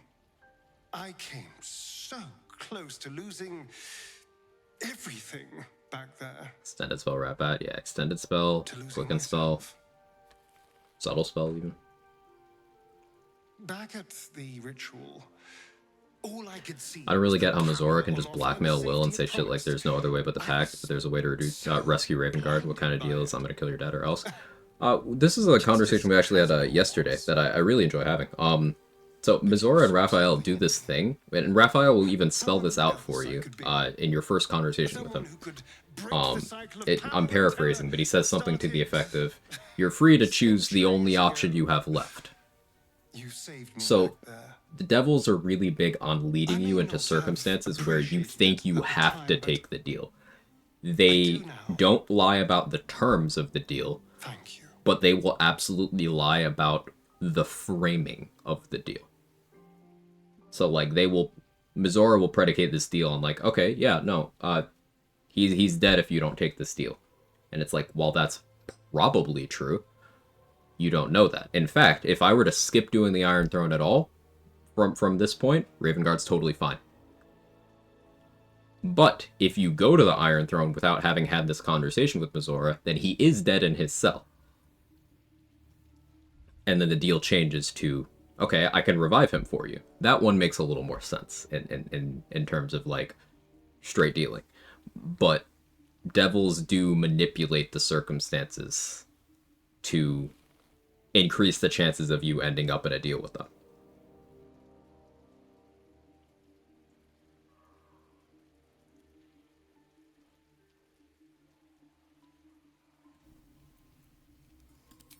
So am I. Fun as all that power would have been, this feels more... Yeah, if you do any version of events where When I look at my future, either you go to the Iron Throne or Ravengard has died by the time you talk to Mizora post Gortash coordination, then the deal changes, and instead of helping you find him, it's bringing him back from the dead. honestly, free. This is a gift, you know. Thank you. I won't forget it. I really like Act 3 Astaria. Like, he's my buddy. That's my guy right there. You've a moment for me? The Karsite weave could... I know this... Please. Close your eyes a moment. Zora's more powerful than Ethel? Massively more. Few mortals ever glimpse what you're about to see. But don't be alarmed. And even if Mizora wasn't, she is backed by him being much more powerful than Ethel. Open your eyes.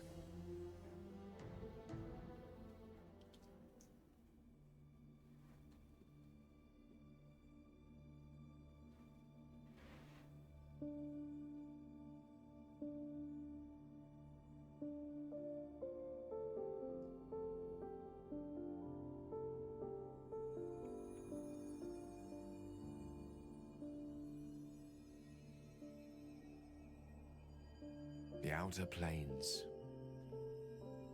Ethel feels kind of weak. She kind of is. They observe No, us from afar. compared to other notable magical beings in this, yeah. Of us. They will keep all of this from us. The power, the possibilities. They only want us to serve them, to pray to them, and ultimately to die for them. But what if we didn't need them? What if we wielded their power instead and helped ourselves in all the ways they refuse to? I could make that happen. I could make this illusion a reality, with you by my side. I don't need the stars, Gale. I have you. Then have me, but have the best possible version of me. The tadpoles, the orb, these threats to our existence. The gods could aid us if they wished, but instead they cower behind Io. So let us act ourselves. With the power of the crown, any foe would be rendered impotent. Any obstacle would be dwarfed by our might. Am I sending Gale? Not this run, no. The orb. Hag's really shine in 3s as a Coven, but in tabletop a Cambion would probably be relatively on par with the Hag, but in BG3 Mizora isn't just any Cambion. Yeah, like Mizora and Raphael are Cambions, but obviously both of them are very different from the norm. Tell me, you want what I want. Please.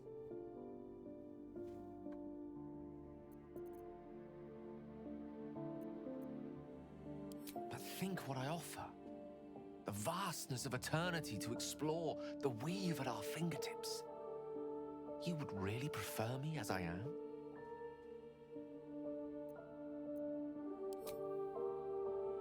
I hope you're right. I truly do.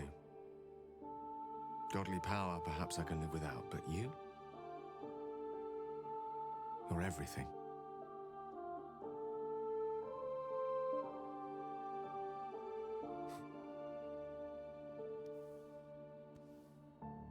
We stand, Gale.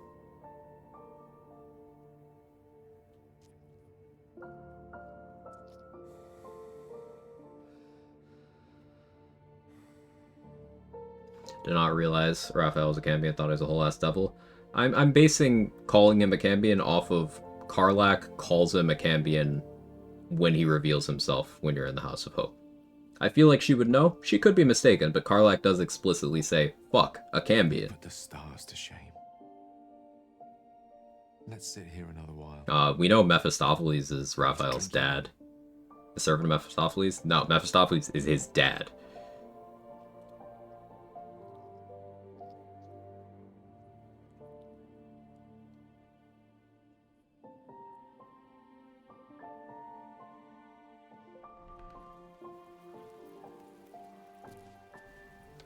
Time and again.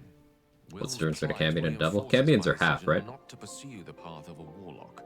It's one thing to make such a sacrifice in the pursuit of such a pack, but to do so in order to escape.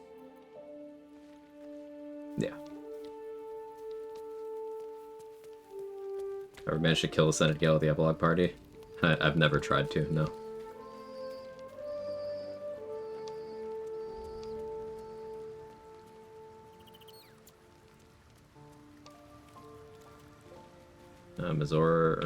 Minthara wants to thank me for killing Orin. Or more likely, like, hey, we did that together. Like, sure we did, bestie. Sure.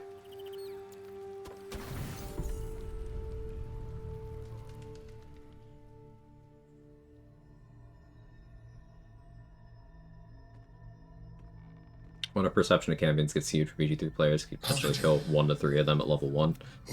Yeah, and then they're just a standard summon and then enemy type in the House of Hope. As your eye. Yeah. There's 9 hells.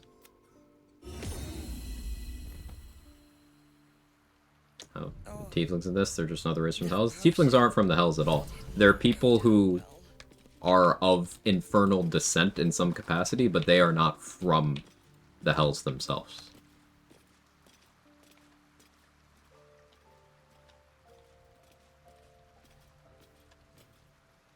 Like, the reason why the tieflings in the grove at the start of the game talk about having been in hell is because there is a tabletop module that's a prequel to this game where the entire city of Elturel got dropped into hell with everyone in it. And the tieflings are refugees at the grove because they are fleeing people blaming them for that whole thing. Tieflings aren't from hell.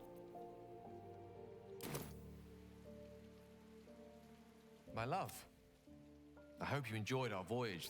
Neither have I. The closest thing to a deserving canvas on which to place your beauty. But I've also not forgotten why I took you there. I hope you don't think less of me. Great ambition should not come at the expense of what you already hold dear. I see that. Hey, Dad. How are you?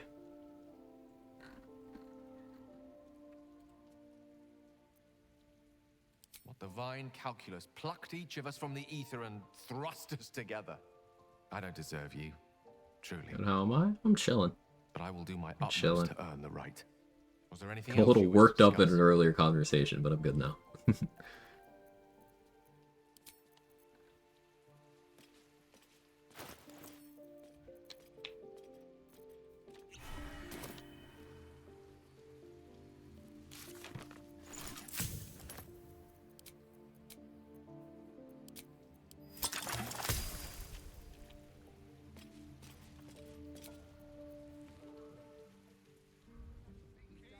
Divine calculus, what a nerd.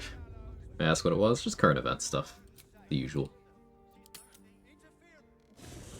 Is Asmodeus in power equal to a god in BG3? I mean, there's definitely gods that Asmodeus could beat, but there's gods that he couldn't beat. Minsken Bogrit cheek with hand. So, depends. This mess falls on our heads. I have already pledged my sword and hamster both. What more does Minsk Give have a to mercer. give? Your word, Ranger. That next time you will stop and think. I will not always be here to tell you what.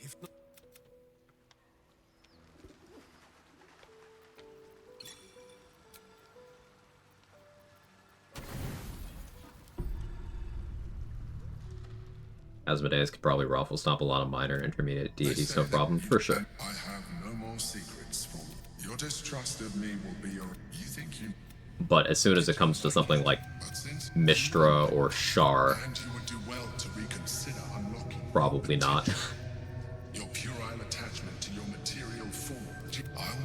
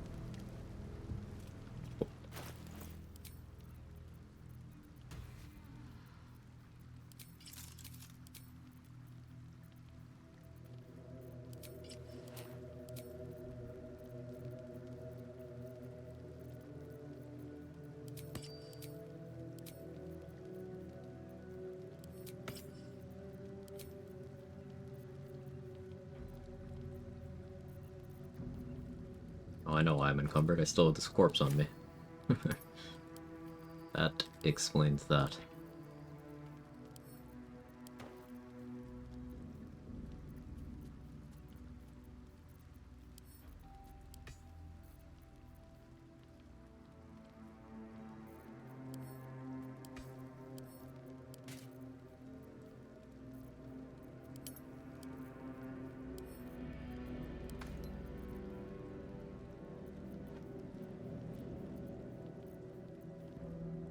I'm not doing anything about that, I'm just pointing it out.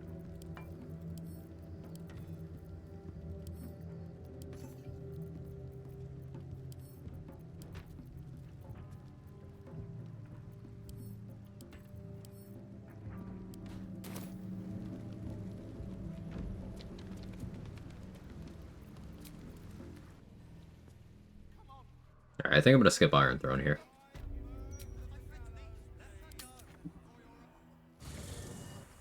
Yeah, Alchemy Pouch is also happy.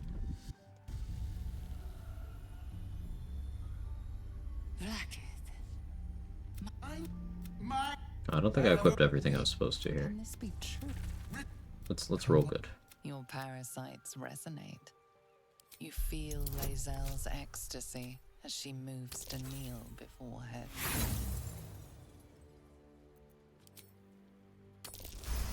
Roll good.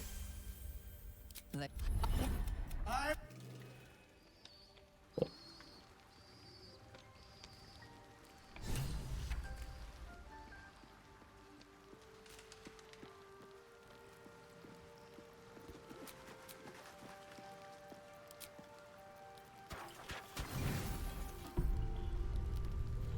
Can I have a bath because I feel like it? More power to you. Doesn't look like anyone's been here, and I wanted to come here. That Hugs. No, but the moon. Okay. Wholesome.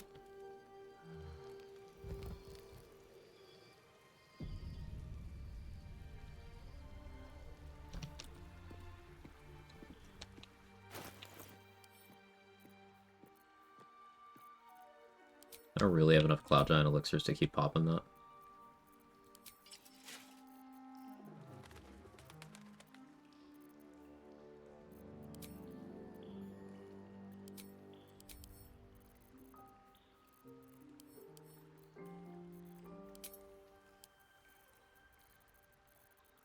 Where's that backpack?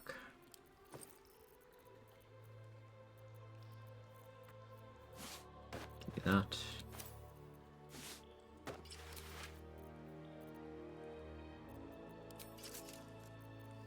Alright, there we go. We'll bring the hat back.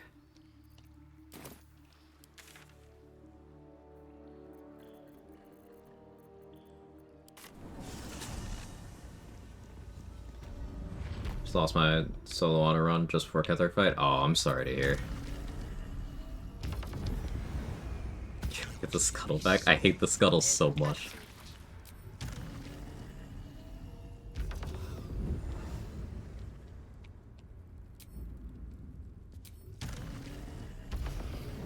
The only legendary hat in the game. It's true.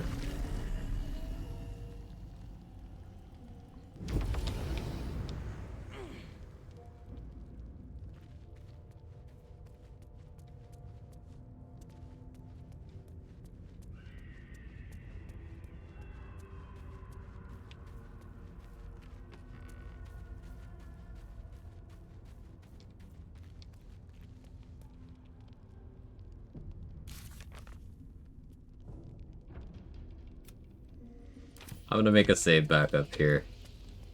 Because, like, I still haven't been to the Shadowfell. Maybe I mess around with that. We must be close to its hiding place.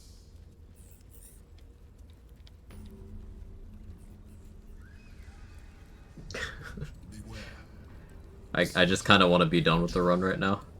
So I don't feel like testing at the moment, but maybe I circle back. Circle back. Triggering everyone who works in, the corporate world.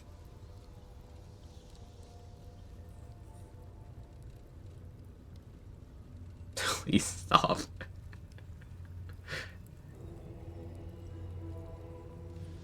Still wonder if you can get purple DJ. We'll touch bases.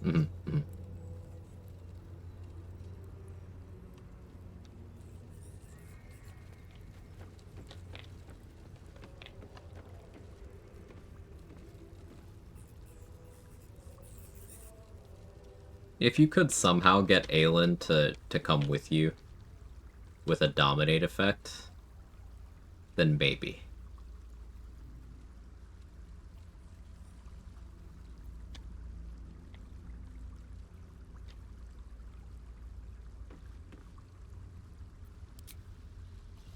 Priest silence, but... Hey Seth, how are you?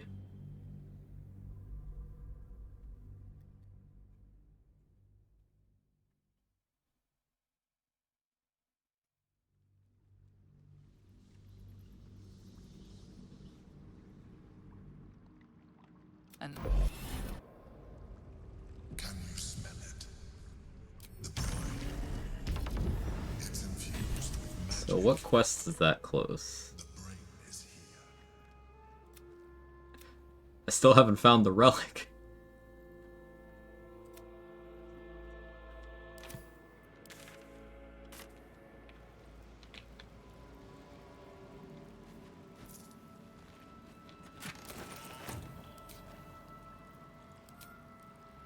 We don't even know the way to the relic. Don't.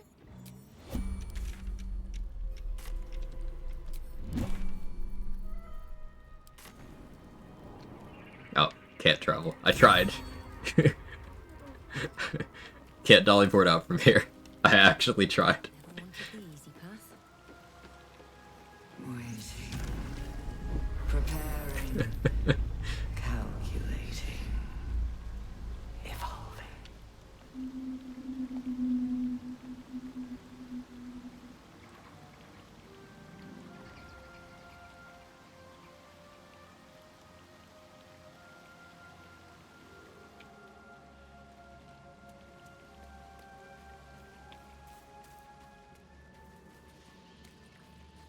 Alright, I have a bit of a dilemma here. Do I want to start on the next run today, or do I save it for Saturday? I kind of want to save it for Saturday, because I have been live 4.5 hours already. And also, I want to watch the new JJK episode. Just out of view. Hells, that was strong. Thought my skull was going to crack. I mean, you don't actually have to deal with Aelin in the game. Correct. I mean, Aelin will still be present in the Merkle fight if you skip the Shadowfell, but yeah, you don't have to go into the Shadowfell. It's all for content. Excuse the start of Saturday. I like it. For that, you will have to be much. Don't waste a step. I selfishly say start it today, but I think you should do whatever feels right to you.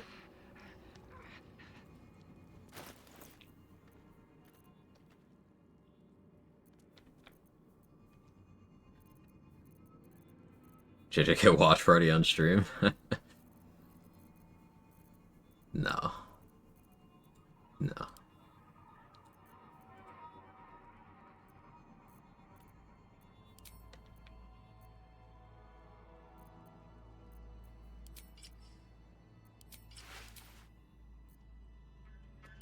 I'll just wear that the whole time, it's fine. It's being drained.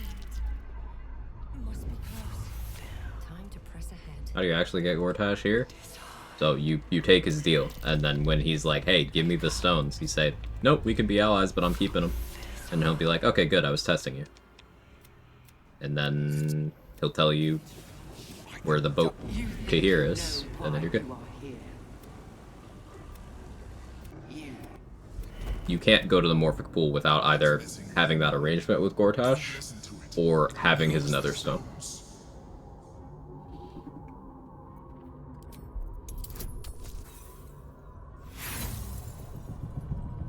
Related, who else has seen this Cuckoo Gaga edit? I have. Do you game over if you do give him the stones? No, no. Hey, Gage, thank you for the raid. That was stream. What'd you get up to? Welcome, Raiders. Who don't know me, I'm Quag. I do RPG challenge runs. 99% of it is Baldur's Gate 3. Which is pretty good game that I play a normal amount. Gage wasn't lying about the hat. Isn't this the best hat that's ever hatted? Like, other hats wish that they were this, but no. Got back to speedrunning kind of a little bit. Let's go.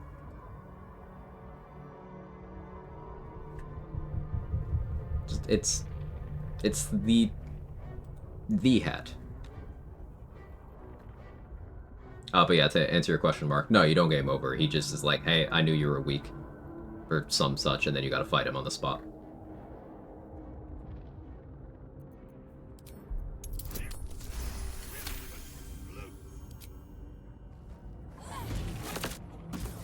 Lady D from RE8 looking ass.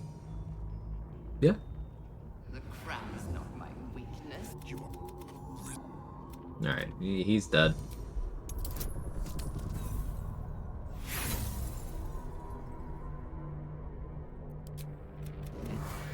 When this now. Alright, watch this. Any questions?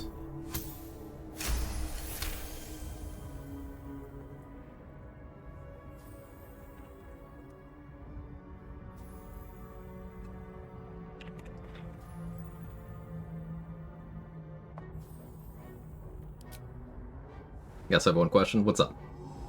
Sky Blue? No. Who are you gonna trust? Your lying eyes or me?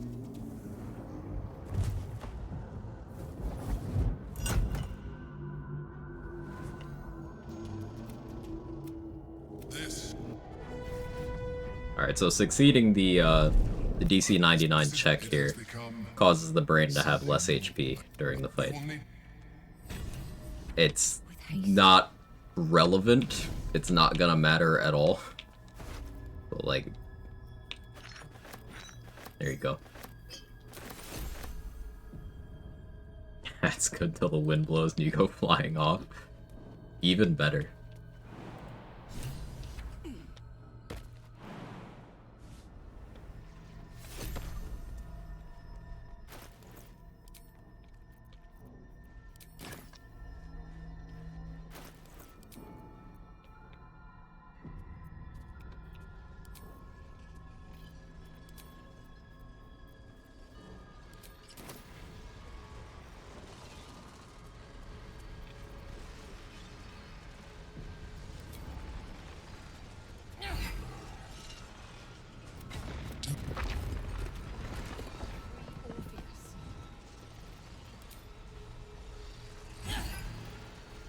Better bring the hammer down. Yeah.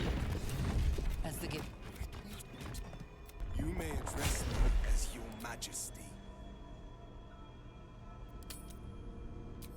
I will neither forgive nor all that suffer in the heart. At this point, You want to be a squid? we'll take Yeah, you should do that. Come. It's time for us to meet our fates. The double portal will never not be funny to me.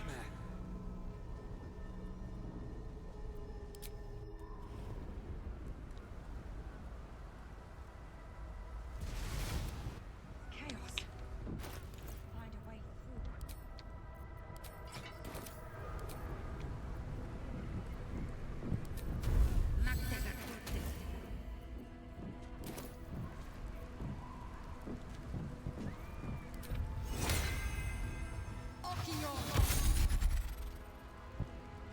I also want Long Strider.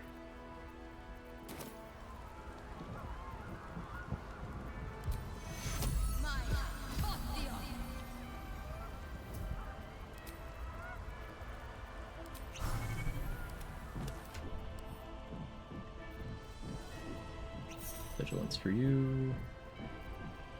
Human versatility for you. Oh, elegance for you.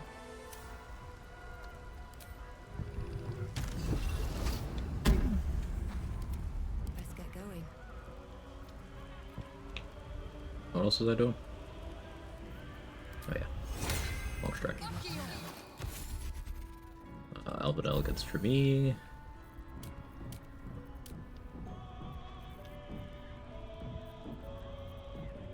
Guess I'll have Bloodlust here.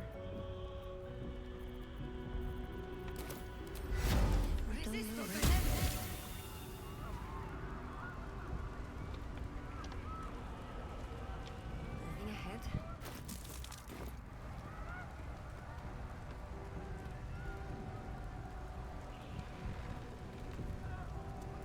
It's crazy how this game kind of makes the Illithid attack in Baldur's Gate out to be a world-ending event, and in actuality it's just locked in this one city. I mean, Baldur's Gate is the name of the game, right?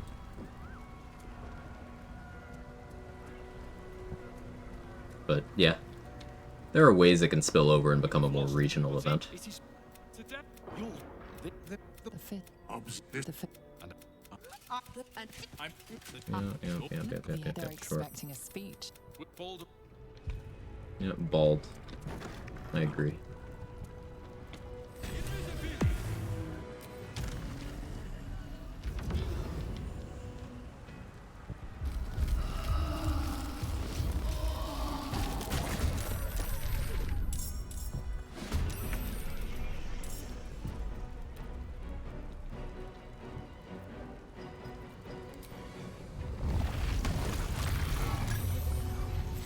I won't give in.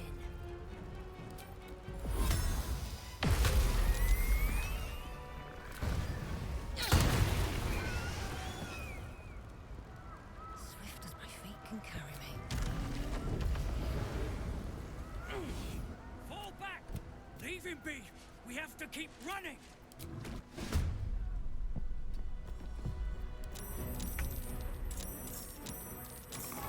One more Scarlet Remittance stacks, so we're doing this. Hey, Skeptic.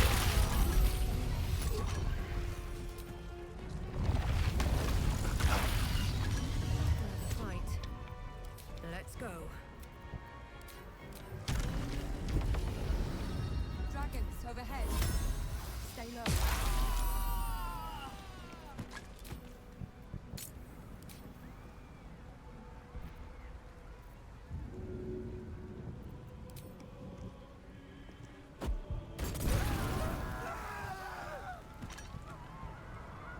All right.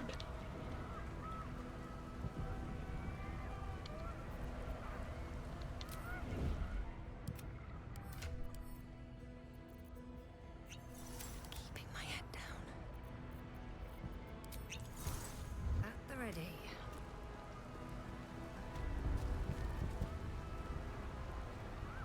Which I don't like sending Asari's final battle buff situation absolutely insane. It's actually one of the weakest groups of summon you could have. That's the first time I've ever seen anyone say what you said.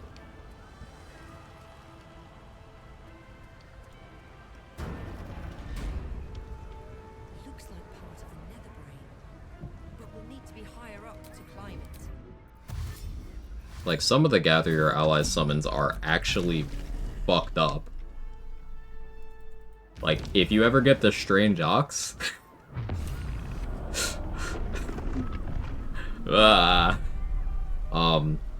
but also being able to control Daymalin, control a Steel Watcher, control your gear. All of those are pretty strong.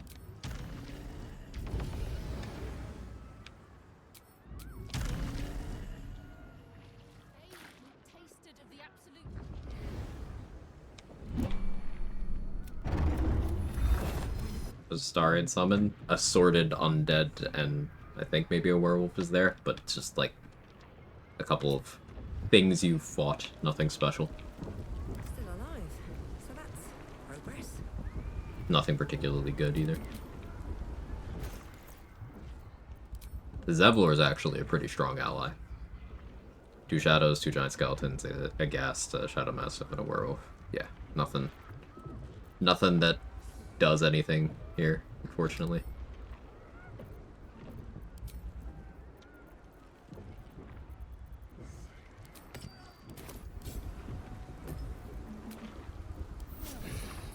I'll feel that one later.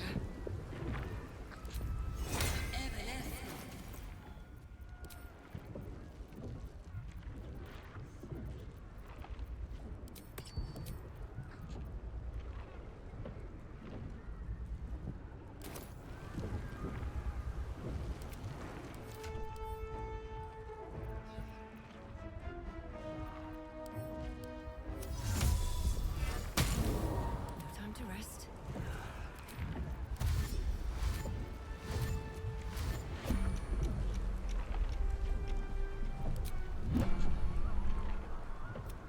There it is. The crown of the place where the nether Yeah, Roll and the Luro can do the same thing. The passive buffs are very good. Mole, Bolo, Halcyon all have pretty good buffs.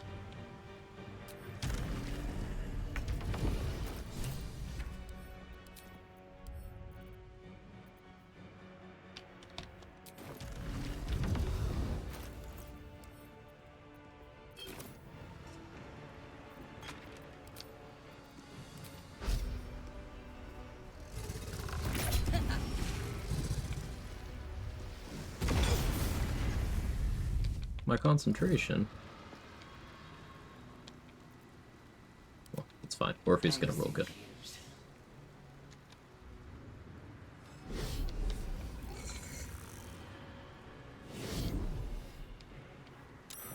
Yeah, Ball has a pretty insane one.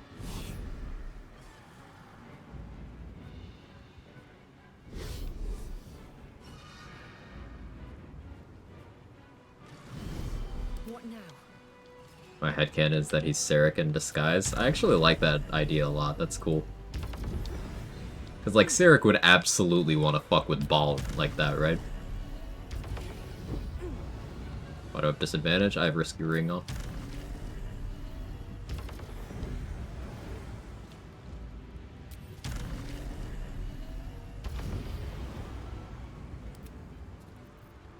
Orpheus is just gonna roll good though, right? Yeah, he just rolled good.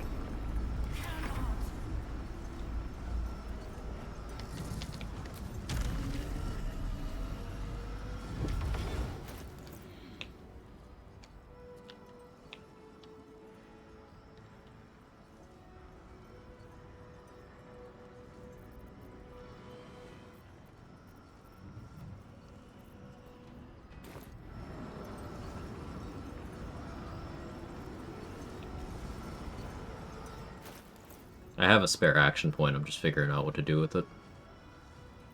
For style.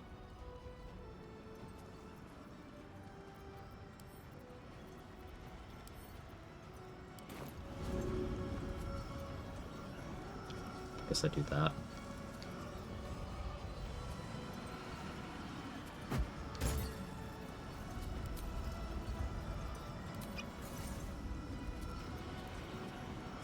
am I burning?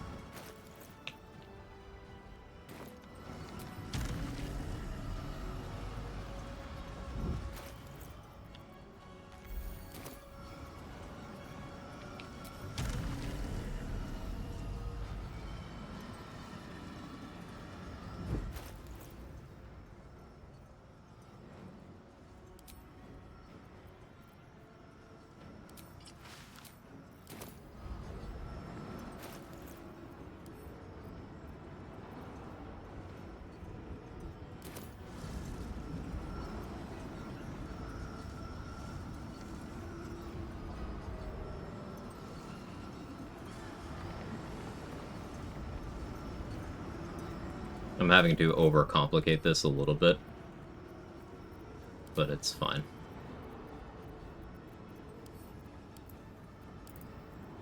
Burning from the dragon.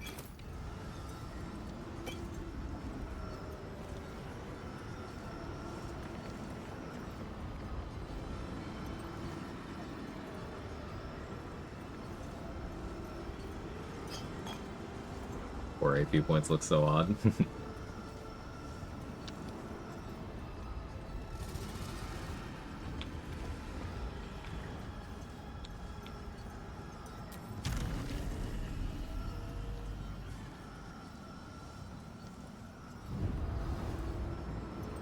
I put myself in a bit of a bad position here.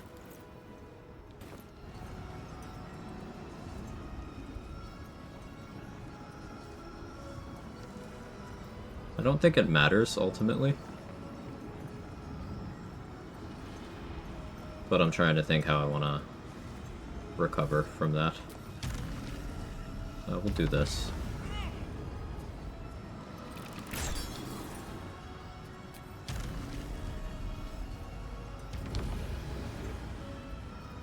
Gonna take a hit here, but it's fine. I just, letting the dragon hit me kind of messed up my plans, and I should have allowed the burning tick. Surrender. You have already failed. Don't take my speed pot, you asshole.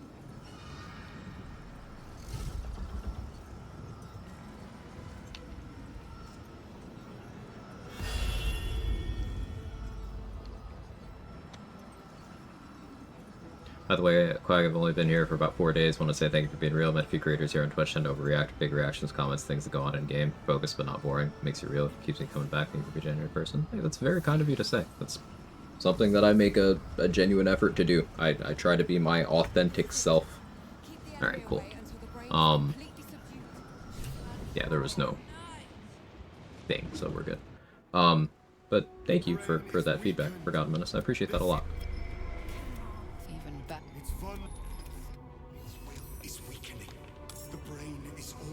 AP points, by the way. Yeah, AP points, by the way.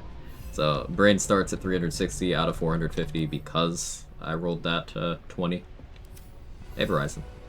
Just in time.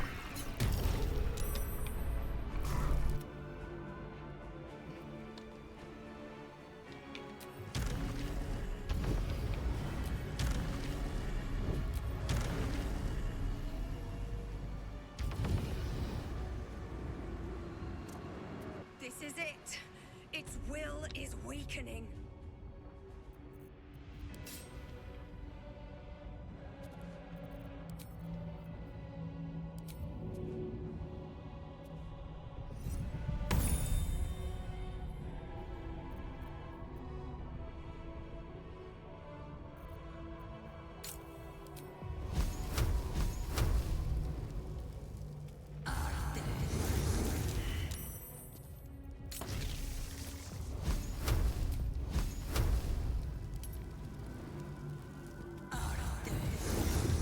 Alright, good fight. Impossible.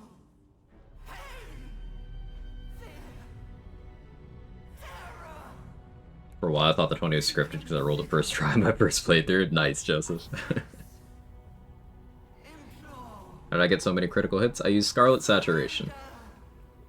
A crime. Rhapsody has an effect. So, Rhapsody does so many things people forget about what it does. but one of them is Scarlet Saturation. You can spend a bonus action to consume all 3 of your Scarlet Remittance stacks, turning them off, but instead you get to crit on your next attack roll for 2 turns. But what that actually means is it only gets consumed by weapon attacks. If you do spell attacks or unarmed attacks or throw attacks, the effect doesn't turn off. So I just made all of my spell attacks for 2 turns be crits. So 2 6th-level Scorching Rays.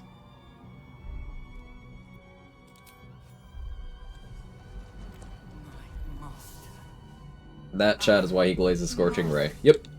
And I didn't even have anything special damage-wise. This is Marco plus Crater Flesh Gloves, and that's it. I guess I had Callous Blow, maybe. I don't even remember if I did. Unarmed attacks too? Yep. Hopes, nightmares, and the screams of legions upon legions of unborn Illithids. But I could have critted with 2 fireballs! Shit, I didn't think of that. Had too much aura for the brain. It's true. It's true. All thought, all feeling. Your tadpole burns in your brain. Alright, for anyone curious what the next run's gonna be, I'll probably start this Saturday. Probably. It'll be either Saturday or Monday. Still deciding. It's gonna be 0 AC. And by 0 AC, I mean my AC can't go above. Like, it can't go to 0 or higher. I guess it can't go above 0, I should say. I'm going to be using a mod to just set my AC to some arbitrarily large negative value. The idea is that people will hit me unless they critical miss. They will always hit me if they attack me. Because armor class is a garbage defensive stat relative to other ones you can do, and I want to show off that in an extreme sense. So this means no matter what I do, at no point in the run will I ever be able to reliably AC tank anything at all.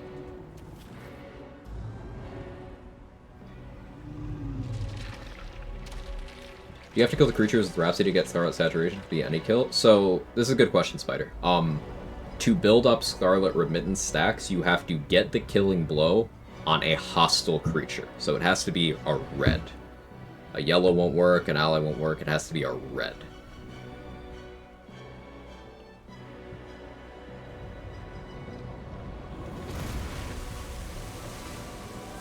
So that's why I picked those fights before we snuck through the courtyard, to make sure I had Rhapsody charged up. Just do Stealth Archer, they can't hit you if they're dead. I mean, that's an approach. Do you have to use Rhapsody for the kill? No, you just have to have Rhapsody equipped. Remember when you get the stacks from Breaking Barrels? Yeah.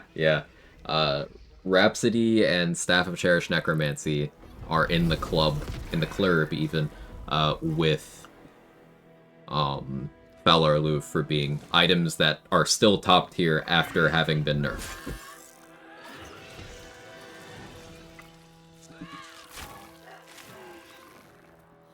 You used to be able to unequip Rhapsody and Cherished Necromancy and still keep the benefits, and also you could stack their effects from destroying objects. You used to be able to unequip Valar and maintain the benefits, too.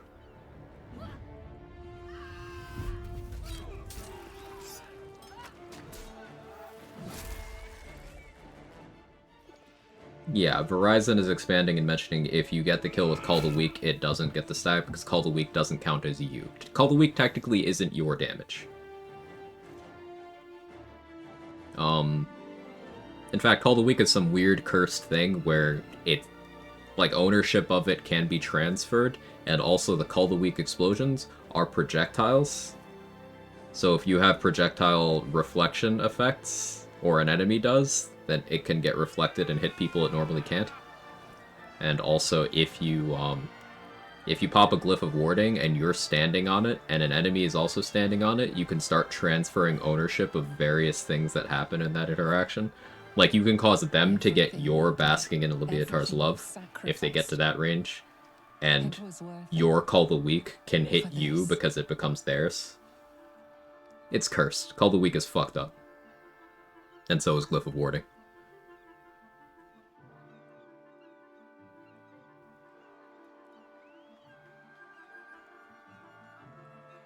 Call the Weak not counting as you really bums me out sometimes, mostly not working with the Dirge Cloak. If it did count as your damage, then, like, chain reactions would be possible. So I think that's why they didn't do that. The battle is surely won. My powers, they're draining. Just like Missoura said they would. A small price to pay. Just sometimes? Yeah, I get you. Just sometimes. We are free. No more gods or You think I make Shieldmaster work versus my own glyph?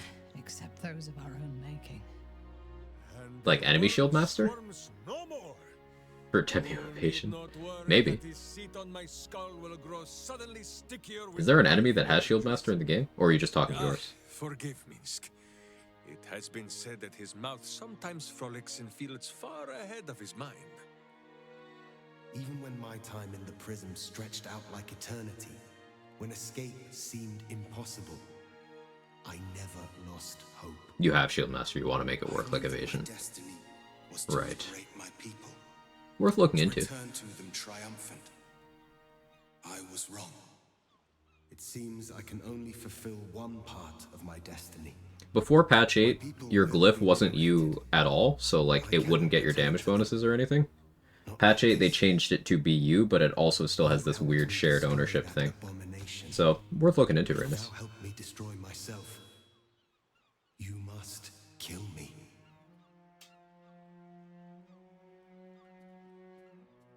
But first, Lae'zel, I need your Our promise. glyph. Carry my hope.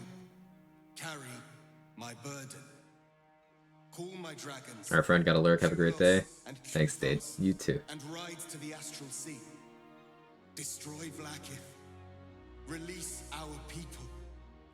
Be our future and our legacy.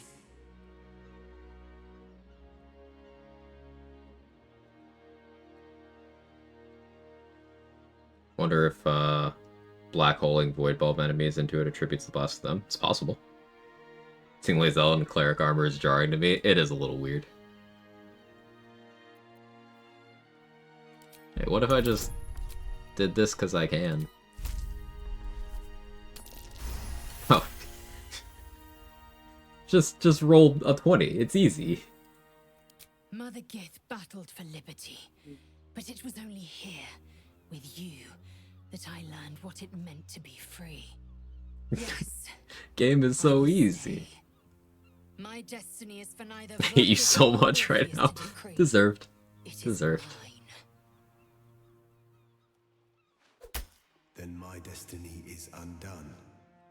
Until someone can Yeah, sorry Orpheus, you're a solid dude, but you're not looping Lae'zel into your imperialist shit when she's just trying to find out who the fuck she is. myself to this horror for nothing. All that remains is to die.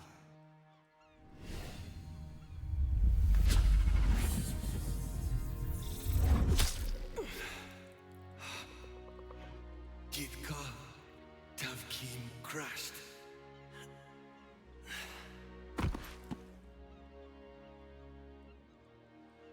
The princeling deserved a better end than this. We shall remember him, Boo. When I start throwing rogue run over, I'm gonna name it Yeet Ulrich, because daggers remind me of Scream. I remember very little of the Discord watch party we did where we watched the first Scream movie. I just remember I was extremely locked in. Not that I'll miss them. With the Githyanki gone, there's nothing left but the silence of the city, smoldering, waiting to be rebuilt. But it seems that Gale's mind is elsewhere. The crown. It's somewhere in the Gianthar. Gianthar. If I salvage the stones, I can reforge it. With the orb? The power of Karsus would be in my hands. The hat run. The hat was pretty great. I enjoyed the hat. But what then? What would I do with it once I have it? Gale, my neurospicy king.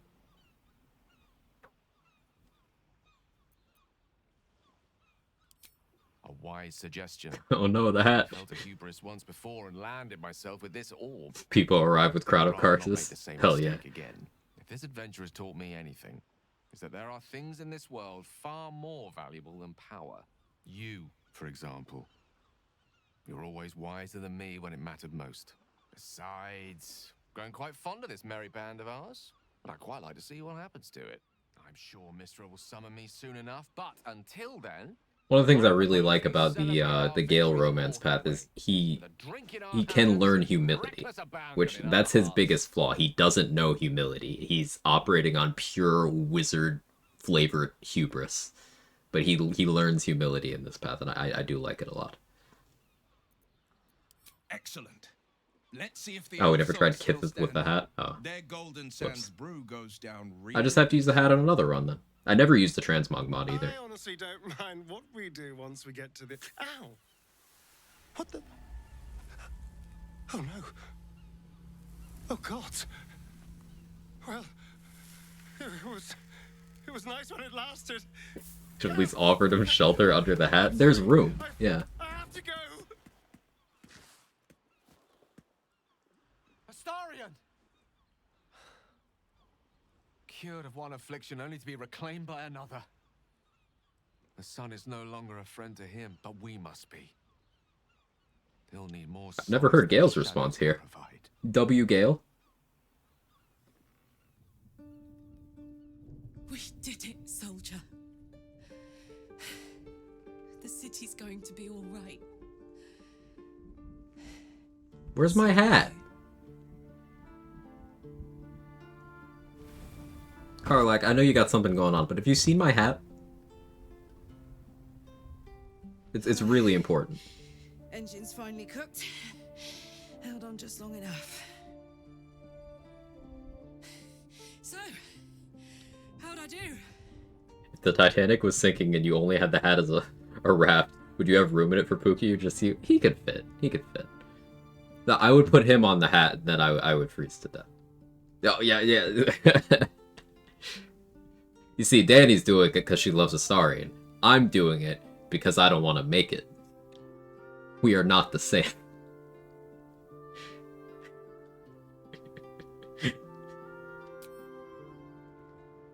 So are you. My friend. My companion. The hat is the portal to Avernus. I adore you. She burned the hat? Careful. Hot. I never gave up. Sorry, took it as sun protection. Yeah, Scarecrow. I like that. Just he walks back up wearing the hat like nothing happened. I can't beat, isn't it? I wanted to live in my city with my friends. That life is for the living. We're planning to start a new run today. This will be a stream end. I'm leaning towards stream end, but like, we'll see if I can talk myself into starting a new run in the next 5 minutes. Goodbye, son. Goodbye, sea.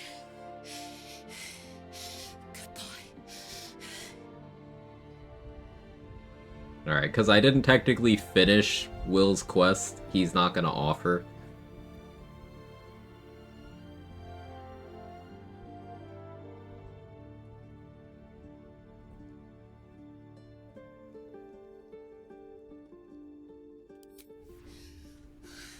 You can't.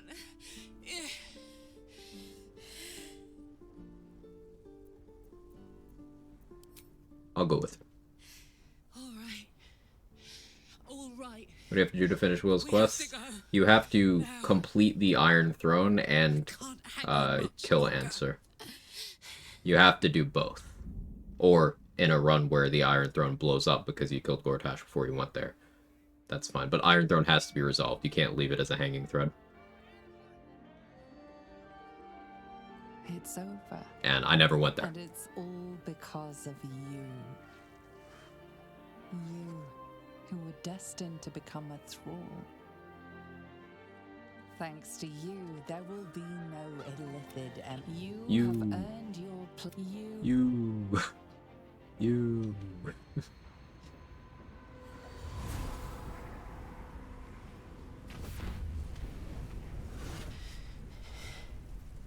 Think the squids taste like squid? Well, soldier.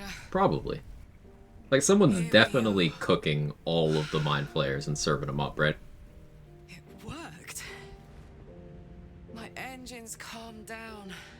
Mind flayer tentacles, you get a nice garlic and butter sauce. Let you come here. This isn't going to be easy, you know. Zariel's going to come at us with everything she's got. Gods. Mind flayer takoyaki confirmed. They'll be on us soon, but there's just enough time. Thought I was done with these.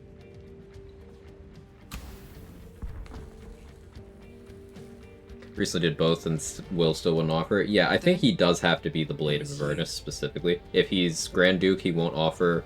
If he's Blade of Frontiers, I don't think he offers. If he still didn't offer in his Blade of Avernus, then that's interesting. Don't let him tire you out. Just get rid of him. Tentacle teriyaki, that's good. That's good. You asked for this. Better let these fuckers know I'm back. And this time, I'm not alone. Alright, so I do think that this scene is stupid. Alright, I'm allowing Cooch. I do think that this scene is stupid and, like... Sure, I know you want Karlach to live and whatnot, but, like... Artistically, allowing her the choice to go out on her own terms is the most tragically beautiful version of her story, and this feels like a empty cop-out. But that's just me. Blow on a magma claw, cutting through the dreadful buzz of the wasps and the screams of the It's nice that band, the a option is there. familiar, comforting voice echoed in your mind. Withers, he requested your attendance in Faerun to gather with your friends and allies, those who stood against the Absolute at your side. A reprieve from the Blood War. Damn Larian for putting all their focus on the star and Shadowheart. Above and good company And to Lae'zel. cheer you. Remember, Lae'zel is the only one who gets quest advancement in the entire second region of the game. Joy to see those friends again. But yes, those three. Thou wert called here, some from above, some below. For with thy She does decide to go with Will offers, and you tell her it's her decision. Yes, but like, much like how Astarian's decision-making process changes if someone else is in the room, I kind of put it in the same box of like, alright, how much of that is your influence? Tonight, fate Don't get me wrong, I want her to live, thy bond but once more, thou shouldst take care to preserve it. It is a great weapon wielded in the hand of good. Go. Know one another once more.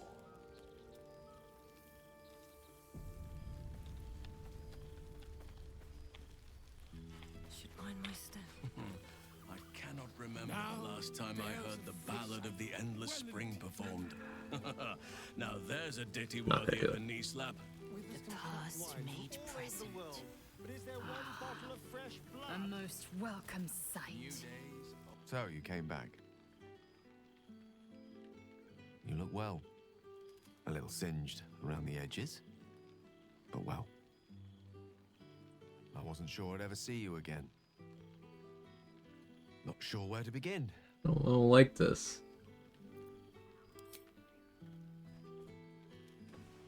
It's me, Gale. It's Pookie.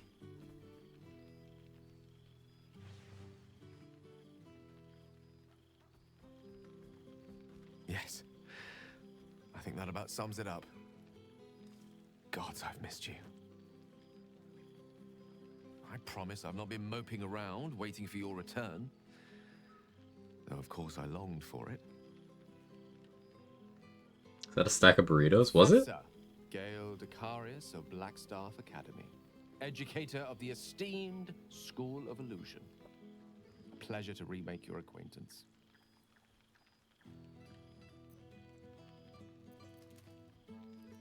What about the orb? She sought me out. Not long after, we went our separate ways, and assured me neither she nor the orb should pose me any threat in the future. Of course it's still in there. A constant reminder of my former hubris. And a surprisingly effective means of keeping my more disobedient students in line. Perhaps a tad too effective. I spend most of my time trying to convince them how much fun the study of magic can be. But it'd be easier to crack a smile on an intellect devourer than some of my pupils. It's funny to imagine this cleric obliterating lava methods in Avernus, just upcasting Scorching Ray 100 times before Karlach gets a chance to turn the corner. And Karlach just being confused, like, okay, you're using fire to do this? Explain. And it's like, alright, Karlach, do you know what a DRS is?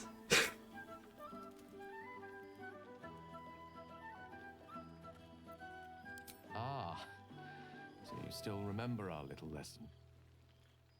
It was quite something to share such a moment with you, though it vanished all too quickly.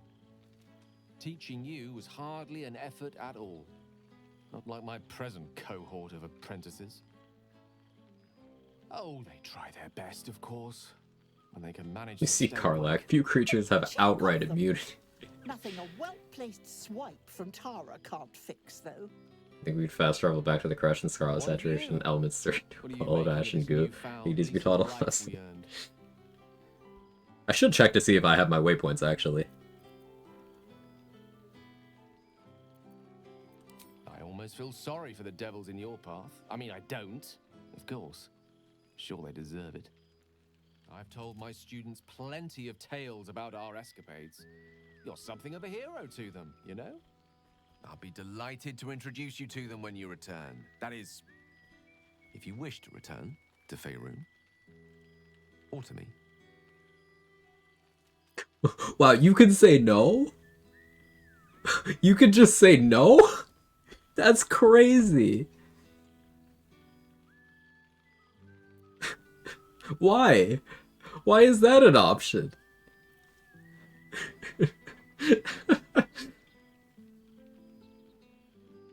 I'm glad to hear that. And I promise when that day comes, our home will be ready for you. A crackling hearth, 2 cozy armchairs beside it, a bottle of wine to be poured, and your battle-worn boots That's wild. discarded at long last by the door. That is the life we have waiting for us. Believe in it, and it will come.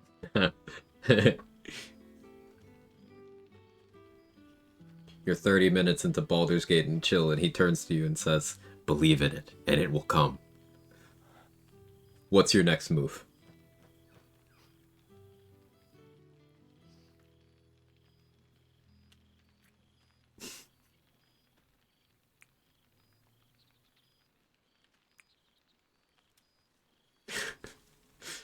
You could say when the Blood War is over, so like never then. Yeah.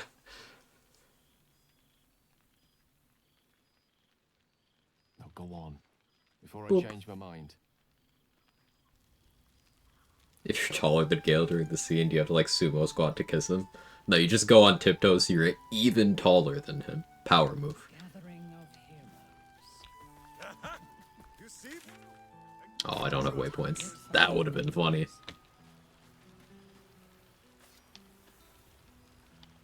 Will is the Blade of Frontiers.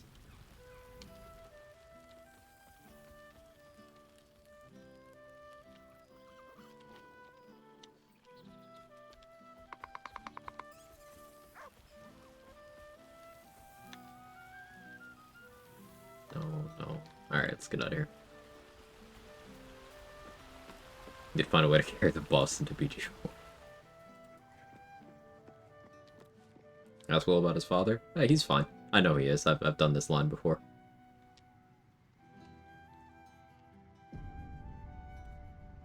This thou art the savior of Boulder. I enjoy the Who's my favorite character? Pandara? Yeah. What's up for discussion? yes. What in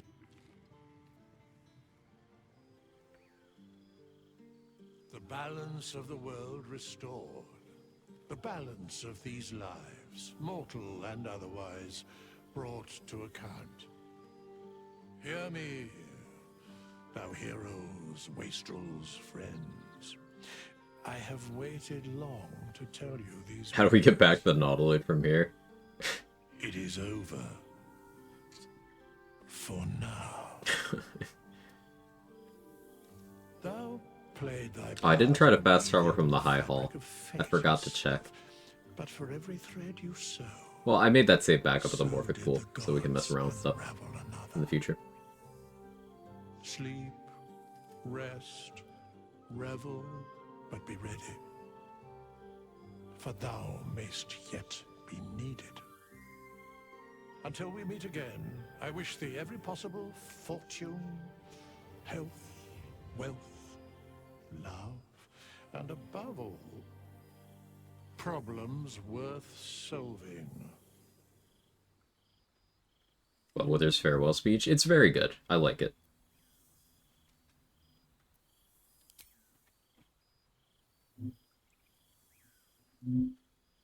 To you. I like Wither's genuine gratitude. It's like, hey, you got me out of this bureaucratic mess. I appreciate it. You want a party? Alright. It's giving corporate throwing you a pizza party, but like actually genuine.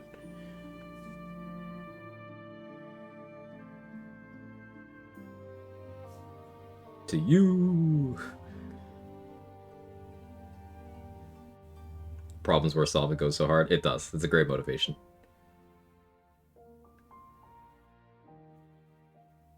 Alright, that's that run. That's Light Cleric with also act-hopping shenanigans and all sorts of craziness. By the end of the game, I was just clicking Scorching Ray and Destructive Wave and nothing else. Occasionally there was Spirit Guardians, but you know which spells I like. Love the credits music. It's fantastic, for sure. So yeah, that's going to be it today. We're going to find somewhere to raid, but thank you very, very much for the support, everyone. I'll be... Tomorrow's co-op day. Co-op with Danny. Saturday will be the next time I'm live.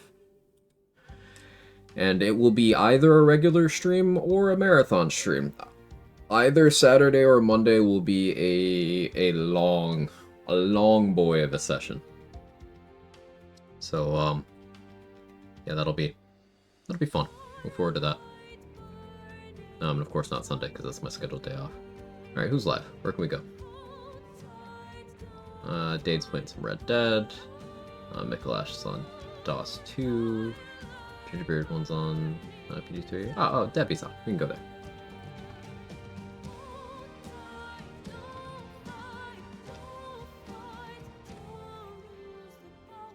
Alright, Debbie's doing a partner push.